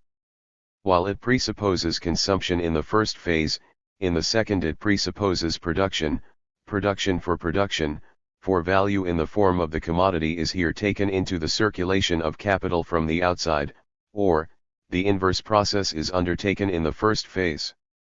The commodity, as use value for capital itself, can only be the commodity as an element, use value, for its production process. In its double form, the process presents itself in this way: capital A exchanges its product as C for capital B's M in the first phase, in the second, capital B as C exchanges for capital A's M. Or, in the first phase, capital B as M exchanges for capital A's C, in the second, A as M for capital B's C. That is, capital is simultaneously posited in each of the two circulation phases as M and C, but in two different capitals, which are always in the opposite phase of their circulation process. In the simple circulation process, the acts of exchange, C, M or M, C appear either as directly coinciding or as directly divided. Circulation is not only the succession of both forms of exchange, but it is at the same time each of them distributed to two different sides. But we are not yet concerned here with exchange among many capitals. This belongs to the theory of competition or to that of the circulation of capitals, of credit. What concerns us here is the presupposition of consumption on one side, of the commodity ejected from the movement of value as use value, and the presupposition of production for production, of value, posited as use value, as a condition of its reproduction posited externally to the circulation of capital on the other side, so that these two sides arise out of the examination of the simple form of the circulation of capital. This much is clear, since the entire circulating capital exchanges as C for M in the first phase, and as M for C in the second, then, if we regard the year as the unit of time of its evolutions, its transformations are limited both by the annual reproduction of raw materials etc. The commodity for which it exchanges as money must have been produced, a simultaneous production must correspond to it, and by the constant creation of an annual revenue, the part of M which exchanges for commodity as use value, to consume the product of capital which is ejected as use value. Since further developed relations are not present yet, such revenues are only those of the capitalists themselves and those of the workers. The examination of the exchange of capital and revenue, by the way, another form of the relation of production and consumption, does not belong here yet. In another respect, since fixed capital is exchanged only to the extent it enters as value into circulating capital, since it is, thus, realized only in part during the year, it presupposes only a partial counter-value, i.e. only the partial production of this counter-value during the course of the year. It is paid for only in proportion to its wear. This much clear, then, which already follows from the difference introduced by fixed capital into the industrial cycle, namely that it engages the production of subsequent years, and, just as it contributes to the creation of a large revenue, it anticipates further labor as a counter-value. The anticipation of future fruits of labor is therefore in no way a consequence of the state debt etc., in short, not an invention of the credit system. It has its roots in the specific mode of realization, mode of turnover, mode of reproduction of fixed capital. Since we are essentially concerned here with grasping the pure, specific economic forms, hence with not joining together things that do not belong, it has thus become clear from the above that the different forms in which circulating capital and fixed capital bring revenue, as well as the examination of revenue generally, do not yet belong here at all, but only the different ways in which they return and affect the total turnover of capital, the movement of its reproduction generally. Nevertheless, the incidental points made here are important, in that they reject the economists' motley compilations, which have no place yet in the examination of the simple distinction between fixed capital and circulating capital, and because they showed us that the differences in revenue etc. have their basis in the difference of form between the reproduction of fixed and circulating capital. The issue here is still only the simple return of the value. Only later will it be found how the latter becomes the return of revenue, and that in turn becomes the difference in the determination of revenue. Maintenance costs. We have said nothing so far about the maintenance costs, the phrase d'entretien of fixed capital. These are partly the métiers instrumentals it consumes in its action. They make up fixed capital in the first sense, as we have regarded it within the production process. These are circulating capital and may just as well serve for consumption. They become fixed capital only in so far as they are consumed in the production process, but do not have, like fixed capital proper, a material substance determined purely by their formal presence. The second part of these maintenance costs consists of the labor necessary for repairs. Revenue of fixed capital and circulating capital. Smith's determination that every fixed capital comes originally from a circulating capital and must be constantly maintained by a circulating capital. Every fixed capital originally comes from a circulating capital and must be continually kept up at the latter's expense. No fixed capital can yield revenue except at the expense of a circulating capital. Storch, 26a. 13. As to Storch's remark about revenue, an aspect which does not belong here, it is clear, fixed capital returns as value only in proportion as it becomes extinguished as use value, as fixed capital, and enters into circulating capital as value. Hence it can return in the form of a circulating capital only in so far as its value is concerned. But it does not circulate at all as use value. Further, since it has a use value only for production, it can return for individual use, for consumption, also only in the form of circulating capital. Improvements of the soil can directly enter chemically into the reproduction process and in this way be directly transformed into use values. But then they are consumed in their form as fixed capital.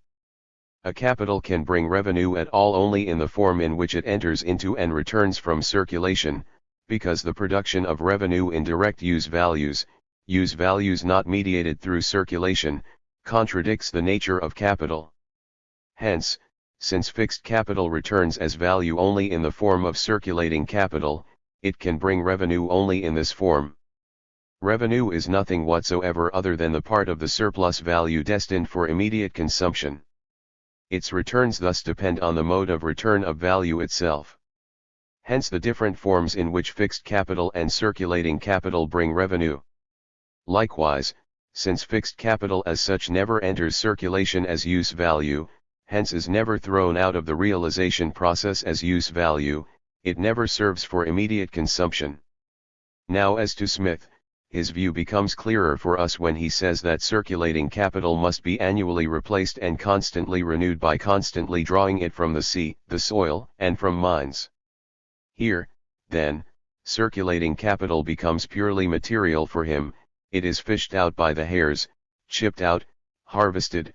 They are the movable primary products which are released from their connection with the earth, isolated, made movable thereby, or separated from their element in their ready-made individuality, like fish etc.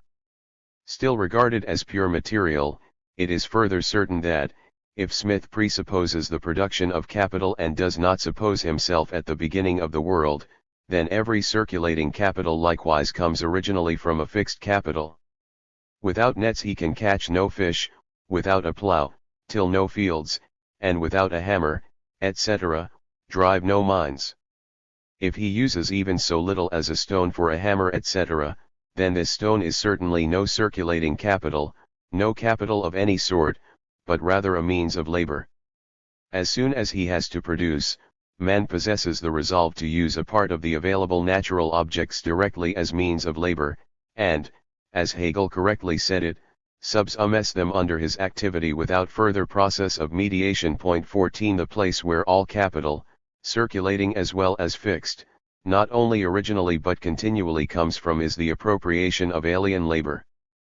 But this process presupposes, as we have seen, a continuous small-scale circulation, the exchange of wages for labor capacity, or approvisionement. Assuming the production process of capital, all capital returns only in the form of a circulating capital, hence fixed capital can be renewed only by a process in which a part of circulating capital becomes fixed, hence, by the employment of part of the raw materials produced, and a part of labor consumed, hence also a part of the approvisionement exchanged for living labor, for the production of fixed capital. In agriculture, example part of the product is consumed by labor to build irrigation systems, or a part of the grain is exchanged for guano, chemical substances etc., which are incorporated into the earth, but also in fact have no use value except in so far as they are surrendered to the chemical process of the soil. A part of the circulating capital has a use value only for the reproduction of the fixed capital, and is produced, even if its production consisted only of the labor time spent in changing its location, only for fixed capital.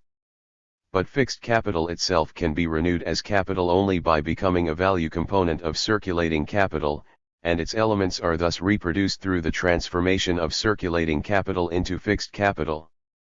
Fixed capital is as much a presupposition for the production of circulating capital as circulating capital is for the production of fixed capital. Or, the reproduction of fixed capital requires, 1. The return of its value in the form of a circulating capital, for only in this way can it in turn be exchanged for the conditions of its production. 2. That a part of living labor and of the raw material be used to produce instruments of production, direct or indirect ones, instead of producing exchangeable products.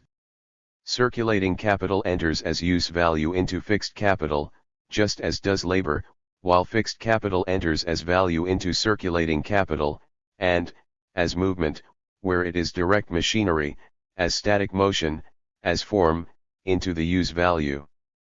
Free labor equals latent pauperism. Eden 15. In connection with our statements developed above, that pauperism latent in free labor, the following statements by Sir Father Morton Eden, B.T., The State of the Poor, or An History of the Labouring Classes in England from the Conquest etc., 3 volumes, 40, London, 1797. The quotations from Volume I, BKI. In Book I, Chapter I, it says, "Our zone requires labor for the satisfaction of needs, and therefore at least one part of society must always tirelessly labor, others labor in the arts etc., and some, who do not work, still have the products of diligence at their disposal.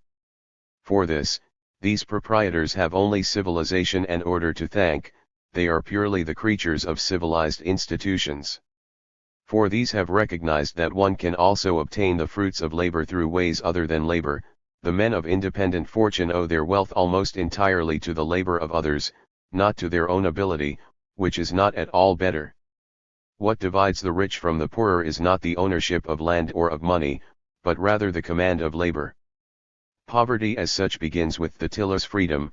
The feudal fetters to the soil, or at least the locality, had until then spared the legislature the task of occupying itself with the vagrants, poor etc. Eden believes that the various commercial guilds etc. also fed their own poor. He said, without the most distant idea, then, of disparaging the numberless benefits derived for the country from manufactures and commerce, the result of this investigation seems to lead to this inevitable conclusion that manufactures and commerce, i.e. the first sphere of production in which capital became predominant, are the true parents of our national poor. In the same place, beginning with Henry VII, where at the same time there began the clearing of the land of superfluous mouths through transformation of the tilled fields into pasture, continuing for more than 150 years, at least the litigation and legislative interference, hence the number of hands made available for industry grew, wages in industry were no longer fixed, only in agriculture. 11. Henry VII. With free labor, wage labor is not yet completely posited. The laborers still have support in the feudal relations, their supply is still too small, capital hence still unable to reduce them to the minimum. Hence statutory determination of wages. So long as wages are still regulated by statute, it cannot yet be said either that capital has subsumed production under itself as capital, or that wage labor has attained the mode of existence adequate to it.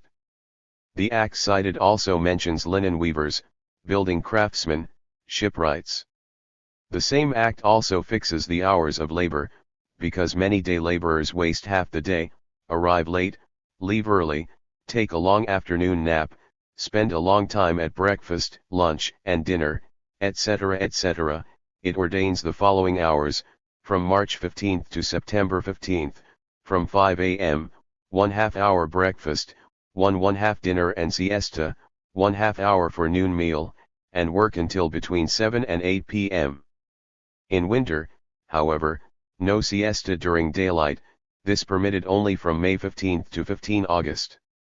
Wages again regulated in 1514, almost like the previous time.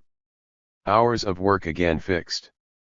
Whoever will not work upon application, arrested. Hence still compulsory labor by free workers at the given wages. They must first be forced to work within the conditions posited by capital. The propertyless are more inclined to become vagabonds and robbers and beggars than workers. The last becomes normal only in the developed mode of capital's production. In the prehistory of capital, state coercion to transform the propertyless into workers at conditions advantageous for capital, which are not yet here forced upon the workers by competition among one another. Very bloody means of coercion of this sort employed under Henry VIII et.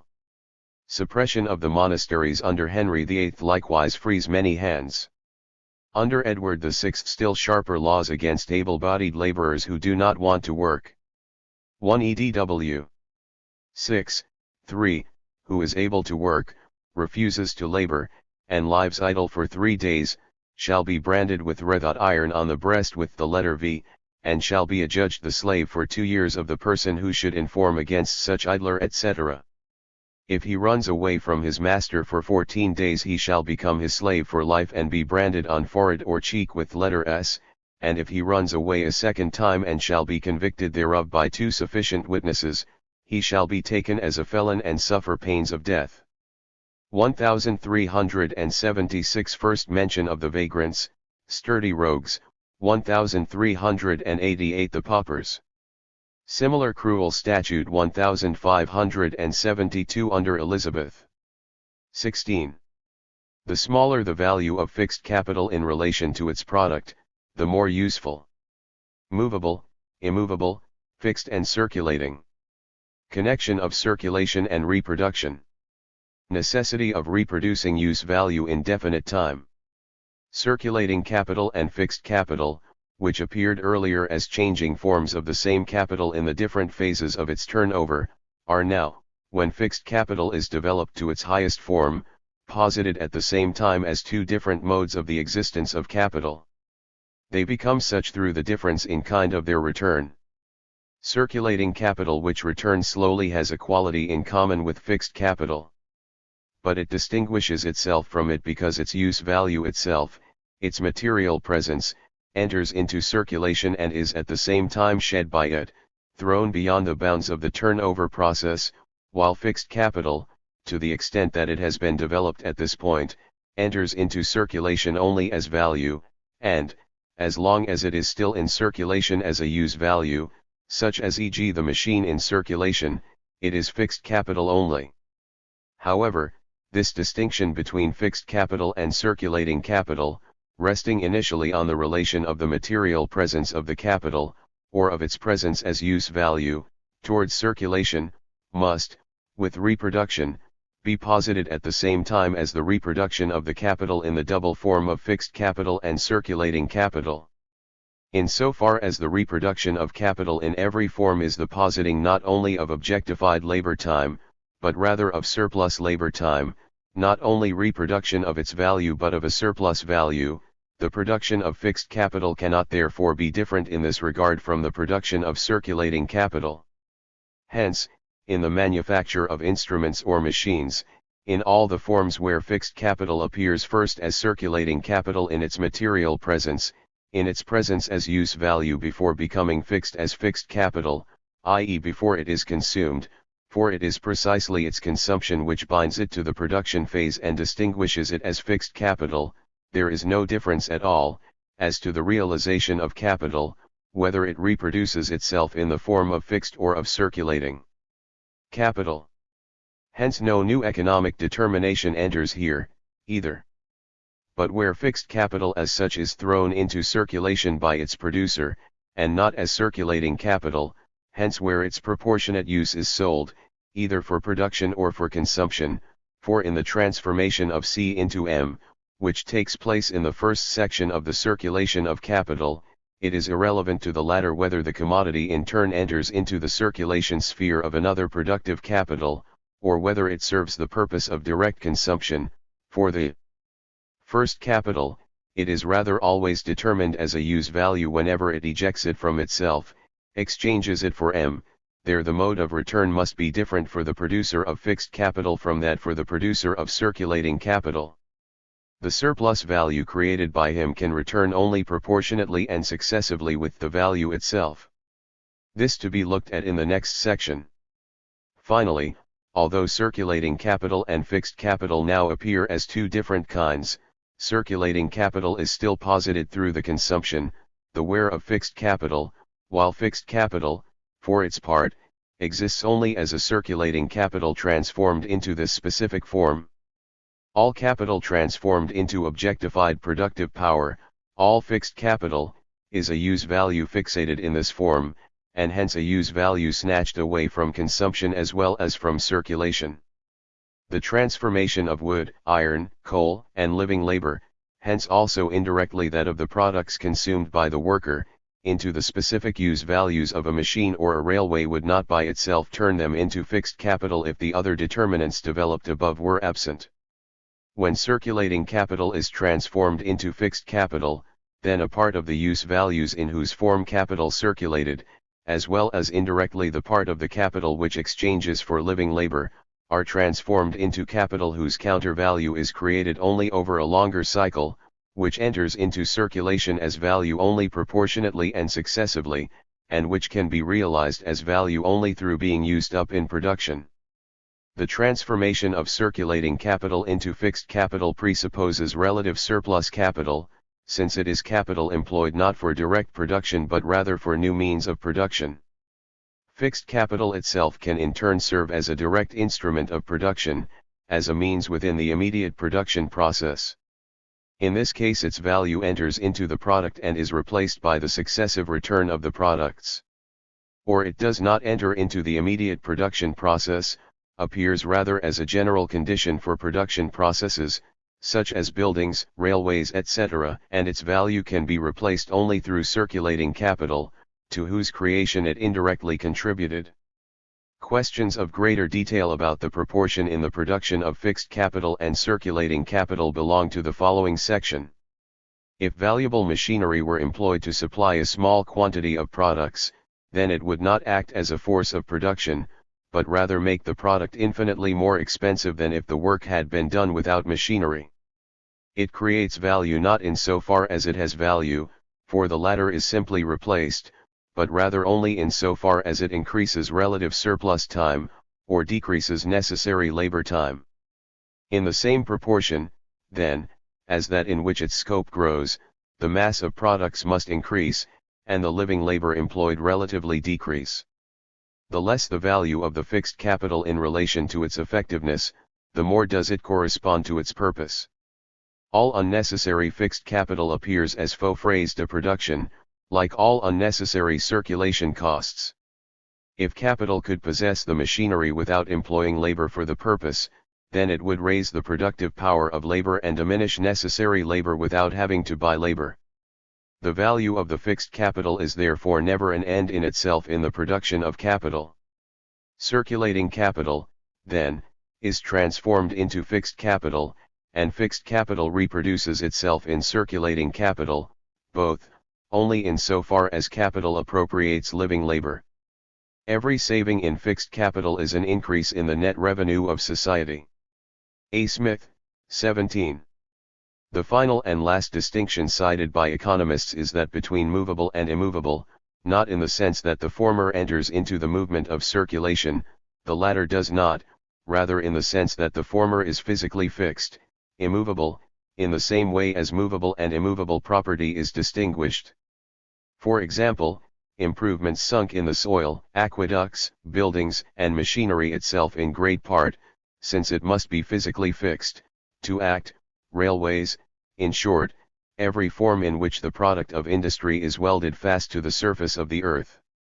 This basically adds nothing to the determination of fixed capital, but it is indeed part of this character that it becomes fixed capital in a more eminent sense the more its use value, its material presence, corresponds to its specific economic form. The immovable use value, such as house, railway, etc., is therefore the most tangible form of fixed capital. Of course, it can then still circulate in the same sense as immovable property generally, as title, but not as use value. It cannot circulate in the physical sense.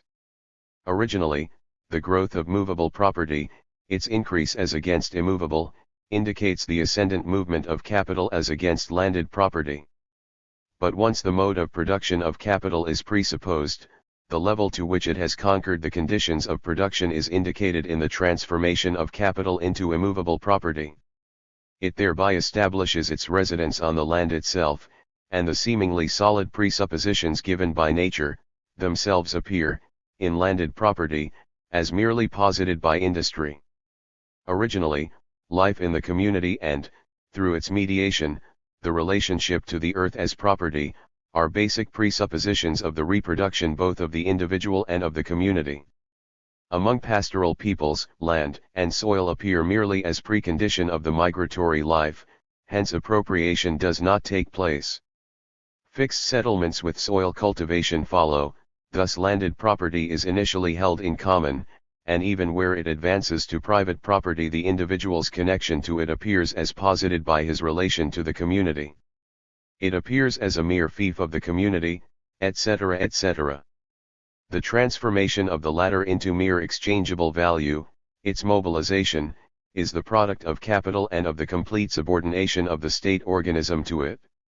Land and soil, even where they have become private property, are therefore exchange value only in a restricted sense.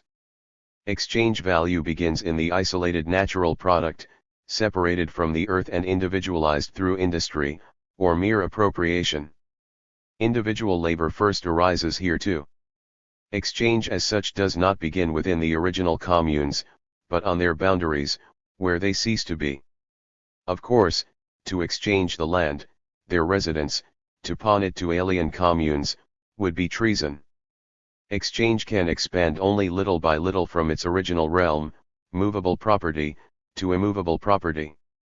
Only through expansion of the former does it little by little gain control over the latter. Money is the chief agent in this process. A. Smith at first distinguishes circulating capital and fixed capital by their role in the production process. Only later does he adopt the expression, one can gainfully lay out a capital in different ways, 1. As circulating capital, 2.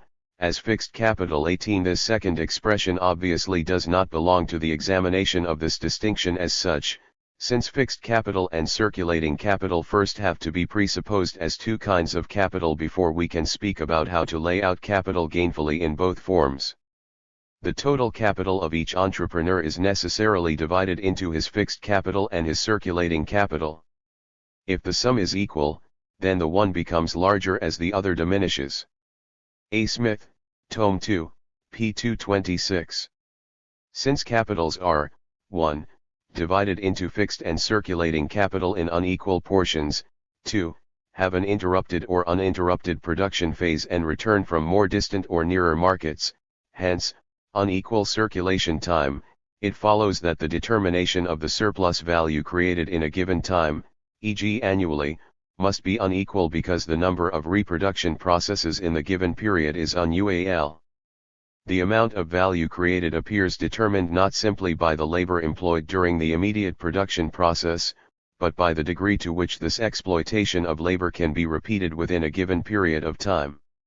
Finally, then, while, in the examination of the simple production process, capital appeared to realize itself as value only in connection with wage labor, and circulation lay alongside, without connection to it, here, in its reproduction process, circulation is included in it in both the moments of circulation, CMMC, as a system of exchanges through which it must pass, and to which the same number of qualitative changes within it correspond. In so far as its form as money is the point of departure and hence of return, circulation appears included in it as MCCM. It contains both circular courses, and not merely as either change of form or change of substance, but rather as both of them included within the determination of value itself. The production process, as containing within itself the conditions of its renewal, is a reproduction process whose speed is determined by various relations developed above, which all arise from differences of circulation. The reproduction of capital also contains the reproduction of the use values in which it is realized, or the constant renewal and reproduction by human labor of the use values which enter human consumption and are themselves perishable. The change of substance and of form subordinated to human need through human labor appears from the viewpoint of capital as its own reproduction. It is at bottom the constant reproduction of labor itself. Capital values perpetuate themselves by reproduction. The products which compose a capital are consumed just like any others, but their value, at the same time as it is destroyed by consumption, is reproduced in other materials or in the same one. Say, 14.19 Exchange and a system of exchanges, and, included in that, the transformation into money as independent value, appears as condition and barrier for the reproduction of capital. With capital, production itself is on all sides subordinate to exchange. These exchange operations, circulation as such, produce no surplus value, but are conditions for its realization. They are conditions of the production of capital itself, insofar as its form as capital is posited only to the extent that it passes through them. The reproduction of capital is at the same time the production of specific formal conditions, of specific modes of relationship in which personified objectified labor is posited. Circulation is thus not merely the exchange of the product for the conditions of production, i.e. of produced wheat, example for seed, new labor etc. The worker must exchange his product for the conditions of production, so as to begin anew, in every form of production. The peasant producing for immediate consumption also transforms part of the product into seed, instrument of labor, beasts of burden, fertilizer etc. and begins his labor anew. The transformation into money is necessary for the reproduction of capital as such, and its reproduction is necessarily the production of surplus value. Although labor must merely maintain the value of what we earlier called constant capital in one production process, it must constantly reproduce it in another, since what appears as presupposition of material and instrument in one production process is product in the other, and this renewal, reproduction, must constantly proceed simultaneously. Capital as fructiferous. Transformation of surplus value into profit.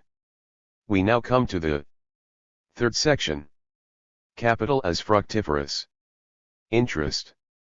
Profit. Production costs etc. Rate of profit. Fall of the rate of profit. Rate of profit. Sum of profit. Atkinson. A. Smith. Ramsey. Ricardo. Surplus value as profit always expresses a lesser proportion. Wakefield. Carey. Bastiat. Capital is now posited as the unity of production and circulation, and the surplus value it creates in a given period of time. Capital is now realized not only as value which reproduces itself and is hence perennial, but also as value which posits value. Through the absorption of living labor time and through the movement of its own circulation, in which the movement of exchange is posited as its own, as the inherent process of objectified labor, it relates to itself as positing new value, as producer of value. It relates as the foundation to surplus value as that which it founded. Its movement consists of relating to itself, while it produces itself, at the same time as the foundation of what it has founded, as value presupposed to itself as surplus value, or to the surplus value as posited by it. In a definite period of time which is posited as the unit measure of its turnovers because it is the natural measure of its reproduction in agriculture, capital produces a definite surplus value, which is determined not only by the surplus value it posits in one production process, but rather by the number of repetitions of the production process, or of its reproductions in a specified period of time.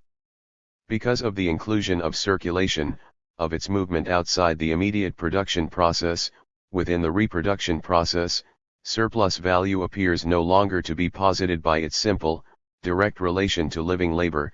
This relation appears, rather, as merely a moment of its total movement. Proceeding from itself as the active subject, the subject of the process, and, in the turnover, the direct production process indeed appears determined by its movement as capital, independent of its relation to labor. Capital relates to itself as self-increasing value, i.e. it relates to surplus value as something posited and founded by it. It relates as wellspring of production, to itself as product. It relates as producing value to itself as produced value. It therefore no longer measures the newly produced value by its real measure, the relation of surplus labor to necessary labor, but rather by itself as its presupposition. A capital of a certain value produces in a certain period of time a certain surplus value.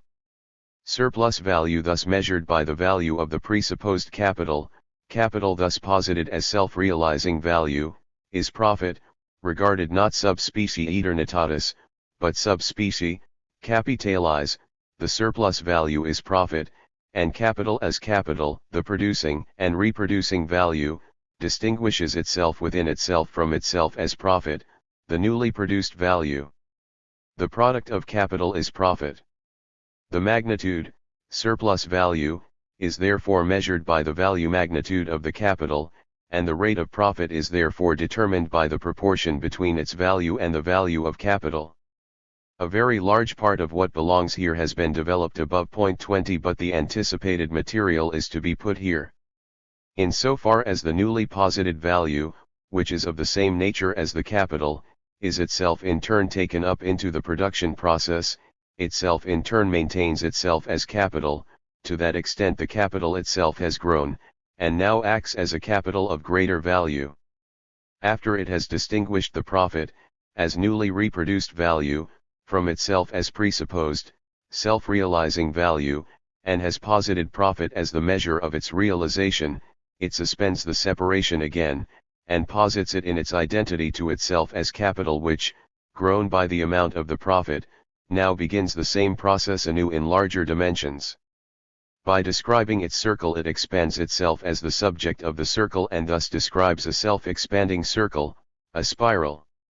The general laws developed previously here briefly summarized thus: the real surplus value is determined by the relation of surplus labor to necessary labor, or by the portion of the capital, the portion of objectified labor, which exchanges for living labor, relative to the portion of objectified labor by which it is replaced. But surplus value in the form of profit is measured by the total value of the capital presupposed to the production process. Presupposing the same surplus value, the same surplus labor in proportion to necessary labor, then, the rate of profit depends on the relation between the part of capital exchanged for living labor and the part existing in the form of raw material and means of production. Hence, the smaller the portion exchanged for living labor becomes, the smaller becomes the rate of profit. Thus, in the same proportion as capital takes up a larger place as capital in the production process relative to immediate labor, i.e. the more the relative surplus value grows, the value creating power of capital, the more does the rate of profit fall. We have seen that the magnitude of the capital already presupposed to reproduction, is specifically expressed in the growth of fixed capital, as the produced productive force, objectified labor endowed with apparent life. The total value of the producing capital will express itself in each of its portions as a diminished proportion of the capital exchanged for living labor relative to the part of capital existing as constant value. Take e.g. manufacturing industry. In the same proportion as fixed capital grows here, machinery etc., the part of capital existing in raw materials must grow, while the part exchanged for living labor decreases. Hence, the rate of profit falls relative to the total value of the capital presupposed to production, and of the part of capital acting as capital in production. The wider the existence already achieved by capital, the narrower the relation of newly created value to presupposed value, reproduced value. Presupposing equal surplus value, i.e. equal relation of surplus labor and necessary labor, there can therefore be an unequal profit, and it must be unequal relative to the size of the capitals. The rate of profit can rise although real surplus value falls. Indeed, the capital can grow and the rate of profit can grow in the same relation if the relation of the part of capital presupposed as value and existing in the form of raw materials and fixed capital rises at an equal rate relative to the part of the capital exchanged for living labor. But this equality of rates presupposes growth of the capital without growth and development of the productive power of labor. One presupposition suspends the other. This contradicts the law of the development of capital, and especially of the development of fixed capital. Such a progression can take place only at stages where the mode of production of capital is not yet adequate to it, or in spheres of production where it has assumed predominance only formally, e.g. in agriculture. Here, natural fertility of the soil can act like an increase of fixed capital, i.e. relative surplus labor can grow, without the amount of necessary labor diminishing. E.g. in the United States. The gross profit, i.e. the surplus value, regarded apart from its formal relation, not as a proportion but rather as a simple magnitude of value without connection with any other, will grow on the average not as does the rate of profit, but as does the size of the capital. Thus, while the rate of profit will be inversely related to the value of the capital, the sum of profit will be directly related to it. However, even this statement is true only for a restricted stage of the development of the productive power of capital or of labor. A capital of 100 with a profit of 10% yields a smaller sum of profit than a capital of 1000 with a profit of 2%. In the first case the sum is 10, in the second 20, i.e. the gross profit of the larger capital is twice as large as that of the 10 times smaller capital, although the rate of the smaller capital's profit is 5 times greater than that of the larger. But if the larger capital's profit were only 1%, then the sum of its profit would be 10, like that for the 10 times smaller capital, because the rate of profit would have declined in the same relation as its size. If the rate of profit of the capital of 1000 were only 0.5%, then the sum of its profit would be only half as large as that of the smaller capital, only 5, because the rate of profit would be 20 times smaller. Thus, expressed in general terms, if the rate of profit declines for the larger capital, but not in relation with its size, then the gross profit rises although the rate of profit declines. If the profit rate declines relative to its size, then the gross profit remains the same as that of the smaller capital, remains stationary. If the profit rate declines more than its size increases, then the gross profit of the larger capital decreases relative to the smaller one in proportion as its rate of profit declines. This is in every respect the most important law of modern political economy, and the most essential for understanding the most difficult relations. It is the most important law from the historical standpoint. It is a law which, despite its simplicity, has never before been grasped and, even less, consciously articulated. Since this decline in the rate of profit is identical in meaning, 1, with the productive power already produced, and the foundation formed by it for new production, this simultaneously presupposing an enormous development of scientific powers, 2, with the decline of the part of the capital already produced which must be exchanged for immediate labor, i.e. with the decline in the immediate labor required for the reproduction of an immense value, expressing itself in a great mass of products. Great mass of products with low prices, because the total sum of prices is equals to the reproduced capital plus profit. 3, with the dimension of capital generally, including the portion of it which is not fixed capital, hence intercourse on a magnificent scale, immense sum of exchange operations, large size of the market and all-sidedness of simultaneous labor, means of communication etc., presence of the necessary consumption fund to undertake this gigantic process, workers' food, housing etc. Hence it is evident that the material productive power already present, already worked out, existing in the form of fixed capital, together with the population etc., in short all conditions of wealth, that the greatest conditions for the reproduction of wealth, i.e. the abundant development of the social individual, that the development of the productive forces brought about by the historical development of capital itself, when it reaches a certain point, suspends the self-realization of capital, instead of positing it. Beyond a certain point, the development of the powers of production becomes a barrier for capital, hence the capital relation a barrier for the development of the productive powers of labor. When it has reached this point, capital, i.e. wage labor, enters into the same relation towards the development of social wealth and of the forces of production as the guild system, serfdom, slavery, and is necessarily stripped off as a fetter. The last form of servitude assumed by human activity, that of wage labor on one side, capital on the other, is thereby cast off like a skin, and this casting off itself is the result of the mode of production corresponding to capital, the material and mental conditions of the negation of wage labor and of capital, themselves already the negation of earlier forms of unfree social production, are themselves results of its production process. The growing incompatibility between the productive development of society and its hitherto existing relations of production expresses itself in bitter contradictions, crises, spasms. The violent destruction of capital not by relations external to it, but rather as a condition of its self-preservation, is the most striking form in which advice is given it to be gone and to give room to a higher state of social production.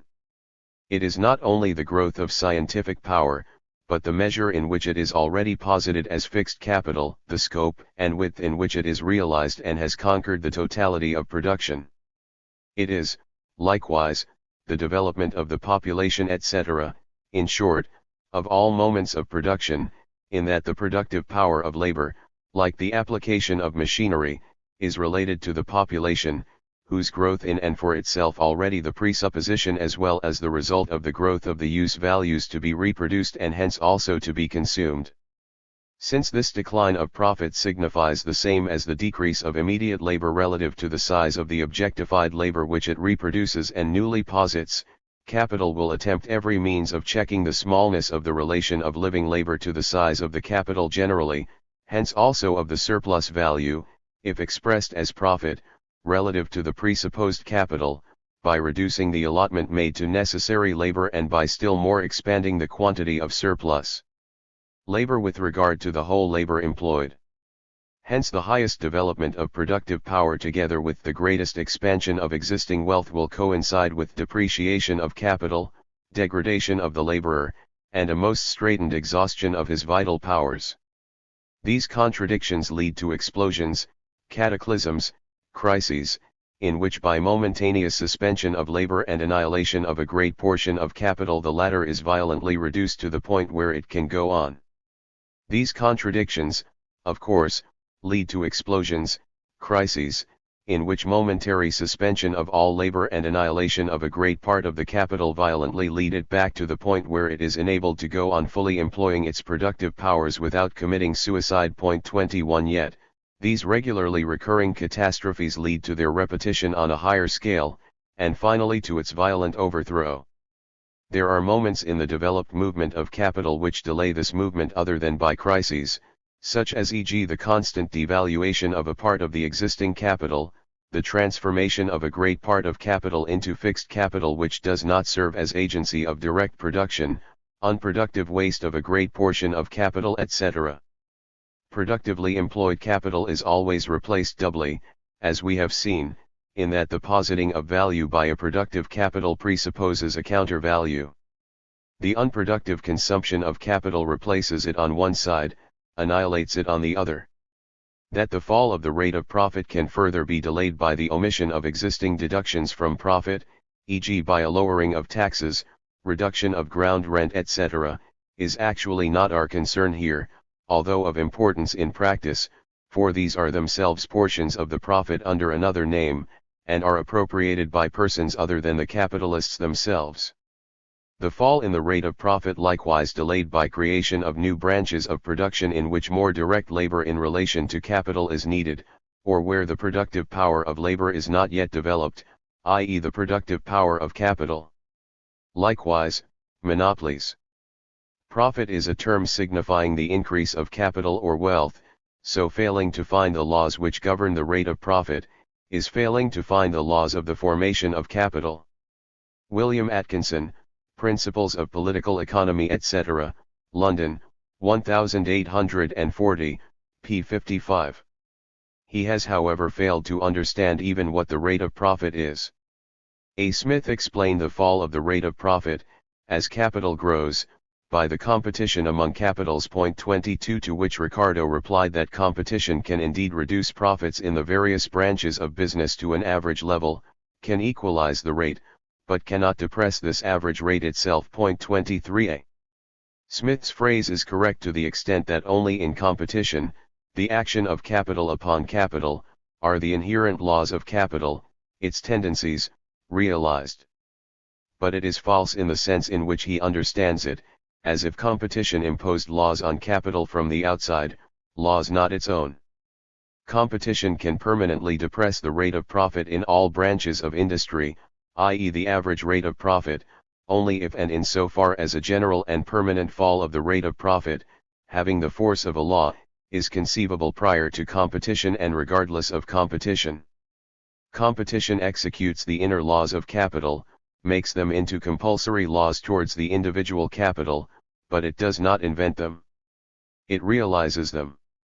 To try to explain them simply as results of competition therefore means to concede that one does not understand them. Ricardo, for his part, says, no accumulation of capitals can permanently reduce profits unless an equally permanent cause raises wages.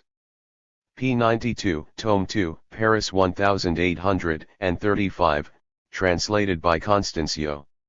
He finds this cause in the growing, relatively growing unproductivity of agriculture, the growing difficulty of increasing the quantity of subsistence, i.e. in the growth of proportionate wages, so that labor's real wage is no greater, but the product obtains more labor. In a word, a greater portion of necessary labor is required for the production of agricultural products. The falling rate of profit hence corresponds, with him, to the nominal growth of wages and real growth of ground rent. His one-sided mode of conceiving it, which seizes on only one single case, just as the rate of profit can fall because wages momentarily rise etc., and which elevates a historical relation holding for a period of 50 years and reversed in the following 50 years to the level of a general law, and rests generally on the historical disproportion between the developments of industry and agriculture. In and for itself it was strange that Ricardo, Malthus, etc. constructed general and eternal laws about physiological chemistry at a time where the latter hardly existed.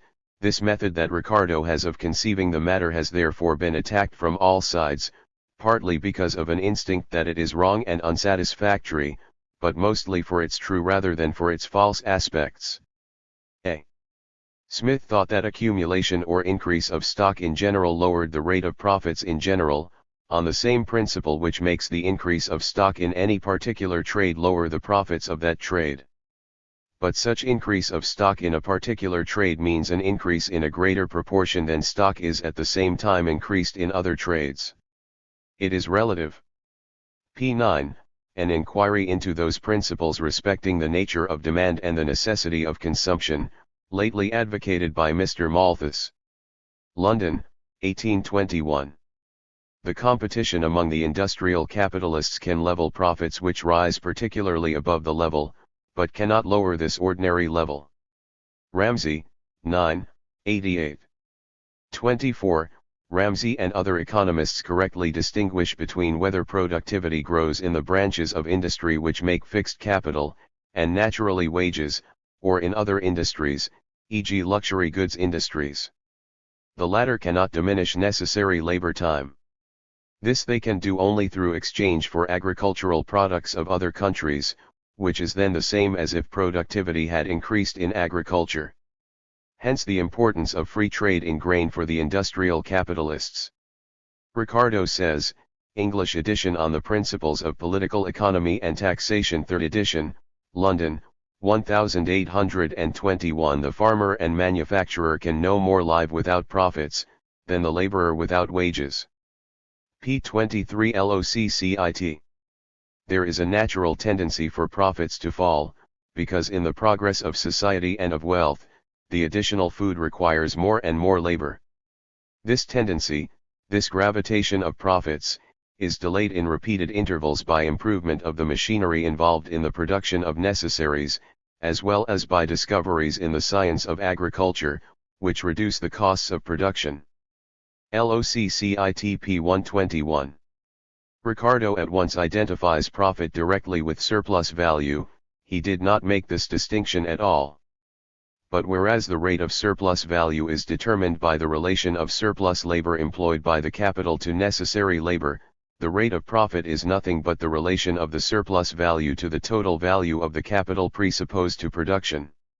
Its proportion falls and rises, hence, in relation with the part of the capital exchanged for living labor relative to the part existing as material and fixed capital. Under all circumstances, the surplus value regarded as profit must express a smaller proportion of the gain than the real proportion of the surplus value. 4. Under all circumstances, it is measured by the total capital, which is always larger than that employed for wages and exchanged for living labor. Since Ricardo simply mixes surplus value and profit together in this way, and since the surplus value can constantly decline, can tendentially decline only if the relation of surplus labor to necessary labor, i.e. to the labor required for the reproduction of laboring capacity, declines, but since the latter is possible only if the productive force of labor declines, Ricardo assumes that the productive force of labor decreases in agriculture, although it grows in industry, with the accumulation of capital. He flees from economics to seek refuge in organic chemistry. We have demonstrated the necessity of this tendency without any reference to ground rent, nor did we have to refer e.g. to rising demand for labor etc. The connection between ground rent and profit is to be treated only in the examination of ground rent itself, does not belong here. But modern chemistry has demonstrated that Ricardo's physiological postulate, expressed as a general law, is false. 25 As for Ricardo's disciples, insofar as they are more than his pious echoes, they have quietly let drop whatever is unpleasant to them in their master's principles, as has the newer economics generally. To drop the problem is their general method of solving it. Other economists, such as E.G. Wakefield, seek refuge in the examination of the field of employment for the growing capital. This belongs in the examination of competition, and is rather the difficulty for capital to realize the growing profit, hence denial of the inherent tendency towards the fall of the rate of profit. But the need for capital to seek a constantly more extensive field of employment is itself again a consequence. One cannot count Wakefield and similar people among those who have posed the question itself. Is in certain respects a reproduction of A. Smith's view. Finally, the harmonists among the most modern economists, at their head the American, Carey, whose most obnoxious adherent was the Frenchman Bastiat. By the way, it is the nicest irony of history that the continental free traders worship Mr. Bastiat, who, for his part, gets his wisdom from the protectionist, Carey, accept the fact of the tendency of the rate of profit to fall in measure as productive capital grows. But they explain it simply and entirely as due to growth in the value of labor's share, growth of the proportion of the total product obtained by the worker, while the capital is allegedly compensated for this by the growth of gross profits. The unpleasant contradictions, antagonisms within which classical economics moves, and which Ricardo emphasizes with scientific ruthlessness, are thus watered down into well-to-do harmonies. In Carey's development, it sometimes seems as if he still had a mind of his own. This concerns a law which we need look at only in the doctrine of competition, where we will then settle accounts with him. We can finish up here with the witlessness of Bastiat, who expresses commonplaces in a paradoxical way, grinds and polishes them into facets, and hides an utter poverty of ideas under a cover of formal logic. In the gratuit du credit. Discussion Entrée M. Father Bastiat et M. Proudhon, Paris, 1850. Proudhon, by the way, cuts a highly ridiculous figure in this polemic, where he hides his dialectical feebleness under a great show of rhetoric. It says in Bastiat's letter No. 8, where this noble spirit, by the way, simply transforms, with his conciliatory dialectic, the gain resulting from the simple division of labor both for the road builder and for the road user into a gain owed to the road, i.e. to capital, itself to the degree that capitals increase, and the products with them, the absolute part returning to capital increases, and its proportional part diminishes. To the degree that capitals increase, and the products with them, labor's proportional part and its absolute part increase. Since capital's absolute part grows even while it successively obtains only of the total product, it follows that labor, which successively obtains evidently receives a progressively increasing share of the whole, both in the proportional and in the absolute sense. He gives as illustration: total product, capital's share, labor's share. First period 1000. 1/2 or 500. 1 half or 500. Second 1800. Or 600. Or 1200. Third 2800. 1/4 or 700. 3/4 or 2100. Fourth 4000. Or 800. Or 3200, p. 130, 131. The same joke is repeated, p. 288, in the form of increasing gross profit with declining rate of profit, but increasing mass of products sold at lower prices, and weighty words are spoken on that occasion about the law of unlimited decline which never reaches zero, a law well known to mathematicians. p. 288. Here we have, hawking his wares, an endlessly decreasing multiplier, because the multiplicand is ever growing. p. 288 LOCCIT. Ricardo had anticipated his Basquiat, emphasizing that the sum of profit grows as capital grows despite the decline of the rate of profit, thus anticipating Basquiat's whole profundity. He does not fail to note that this progression is true only for a certain time. He says, word for word, regardless of how the rate of profit on stock may decline in consequence of the accumulation of capital on the land and of a rise of wages, by which Ricardo understands, N.B., the rise of the cost of production of the agricultural products necessary for the maintenance of labor capacity, the aggregate amount of profits must nevertheless grow. Supposing, then, that in repeated accumulations of £100,000 the rate of profits fell from 20 to 19, 18, 17%, we should expect that the whole amount of profits received by the successive owners of capital would be always progressive, that it would be greater with the capital of £200,000 than with that of 100,000, yet greater with 300,000, and so on, increasing, although at a decreasing rate, with every increase of capital.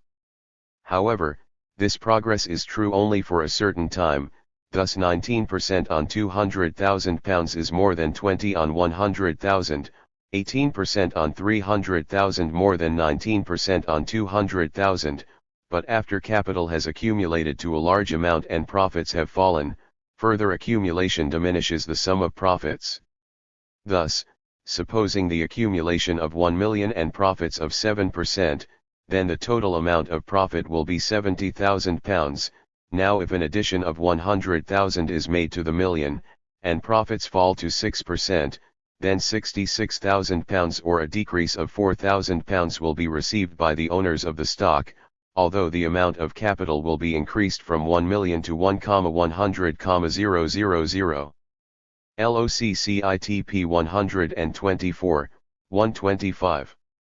Of course this does not prevent Mr. Basquiat from undertaking the operation of making a growing multiplicand grow in such a way that, with the declining multiplier, it produces a growing product, in true elementary school pupil style, just as the laws of production did not prevent Dr. Price from constructing his compound interest calculations. Because the rate of profit declines, it declines relative to wages, which must consequently grow proportionally and absolutely. So reasons Basquiat. Ricardo observed this tendency towards the decline of the profit rate with the growth of capital, and since he confuses profit with surplus value, he was forced to make wages rise in order to let profits fall. But since he saw at the same time that wages really declined more than they rose, he let the value of wages grow, i.e. the quantity of necessary labor, without letting its use value grow. Thus in fact he only let ground rent increase.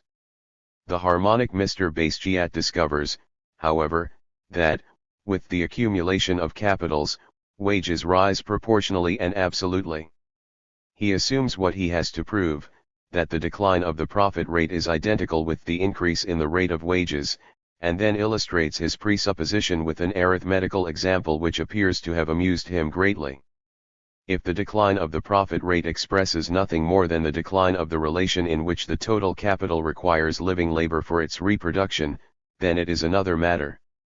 Mr. Basquiat overlooks the trifling circumstance that, in his presupposition, while the profit rate on capital declines, the capital itself increases, the capital presupposed to production.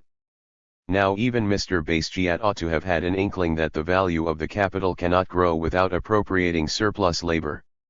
The misery of agricultural overproduction, recorded in French history, could have shown him that the mere increase of products does not increase their value. The question would then revolve simply around an investigation of whether the fall of the profit rate is identical with the growth of the rate of surplus labor relative to necessary labor, or, instead, with the fall of the total rate of living labor employed relative to the reproduced capital. Mr. Bastiat also therefore divides the product simply between capitalist and worker, instead of dividing it into raw material, instrument of production and labor, and asking himself in what proportional parts its value in exchange is applied against these different portions. The part of the product exchanged for raw material and instrument of production is obviously none of the worker's business. What they divide with capital, as wages and profit, is nothing other than the newly added living labor itself. But what particularly worries Bastiat is who, after all, is to eat up the increased product. Since the capitalist eats up a relatively small part, does not the worker have to eat up a relatively large one? Particularly in France, whose total production is sufficient only in Bastiat's fantasy to give anyone at all very much to eat, Mr. Bastiat could have found convincing testimony that a mass of parasitic bodies come to cluster around capital, and, under one or another title, they lay hands on so much of the total production as to leave little danger of the workers being overwhelmed by abundance. It is clear, of course, that with large-scale production the total mass of labor employed can increase although the proportion of labor employed relative to capital decreases, and that there is no obstacle, therefore, which prevents an increasing working population from requiring a greater mass of products as capital increases. Incidentally, Bastiat, in whose harmonic brain all cows are grey, see above, wages, 27 confuses the decline of interest with the increase of wages, since this is rather an increase of industrial profit, which concerns the workers not at all, but concerns only the relation in which different species of capitalists divide up the total profit among themselves. Capital and revenue, profit. Production and distribution. Sismondi. Production costs from capital's viewpoint. Profit, ditto. Inequality of profits. Equalization and communal rate of profit. Transformation of surplus value into profit. Laws. Back to our topic. The product of capital, then, is profit. By relating to itself as profit, it relates to itself as the source of the production of value, and the rate of profit expresses the proportion to which it has increased its own value. But the capitalist is not merely capital. He has to live, and since he does not live by working he must live from profit, i.e. from the alien labor he appropriates. Thus capital is posited as the source of wealth. Since capital has incorporated productivity into itself as its inherent quality, capital relates to profit as revenue. It can consume a part of it, seemingly all of it, but this will prove to be false, without ceasing to be capital. After consumption of this fruit it can bear new fruit. It can represent consumption wealth without ceasing to represent the general form of wealth, something which money in simple circulation could not possibly do. The latter had to abstain in order to remain the general form of wealth, or, if it exchanged for real wealth, for consumer gratifications, it ceased to be the general form of wealth. Thus profit appears as a form of distribution, like wages. But since capital can grow only through the retransformation of profit into capital, into surplus capital, profit is at the same time a form of production for capital, just exactly as wages are a mere relation of production from the standpoint of capital, a relation of distribution from the worker's standpoint. This shows that the relations of distribution are themselves produced by the relations of production, and represent the latter themselves from another point of view. It shows further that the relation of production to consumption is posited by production itself. Note the fatuitousness of all bourgeois economists, including e.g. J. Saint Mill, who considers the bourgeois relations of production as eternal, but their forms of distribution as historical, and thereby shows that he understands neither the one nor the other. 28 As to simple exchange, Sismondi correctly remarks, an exchange always presupposes two values, each may have a different share, but the quality of capital and revenue does not follow from the object exchanged, it attaches to the person. Who is its owner? Sismondi, 6:29. Hence the simple exchange relation provides no basis for the explanation of revenue. The quality of a value obtained in exchange, whether it represents capital or revenue, is determined by relations lying outside simple exchange. Absurd, therefore, to want to reduce these more complex forms to the earlier, simpler exchange relations, as do the harmonic free traders. From the standpoint of simple exchange, and considering accumulation as the mere accumulation of money, exchange value, capital's profit, and revenue are impossible. If the rich spend the accumulated wealth for luxury products, and they can obtain commodities only through exchange, then their funds would soon be exhausted. But, in the social order, wealth has achieved the quality of reproducing itself through alien labor. Wealth, like labor, and through labor, yields an annual fruit which may be destroyed each year without the rich man thereby becoming poorer. This fruit is the revenue springing from capital. Sismondi, 4:30. While profit thus appears in one respect as the result of capital, it appears in the other as the presupposition of capital formation. Thus is posited anew the circular movement in which the result appears as presupposition.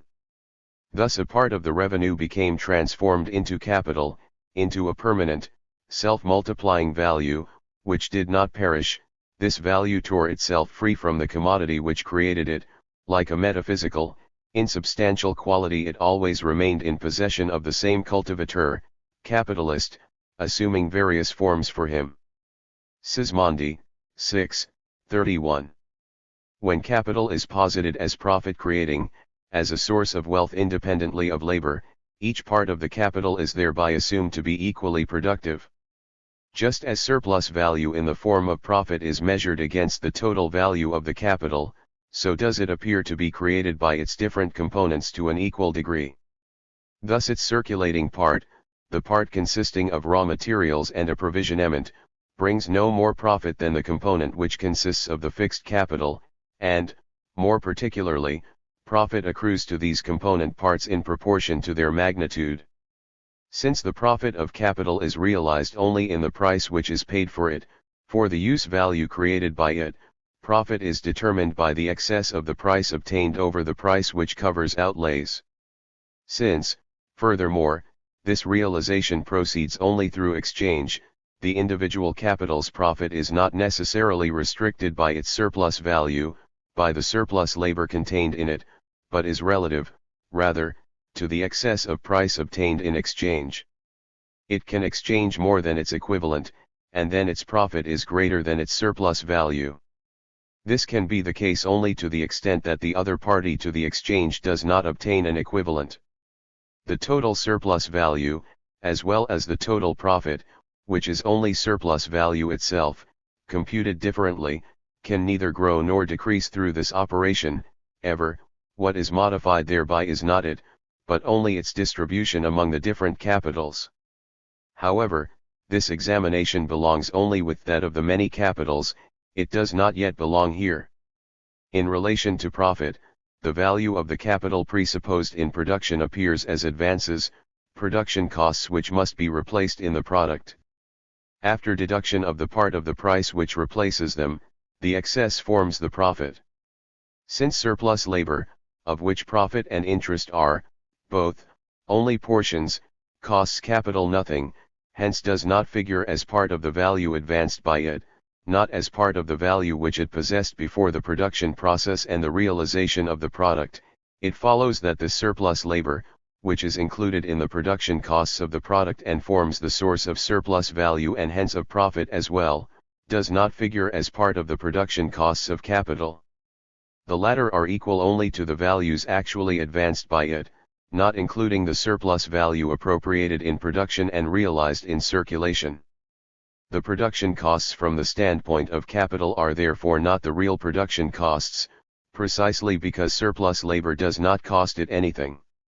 The excess of the price of the product over the price of the production costs gives it its profit. Thus profit can exist for capital even without the realization of the real production costs, i.e. the whole surplus labor set to work by capital.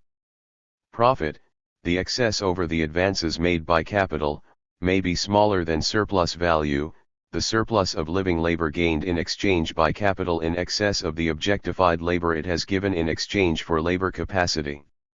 However, through the separation of interest from profit, which we will look at immediately, a part of the surplus value is posited as production cost even for productive capital itself. The confusion of production costs from the standpoint of capital with the amount of labor objectified in capital's product, surplus labor included, has given rise to statements such as that profit is not included in the natural price. It is allegedly absurd to call the excess, or profit, a part of the expenditure. Torrens, 9, 30. 32. This then leads to a mass of confusion, either by having profit not realized in, but rather arising from, exchange, which can always be the case only relatively, if one of the parties to the exchange does not obtain his equivalent, or by ascribing to capital some magic power which makes something out of nothing. Since the value posited in the production process realizes its price through exchange, the price of the product appears in fact determined by the sum of money which expresses an equivalent for the total quantity of labor contained in raw material, machinery, wages, and in unpaid surplus labor. Thus price still appears here merely as a formal modification of value, as value expressed in money, but the magnitude of this price is presupposed in the production process of capital. Capital thereby appears as a determinant of price, so that price is determined by the advances made by capital plus the surplus labor realized by it in the product. We shall see later that price, on the contrary, appears as determining profit.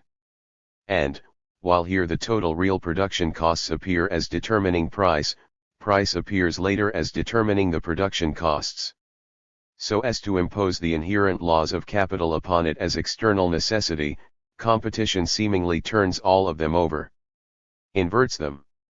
To repeat once more, the profit of capital does not depend on its magnitude, but rather, given an equal magnitude, on the relation between its component parts, the constant and the variable part, and then on the productivity of labor, which is expressed, however, in the above proportion, since, with diminished productivity, the same capital could not work up the same material with the same portion of living labor, on the turnover time, which is determined by the different proportions between fixed and circulating capital, different durability of fixed capital, etc. etc.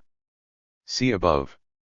The inequality of profit in different branches of industry with capitals of equal magnitudes is the condition and presupposition for their equalization through competition. In so far as capital obtains raw material, instrument, labor, through exchange, buys them, its elements are themselves already present in the form of prices, already posited as prices, presupposed to it. The comparison of the market price of its product with the prices of its elements then becomes decisive for it. But this belongs only in the chapter on competition. Thus the surplus value which capital posits in a given turnover period obtains the form of profit in so far as it is measured against the total value of the capital presupposed to production. While surplus value is measured directly by the surplus labor time which capital gains in the exchange with living labor. Profit is nothing but another form of surplus value, a form developed further in the sense of capital. Surplus value no longer regarded here as exchanged for capital itself in the production process, not for labor. Hence capital appears as capital, as presupposed value relating to itself, through the mediation of its own process, as posited, produced value, and the value posited by it is called profit. The two immediate laws which this transformation of surplus value into the shape of profit yields for us are these: 1. Surplus value expressed as profit always appears as a smaller proportion than surplus value in its immediate reality actually amounts to. 4. Instead of being measured by a part of the capital, the part exchanged for living labor, a relation which turns out to be that of necessary to surplus labor, it is measured against the whole. Whatever may be the surplus value which a capital A posits, and whatever may be the proportion within A of C and V, the constant and the variable part of the capital, the surplus values must appear smaller when measured against C plus V than when measured against its real measure, V. Profit, or, if it is regarded not as an absolute sum but rather, as is usually done, as a proportion, the rate of profit is profit expressed as the relation in which capital has posited surplus value. The rate of profit never expresses the real rate at which capital exploits labor, but always a much smaller relation, and the larger the capital, the more false is the relation it expresses. The rate of profit could express the real rate of surplus value only if the entire capital were transformed solely into wages, if the entire capital were exchanged for living labor, i.e. if the approvisionment alone existed, and if it not only existed not in the form of already produced raw material, which has happened in extractive industry, hence if not only the raw material were equals zero, but if the means of production, also, whether in the form of instruments or in the form of developed fixed capital, were equals zero. The latter case cannot occur on the basis of the mode of production corresponding to capital. If A equals C plus V, whatever the numerical value of S, then 33. 2. The second great law is that the rate of profit declines to the degree that capital has already appropriated living labor in the form of objectified labor, hence to the degree that labor is already capitalized and hence also acts increasingly in the form of fixed capital in the production process, or to the degree that the productive power of labor grows. The growth of the productive power of labor is identical in meaning with a. The growth of relative surplus value or of the relative surplus labor time which the worker gives to capital, b. The decline of the labor time necessary for the reproduction of labor capacity, c. The decline of the part of capital which exchanges at all for living labor relative to the parts of it which participate in the production process as objectified labor and as presupposed value. The profit rate is therefore inversely related to the growth of relative surplus value or of relative surplus labor, to the development of the powers of production, and to the magnitude of the capital employed as constant capital within production. In other words, the second law is the tendency of the profit rate to decline with the development of capital, both of its productive power and of the extent in which it has already posited itself as objectified value, of the extent within which labor as well as productive power is capitalized. Other causes which additionally act upon the rate of profit, which can depress it for longer or shorter periods, do not yet belong here. It is quite correct, as regards the production process as a whole, that the capital acting as material and as fixed capital not only is objectified labor, but must also be reproduced, and continuously reproduced, by new labor. Its presence assumes, therefore the extent which its presence has attained assumes, therefore, the extent of the laboring population on a large scale, which in and for itself is the condition of all productive power, but this reproduction everywhere proceeds on the presupposition of the action of fixed capital and of raw material and of scientific power, both as such, and as appropriated within production and already realized within it. This point is to be developed in more detail only in the examination of accumulation. It is clear, further, that although the part of capital exchanged for living labor declines in relation to the total capital, the total mass of living labor employed can increase or remain the same if capital grows in the same or a larger relation. Hence a constant growth in the population may accompany a relative decline in necessary labor. If capital A lays out 1/2 in C and 1/2 in V, while capital A lays out 3/4 in C and in V, then capital A could employ V for C. But if it was originally equals 3/4 C plus 1/4 V, then it is now equals C plus V, or it grew by, i.e. it doubled. However, this relation also is to be examined more closely only in connection with the theory of accumulation and population. All in all, we must not at this point be sidetracked by drawing the consequences which follow from the laws, and by turning them over in the mind from one angle or another. The rate of profit is determined, then, not only by the relation of surplus labor to necessary labor, or by the relation in which objectified labor is exchanged for living labor, but by the overall relation of living labor employed to objective labor, by the portion of capital exchanged for living labor relative to the part which participates in the production process as objectified labor. This portion, however, declines in the same relation as surplus labor increases in relation to necessary labor. Surplus value equals relation of surplus labor to necessary labor. Since the worker must reproduce the part of the capital which is exchanged for his labor capacity just as much as he must reproduce the other parts of the capital, the relation in which the capitalist gains from the exchange with labor capacity appears as determined by the relation of surplus labor to necessary labor. Originally this appears in such a way that the necessary labor only replaces his outlay. But since he lays out nothing other than labor itself as is shown in reproduction, the relation can be expressed simply in this way, the relation of surplus value as the relation of surplus labor to necessary labor. Value of fixed capital and its productive power. Durability of fixed capital, ditto. The powers of society, division of labor etc. cost capital nothing. Distinction between this and machinery, capitalist's economy in the employment of machinery. Profit and surplus value. We have still to note in regard to fixed capital, and its durability, as one of its conditions which does not enter in from the outside, to the extent that the instrument of production is itself a value, objectified labor, it does not contribute as a productive force. If a machine which cost 100 working days to make replaced only 100 working days, then it would in no way increase the productive power of labor and in no way decrease the cost of the product. The more durable the machine, the more often can the same quantity of product be created with it, or the more often can the circulating capital be renewed, its reproduction be repeated, and the smaller is the value share, that required to replace the depreciation, the wear and tear of the machine, i.e. the more is the price of the product and its unit production cost decreased. However, we may not introduce the price relation at this point in the development. The reduction of the price as condition for conquest of the market belongs only to competition. It must therefore be developed in a different way. If capital could obtain the instrument of production at no cost, for zero, what would be the consequence?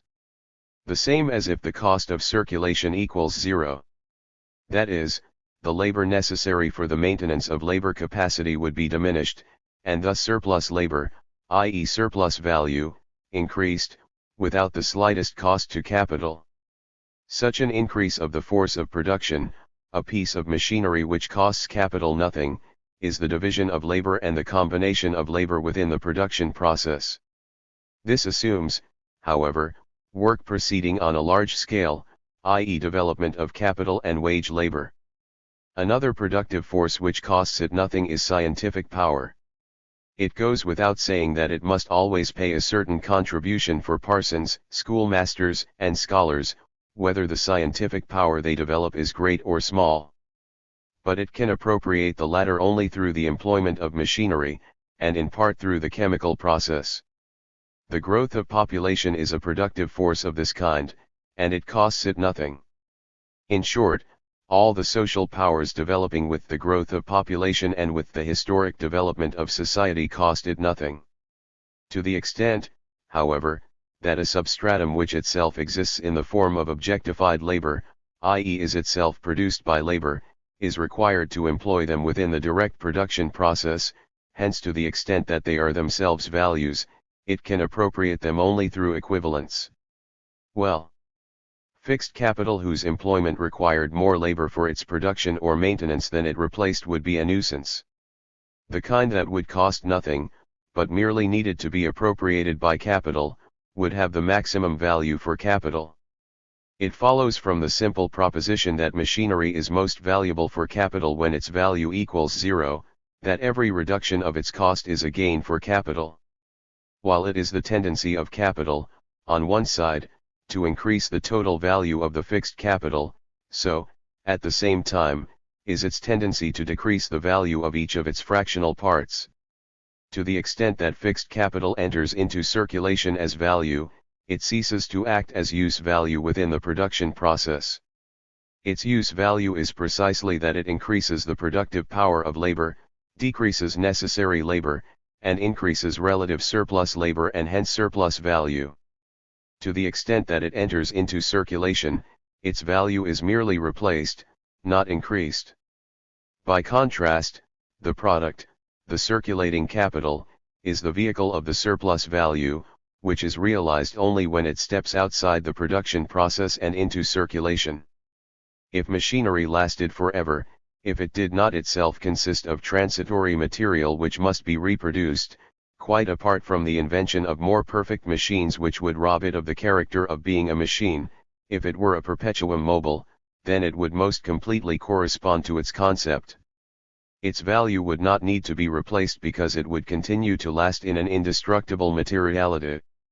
Since fixed capital is employed only to the extent that its value is smaller than the value it posits, it follows that, even if it never itself entered into circulation as value, the surplus value realized in the circulating capital would nevertheless soon replace the advances, and it would thus act to posit value after its costs for the capitalist, as well as the cost of the surplus labor he appropriates, were equals zero. It would continue to act as a productive power of labor and at the same time be money in the third sense, constant value for itself. Take a capital of £1,000. Let 1/4 be machinery, the sum of surplus value equals 50. The value of the machinery then equal to 200. After 4 turnovers the machinery would be paid for. And, in addition, since the capital would continue to possess, in the machine, objectified labor to the amount of 200, then, beginning with the 5th turnover, it would be the same as if it made 50 on a capital which only costs it 800, hence 6.1/4% instead of 5%.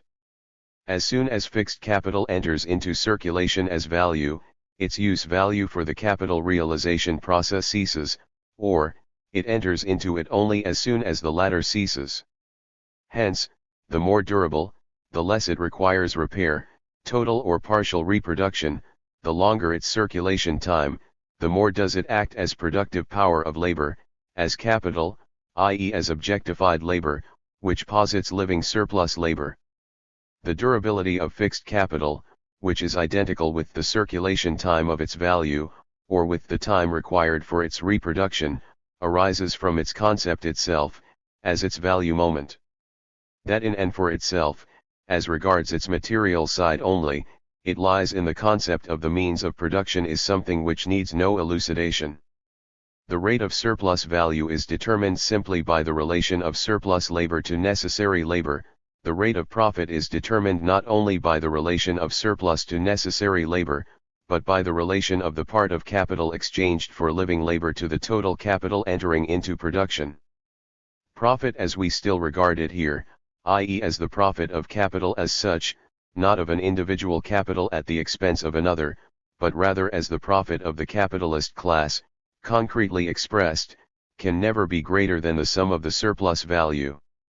As a sum, it is the sum of the surplus value, but it is this same sum of values as a proportion relative to the total value of the capital, instead of to that part of it whose value really grows, i.e. is exchanged for living labor. In its immediate form, profit is nothing but the sum of the surplus value expressed as a proportion of the total value of the capital.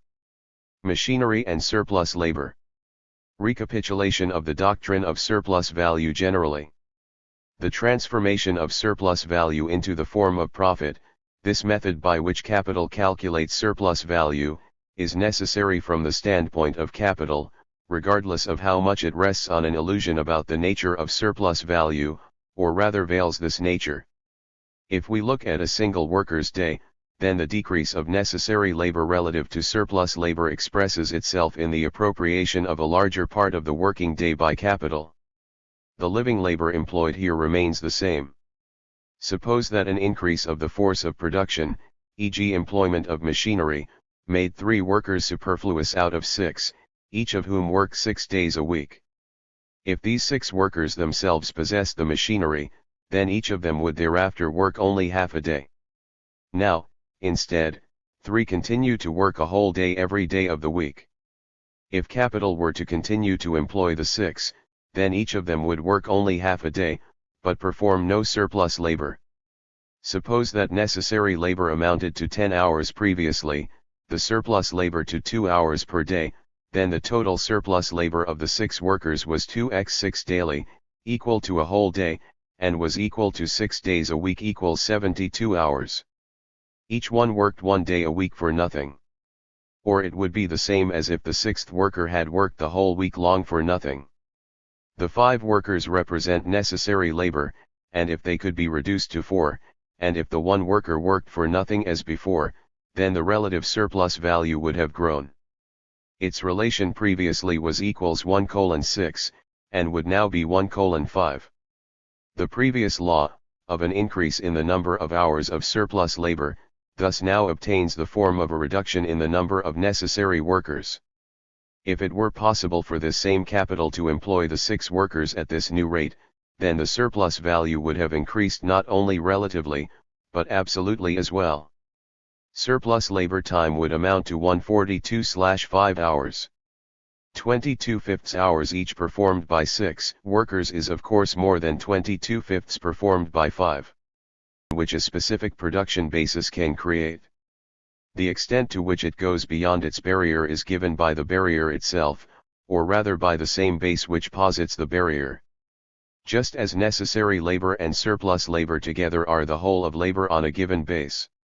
Malthus's theory, which incidentally not his invention, but whose fame he appropriated through the clerical fanaticism with which he propounded it, actually only through the weight he placed on it, is significant in 2 respects. 1. Because he gives brutal expression to the brutal viewpoint of capital. 2. Because he asserted the fact of overpopulation in all forms of society. Proved it he has not, for there is nothing more uncritical than his motley compilations from historians and travelers' descriptions. His conception is altogether false and childish. 1. Because he regards overpopulation as being of the same kind in all the different historic phases of economic development, does not understand their specific difference, and hence stupidly reduces these very complicated and varying relations to a single relation, 2 equations, in which the natural reproduction of humanity appears on the one side, and the natural reproduction of edible plants, or means of subsistence, on the other, as 2 natural series, the former geometric and the latter arithmetic in progression. In this way he transforms the historically distinct relations into an abstract numerical relation, which he has fished purely out of thin air, and which rests neither on natural nor on historical laws. There is allegedly a natural difference between the reproduction of mankind and e.g. grain. This baboon thereby implies that the increase of humanity is a purely natural process, which requires external restraints, checks, to prevent it from proceeding in geometrical progression. This geometrical reproduction is the natural reproduction process of mankind. He would find in history that population proceeds in very different relations, and that overpopulation is likewise a historically determined relation, in no way determined by abstract numbers or by the absolute limit of the productivity of the necessaries of life, but by limits posited rather by specific conditions of production, as well as restricted numerically. How small do the numbers which meant overpopulation for the Athenians appear to us? Secondly, restricted according to character. An overpopulation of free Athenians who become transformed into colonists is significantly different from an overpopulation of workers who become transformed into workhouse inmates. Similarly, the begging overpopulation which consumes the surplus produce of a monastery is different from that which forms in a factory. It is Malthus who abstracts from these specific historic laws of the movement of population, which are indeed the history of the nature of humanity, the natural laws, but natural laws of humanity only at a specific historic development, with the development of the forces of production determined by humanity's own process of history. Malthusian man, abstracted from historically determined man, exists only in his brain, hence also the geometric method of reproduction corresponding to this natural Malthusian man. Real history thus appears to him in such a way that the reproduction of his natural humanity is not an abstraction from the historic process of real reproduction, but just the contrary, that real reproduction is an application of the Malthusian theory. Hence the inherent conditions of population as well as of overpopulation at every stage of history appear to him as a series of external checks which have prevented the population from developing in the Malthusian form. The conditions in which mankind historically produces and reproduces itself appear as barriers to the reproduction of the Malthusian natural man, who is a Malthusian creature. On the other hand, the production of the necessaries of life, as it is checked, determined by human action, appears as a check which it posits to itself. The ferns would cover the entire earth. Their reproduction would stop only where space for them ceased. They would obey no arithmetic proportion. It is hard to say where Malthus has discovered that the reproduction of voluntary natural products would stop for intrinsic reasons, without external checks. He transforms the immanent, historically changing limits of the human reproduction process into outer barriers, and the outer barriers to natural reproduction into immanent limits or natural laws of reproduction. 2. He stupidly relates a specific quantity of people to a specific quantity of necessaries. 31 Ricardo immediately and correctly confronted him with the fact that the quantity of grain available is completely irrelevant to the worker if he has no employment, that it is therefore the means of employment and not of subsistence which put him into the category of surplus population. 32 But this should be conceived more generally, and relates to the social mediation as such, through which the individual gains access to the means of his reproduction and creates them, hence it relates to the conditions of production and his relation to them. There was no barrier to the reproduction of the Athenian slave other than the producible necessaries. And we never hear that there were surplus slaves in antiquity. The call for them increased, rather. There was, however, a surplus population of non-workers, in the immediate sense, who were not too many in relation to the necessaries available, but who had lost the conditions under which they could appropriate them. The invention of surplus laborers, i.e. of propertyless people who work, belongs to the period of capital.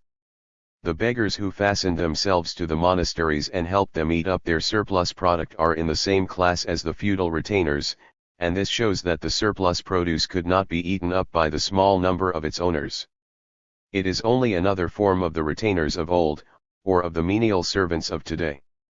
The overpopulation, e.g. among hunting peoples, which shows itself in the warfare between the tribes, proves not that the earth could not support their small numbers, but rather that the condition of their reproduction required a great amount of territory for few people. Never a relation to a non-existent absolute mass of means of subsistence, but rather relation to the conditions of reproduction, of the production of these means, including likewise the conditions of reproduction of human beings, of the total population, of relative surplus population. This surplus purely relative, in no way related to the means of subsistence as such, but rather to the mode of producing them. Hence also only a surplus at the state of development. 3. What is not actually proper to Malthus at all, the introduction of the theory of rent, at bottom only a formula for saying that in the stage of industry familiar to Ricardo etc., agriculture remained behind industry, which incidentally inherent in bourgeois production although in varying relations, does not belong here. Necessary labor. Surplus labor. Surplus population. Surplus capital. As to production founded on capital, the greatest absolute mass of necessary labor together with the greatest relative mass of surplus labor appears as a condition, regarded absolutely. Hence, as a fundamental condition, maximum growth of population, of living labor capacities. If we further examine the conditions of the development of the productive forces as well as of exchange, division of labor, cooperation, all-sided observation, which can only proceed from many heads, science, as many centers of exchange as possible, all of it identical with growth of population. On another side, it is also inherent in the condition of the appropriation of alien surplus labor that, in addition to the necessary population, i.e. that which represents necessary labor, labor necessary for production, there should be a surplus population, which does not work. The further development of capital shows that besides the industrial part of the surplus population, the industrial capitalist, a purely consuming part branches off, idlers, whose business it is to consume alien products and who, since crude consumption has its limits, must have the products furnished to them partly in refined form, as luxury products. This idle surplus population is not what the economists have in mind when they speak of surplus population. On the contrary, it, and its business of consuming, is treated by the population fanatics as precisely the necessary population, and justly, logically, so. The expression, surplus population, concerns exclusively labor capacities, i.e. the necessary population, surplus of labor capacities. But this arises simply from the nature of capital. Labor capacity can perform its necessary labor only if its surplus labor has value for capital, if it can be realized by capital. Thus, if this realizability is blocked by one or another barrier, then, 1. Labor capacity itself appears outside the conditions of the reproduction of its existence, it exists without the conditions of its existence, and is therefore a mere encumbrance, needs without the means to satisfy them. 2. Necessary labor appears as superfluous, because the superfluous is not necessary. It is necessary only to the extent that it is the condition for the realization of capital. Thus the relation of necessary and surplus labor, as it is posited by capital, turns into its opposite, so that a part of necessary labor, i.e. of the labor reproducing labor capacity, is superfluous, and this labor capacity itself is therefore used as a surplus of the necessary working population, i.e. of the portion of the working population whose necessary labor is not superfluous but necessary for capital. Since the necessary development of the productive forces as posited by capital consists in increasing the relation of surplus labor to necessary labor, or in decreasing the portion of necessary labor required for a given amount of surplus labor, then, if a definite amount of labor capacity is given, the relation of necessary labor needed by capital must necessarily continuously decline, i.e. part of these labor capacities must become superfluous, since a portion of them suffices to perform the quantity of surplus labor for which the whole amount was required previously. The positing of a specific portion of labor capacities as superfluous, i.e. of the labor required for their reproduction as superfluous, is therefore a necessary consequence of the growth of surplus labor relative to necessary. The decrease of relatively necessary labor appears as increase of the relatively superfluous laboring capacities, i.e. as the positing of surplus population. If the latter is supported, then this comes not out of the labor fund but out of the revenue of all classes. It takes place not through the labor of the labor capacity itself, no longer through its normal reproduction as worker, but rather the worker is maintained as a living being through the mercy of others, hence becomes a tramp and a pauper, because he no longer sustains himself through his necessary labor, hence, through the exchange with a part of capital, he has fallen out of the conditions of the relation of apparent exchange and apparent independence. Secondly, society in its fractional parts undertakes for Mr. Capitalist the business of keeping his virtual instrument of labor, its wear and tear, intact as reserve for later use. He shifts a part of the reproduction costs of the working class off his own shoulders and thus pauperizes a part of the remaining population for his own profit. At the same time, capital has the tendency both to posit and equally to suspend this pauperism, because it constantly reproduces itself as surplus capital. It acts in opposite directions, so that sometimes one, sometimes the other is predominant. Finally, the positing of surplus capital contains a double moment. 1.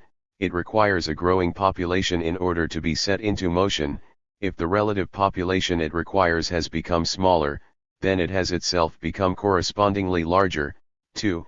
It requires a part of the population which is unemployed, at least relatively, i.e. a relative surplus population, in order to find the readily available population for the growth of surplus capital. 3. At a given stage of the productive forces, the surplus value may be present, but not yet in the proportion sufficient to be employed as capital. Not only a minimum of the stage of production, but posited for its expansion. In this case surplus capital and surplus population. Likewise, a surplus population may be present, but not enough, not in the proportions required for more production. In all these investigations, the variations in sales, contraction of the market, etc., in short, everything which presupposes the process of many capitals, has been intentionally abstracted away. A. Smith. Work as sacrifice. Senior's theory of the capitalist's sacrifice. Proudhon's surplus. A. Smith. Origin of profit. Original accumulation. Wakefield. Slave and free labor. Atkinson. Profit. Origin of profit. McCulloch. A. Smith's view is that labor never changes its value, in the sense that a definite amount of labor is always a definite amount of labor for the worker, i.e., with A. Smith, a sacrifice of the same quantitative magnitude. Whether I obtain much or little for an hour of work, which depends on its productivity and other circumstances, I have worked 1 hour. What I have had to pay for the result of my work, my wages, is always the same hour of work, let the result vary as it may. Equal quantities of labor must at all times and in all places have the same value for the worker. In his normal state of health, strength, and activity, and with the common degree of skill and facility which he may possess, he must always give up the identical portion of his tranquility, his freedom, and his happiness. Whatever may be the quantity or composition of the commodities he obtains in reward of his work, the price he pays is always the same. Of course, this price may buy sometimes a lesser, sometimes a greater quantity of these commodities, but only because their value changes, not the value of the labor which buys them. Labor alone, therefore, never changes its own value. It is therefore the real price of commodities, money is only their nominal value. Ed. by Garney, Volume I, pages 64, 6. Notebook, p. 7. 33 In the sweat of thy brow shalt thou labor. Was Jehovah's curse on Adam. 34 And this is labor for Smith, a curse. Tranquility appears as the adequate state, as identical with freedom and happiness. It seems quite far from Smith's mind that the individual, in his normal state of health, strength, activity, skill, facility, also needs a normal portion of work, and of the suspension of tranquility. Certainly, labor obtains its measure from the outside, through the aim to be attained and the obstacles to be overcome in attaining it. But Smith has no inkling whatever that this overcoming of obstacles is in itself a liberating activity, and that, further, the external aims become stripped of the semblance of merely external natural urgencies, and become posited as aims which the individual himself posits, hence as self-realization, objectification of the subject, hence real freedom, whose action is, precisely, labor. He is right, of course, that, in its historic forms as slave labor, serf labor, and wage labor, labor always appears as repulsive, always as external forced labor, and not labor, by contrast, as freedom, and happiness. This holds doubly, for this contradictory labor, and, relatedly, for labor which has not yet created the subjective and objective conditions for itself, or also, in contrast to the pastoral etc. state, which it has lost, in which labor becomes attractive work, the individual self-realization, which in no way means that it becomes mere fun, mere amusement, as Fourier, with Gris et like 35 naivete, conceives it. 36 Really free working, e.g. composing, is at the same time precisely the most damned seriousness, the most intense exertion. The work of material production can achieve this character only, 1. When its social character is posited, 2. When it is of a scientific and at the same time general character, not merely human exertion as a specifically harnessed natural force, but exertion as subject, which appears in the production process not in a merely natural, spontaneous form, but as an activity regulating all the forces of nature. A. Smith, by the way, has only the slaves of capital in mind. For example, even the semi-artistic worker of the Middle Ages does not fit into his definition. But what we want here initially is not to go into his view on labor, his philosophical view, but into the economic moment. Labor regarded merely as a sacrifice, and hence value positing, as a price paid for things and hence giving them price depending on whether they cost more or less labor, is a purely negative characterization. This is why Mr. Senior, for example, was able to make capital into a source of production in the same sense as labor, a source sui generis of the production of value, because the capitalist too brings a sacrifice, the sacrifice of abstinence, in that he grows wealthy instead of eating up his product directly. 37 Something that is merely negative creates nothing. If the worker should, e.g. enjoy his work, as the miser certainly enjoys Senior's abstinence, then the product does not lose any of its value. Labor alone produces, it is the only substance of products as values its measure. Labor time, presupposing equal intensity, is therefore the measure of values. The qualitative difference between workers, in so far as it is not natural, posited by sex, age, physical strength etc. and thus basically expresses not the qualitative value of labor, but rather the division and differentiation of labor, is itself only a product of history, and is in turn suspended for the great mass of labor, in that the latter is itself simple, while the qualitatively higher takes its economic measure from the simple. The statement that labor time, or the amount of labor, is the measure of values means nothing other than that the measure of labor is the measure of values. Two things are only commensurable if they are of the same nature. Products can be measured with the measure of labor, labor time, only because they are, by their nature, labor. They are objectified labor. As objects they assume forms in which their being as labor may certainly be apparent in their form, as a purposiveness posited in them from outside. However, this is not at all apparent with e.g. the ox, or with reproduced natural products generally, but in which this being has, apart from itself, no other features in common. They exist as equals as long as they exist as activity. The latter is measured by time, which therefore also becomes the measure of objectified labor. We will examine elsewhere to what extent this measurement is linked with exchange, not with organized social labor, a definite stage of the social production process. Use value is not concerned with human activity as the source of the product, with its having been posited by human activity, but with its being for mankind. In so far as the product has a measure for itself, it is its natural measure as natural object, mass, weight, length, volume etc. measure of utility etc. But as effect, or as static presence of the force which created it, it is measured only by the measure of this force itself. The measure of labor is time. Only because products are labor can they be measured by the measure of labor, by labor time, the amount of labor consumed in them. The negation of tranquility, as mere negation, ascetic sacrifice, creates nothing. Someone may castigate and flagellate himself all day long like the monks etc., and this quantity of sacrifice he contributes will remain totally worthless.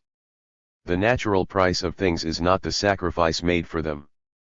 This recalls, rather, the pre-industrial view which wants to achieve wealth by sacrificing to the gods. There has to be something besides sacrifice. The sacrifice of tranquility can also be called the sacrifice of laziness, unfreedom, unhappiness, i.e. negation of a negative state. A Smith considers labor psychologically, as to the fun or displeasure it holds for the individual. But it is something else, too, in addition to this emotional relation with his activity. Firstly, for others, since A's mere sacrifice would be of no use for B. Secondly, a definite relation by his own self to the thing he works on, and to his own working capabilities. It is a positive, creative activity. The measure of labor, time, of course does not depend on labor's productivity. Its measure is precisely nothing but a unit of which the proportional parts of labor express a certain multiple. It certainly does not follow from this that the value of labor is constant, or, follows only in so far as equal quantities of labor are of the same measured magnitude. It is then found upon further examination that the values of products are measured not by the labor employed in them, but by the labor necessary for their production. Hence not sacrifice, but labor as a condition of production. The equivalent expresses the condition of the product's reproduction, as given to them through exchange, i.e. the possibility of repeating productive activity anew, as posited by its own product. By the way, Smith's view of labor as a sacrifice, which incidentally correctly expresses the subjective relation of the wage worker to his own activity, still does not lead to what he wants, namely the determination of value by labor time. An hour of work may always be an equal sacrifice for the worker. But the value of commodities in no way depends on his feelings, nor does the value of his hour of work. Since A. Smith admits that one can buy the sacrifice sometimes more cheaply, sometimes more dearly, it becomes distinctly peculiar that it is supposed always to be sold for the same price. And he is indeed inconsistent. Later he makes wages the measure of value, not the amount of labor. The slaughter of the ox is always the same sacrifice, for the ox. But this does not mean that the value of beef is constant. Now, although equal quantities of labor always have the same value as regards the worker, they appear sometimes of smaller, sometimes of larger value for him who employs the worker. He purchases them sometimes with a smaller, sometimes a larger quantity of commodities. For him, therefore, the price of labor varies like that of any other thing, although in reality it is only the commodities which are sometimes dearer, sometimes cheaper. P. 66 A. Smith, LOCCIT Volume I. Notebook, p. 8. The way in which A. Smith lets profit arise is very naive. In the primitive state, the product of labor belongs wholly to the worker. The quantity, including also the greater difficulty etc. of labor employed to obtain or to produce an exchangeable object is the only circumstance which governs the quantity of labor which this object can on the average buy, command, or obtain in exchange. But as soon as a stock accumulates in the hands of private persons, the value which the workers add to the object dissolves into two parts, of which one pays their wages, the other the profit which the entrepreneur makes on the sum of the stock which has served him to advance these wages and the materials of labor. He would have no interest in employing these workers if he did not expect from the sale of their works something more than is necessary to replace this fund, and he would have no interest in employing a larger in preference over a small amount of funds if his profit did not stand in some proportion to the volume of the funds employed. LOCCIT p. 96, 97. N. p. 9. C. A. Smith's peculiar view that before the division of labor, where everyone produced everything necessary, no stock was necessary. As if, in this state, while he finds no stock in nature, he would not have to find the objective conditions of life, in order to work. Even the savage, even animals, set aside a reserve. Smith can at most have in mind a situation in which the impulse to labor is still a direct, momentary instinct, and then a stock still has to be present in nature in one way or another without labor. Notebook, p. 19. Smith is confused here. Concentration of the stock in a single hand then not necessary. In Volume 3 of his edition of A. Smith, Wakefield remarks, the labor of slaves being combined, is more productive than the much divided labor of freemen. The labor of freemen is more productive than that of slaves, only when it comes to be combined by means of greater dearness of land, and the system of hiring for wages. Note to p. 18. Notebook 8, p. 1. In countries where land remains very cheap, either all the people are in a state of barbarism, or some of them are in a state of slavery. Note to p. 20. Profit is a term signifying the increase of capital or wealth, so, failing to find the laws which govern the rate of profit, is failing to find the laws of the formation of capital. P. 55. Atkinson, W., Principles of Political Economy, London 1840. Notebook, p. 2. Man is as much the produce of labor as any of the machines constructed by his agency, and it appears to us that in all economical investigations he ought to be considered in precisely the same point of view. Every individual who has arrived at maturity, may, with perfect propriety, be viewed as a machine which it has cost 20 years of assiduous attention and the expenditure of a considerable capital to construct.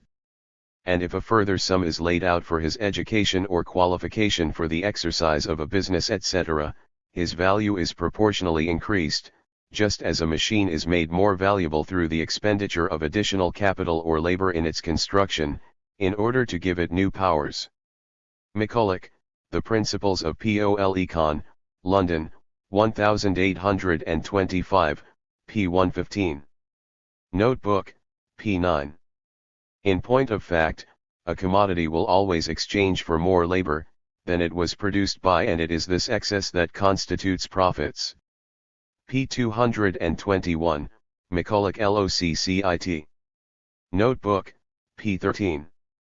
The same gentle McCulloch, about whom Malthus rightly says that he sees it as the proper task of science to equate everything with everything else, 39, says, the profits of capital are only another name for the wages of accumulated labor, p. 291, LOCCIT. Notebook, 14, and hence no doubt the wages of labor are only another name for the profits of living capital.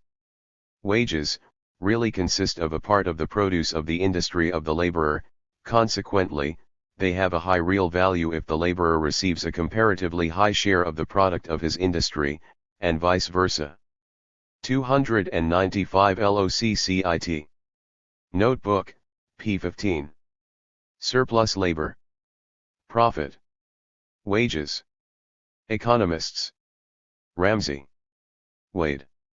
The positing of surplus labor through capital has on the whole been so little understood by the economists that they present striking phenomena of its occurrence as something special, as a curiosity.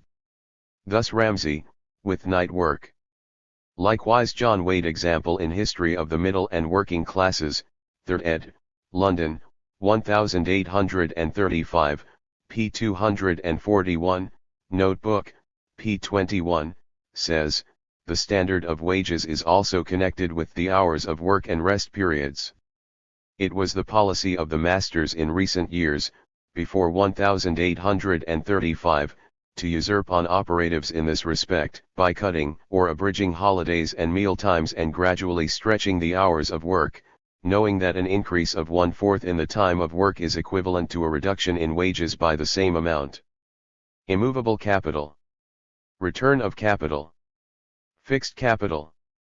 John St. Mill. John St. Mill, Essays on Some Unsettled Questions of Political Economy, London, 1844. The few original ideas of Mill Jr. are contained in this narrow little volume, not in his fat, pedantic magnum opus. Whatever is destined to be employed reproductively, be it in its existing form, or indirectly by a previous, or even subsequent, exchange, is capital. Suppose I have laid out all my money in wages and machinery, and the article I produce is just finished. In the interval, before I can sell these articles, realize the gain, and lay it out again in wages and tools, will it be said that I have no capital? Certainly not. I have the same capital as before, perhaps a larger one, but it is tied down, and is not disposable. p. 55. Notebook, p. 36.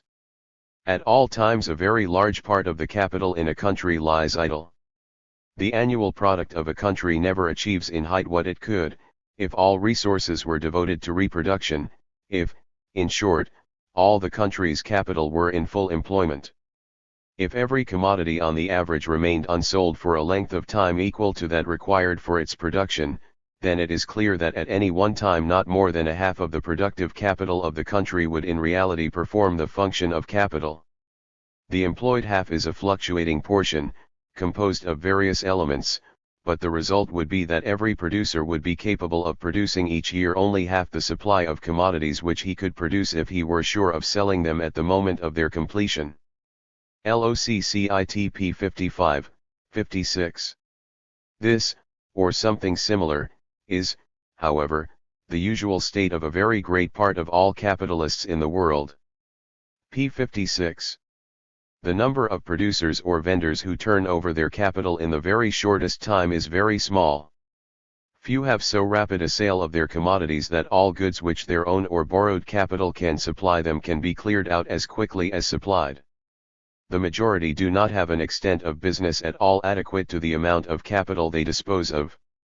It is true that in communities where industry and trade are practiced with the greatest success, the contrivances of banking enable the owner of a capital greater than he can himself employ, to apply it productively and to derive a revenue from it.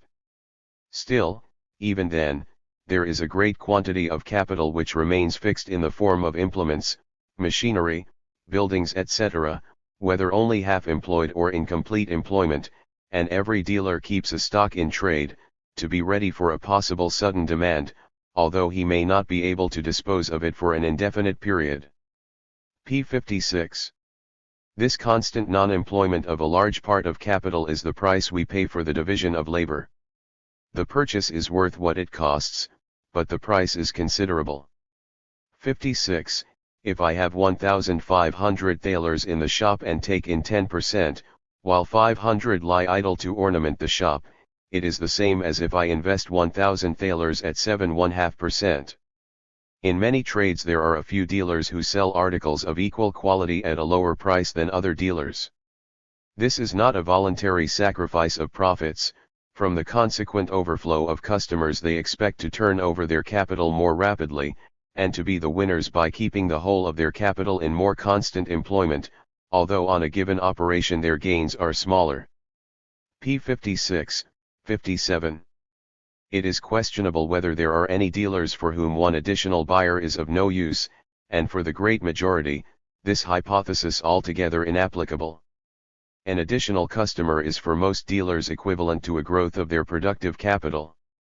It enables them to transform a part of their capital, which lay idle, and perhaps would never have become productive in their hands until a customer had been found, into wages and instruments of production.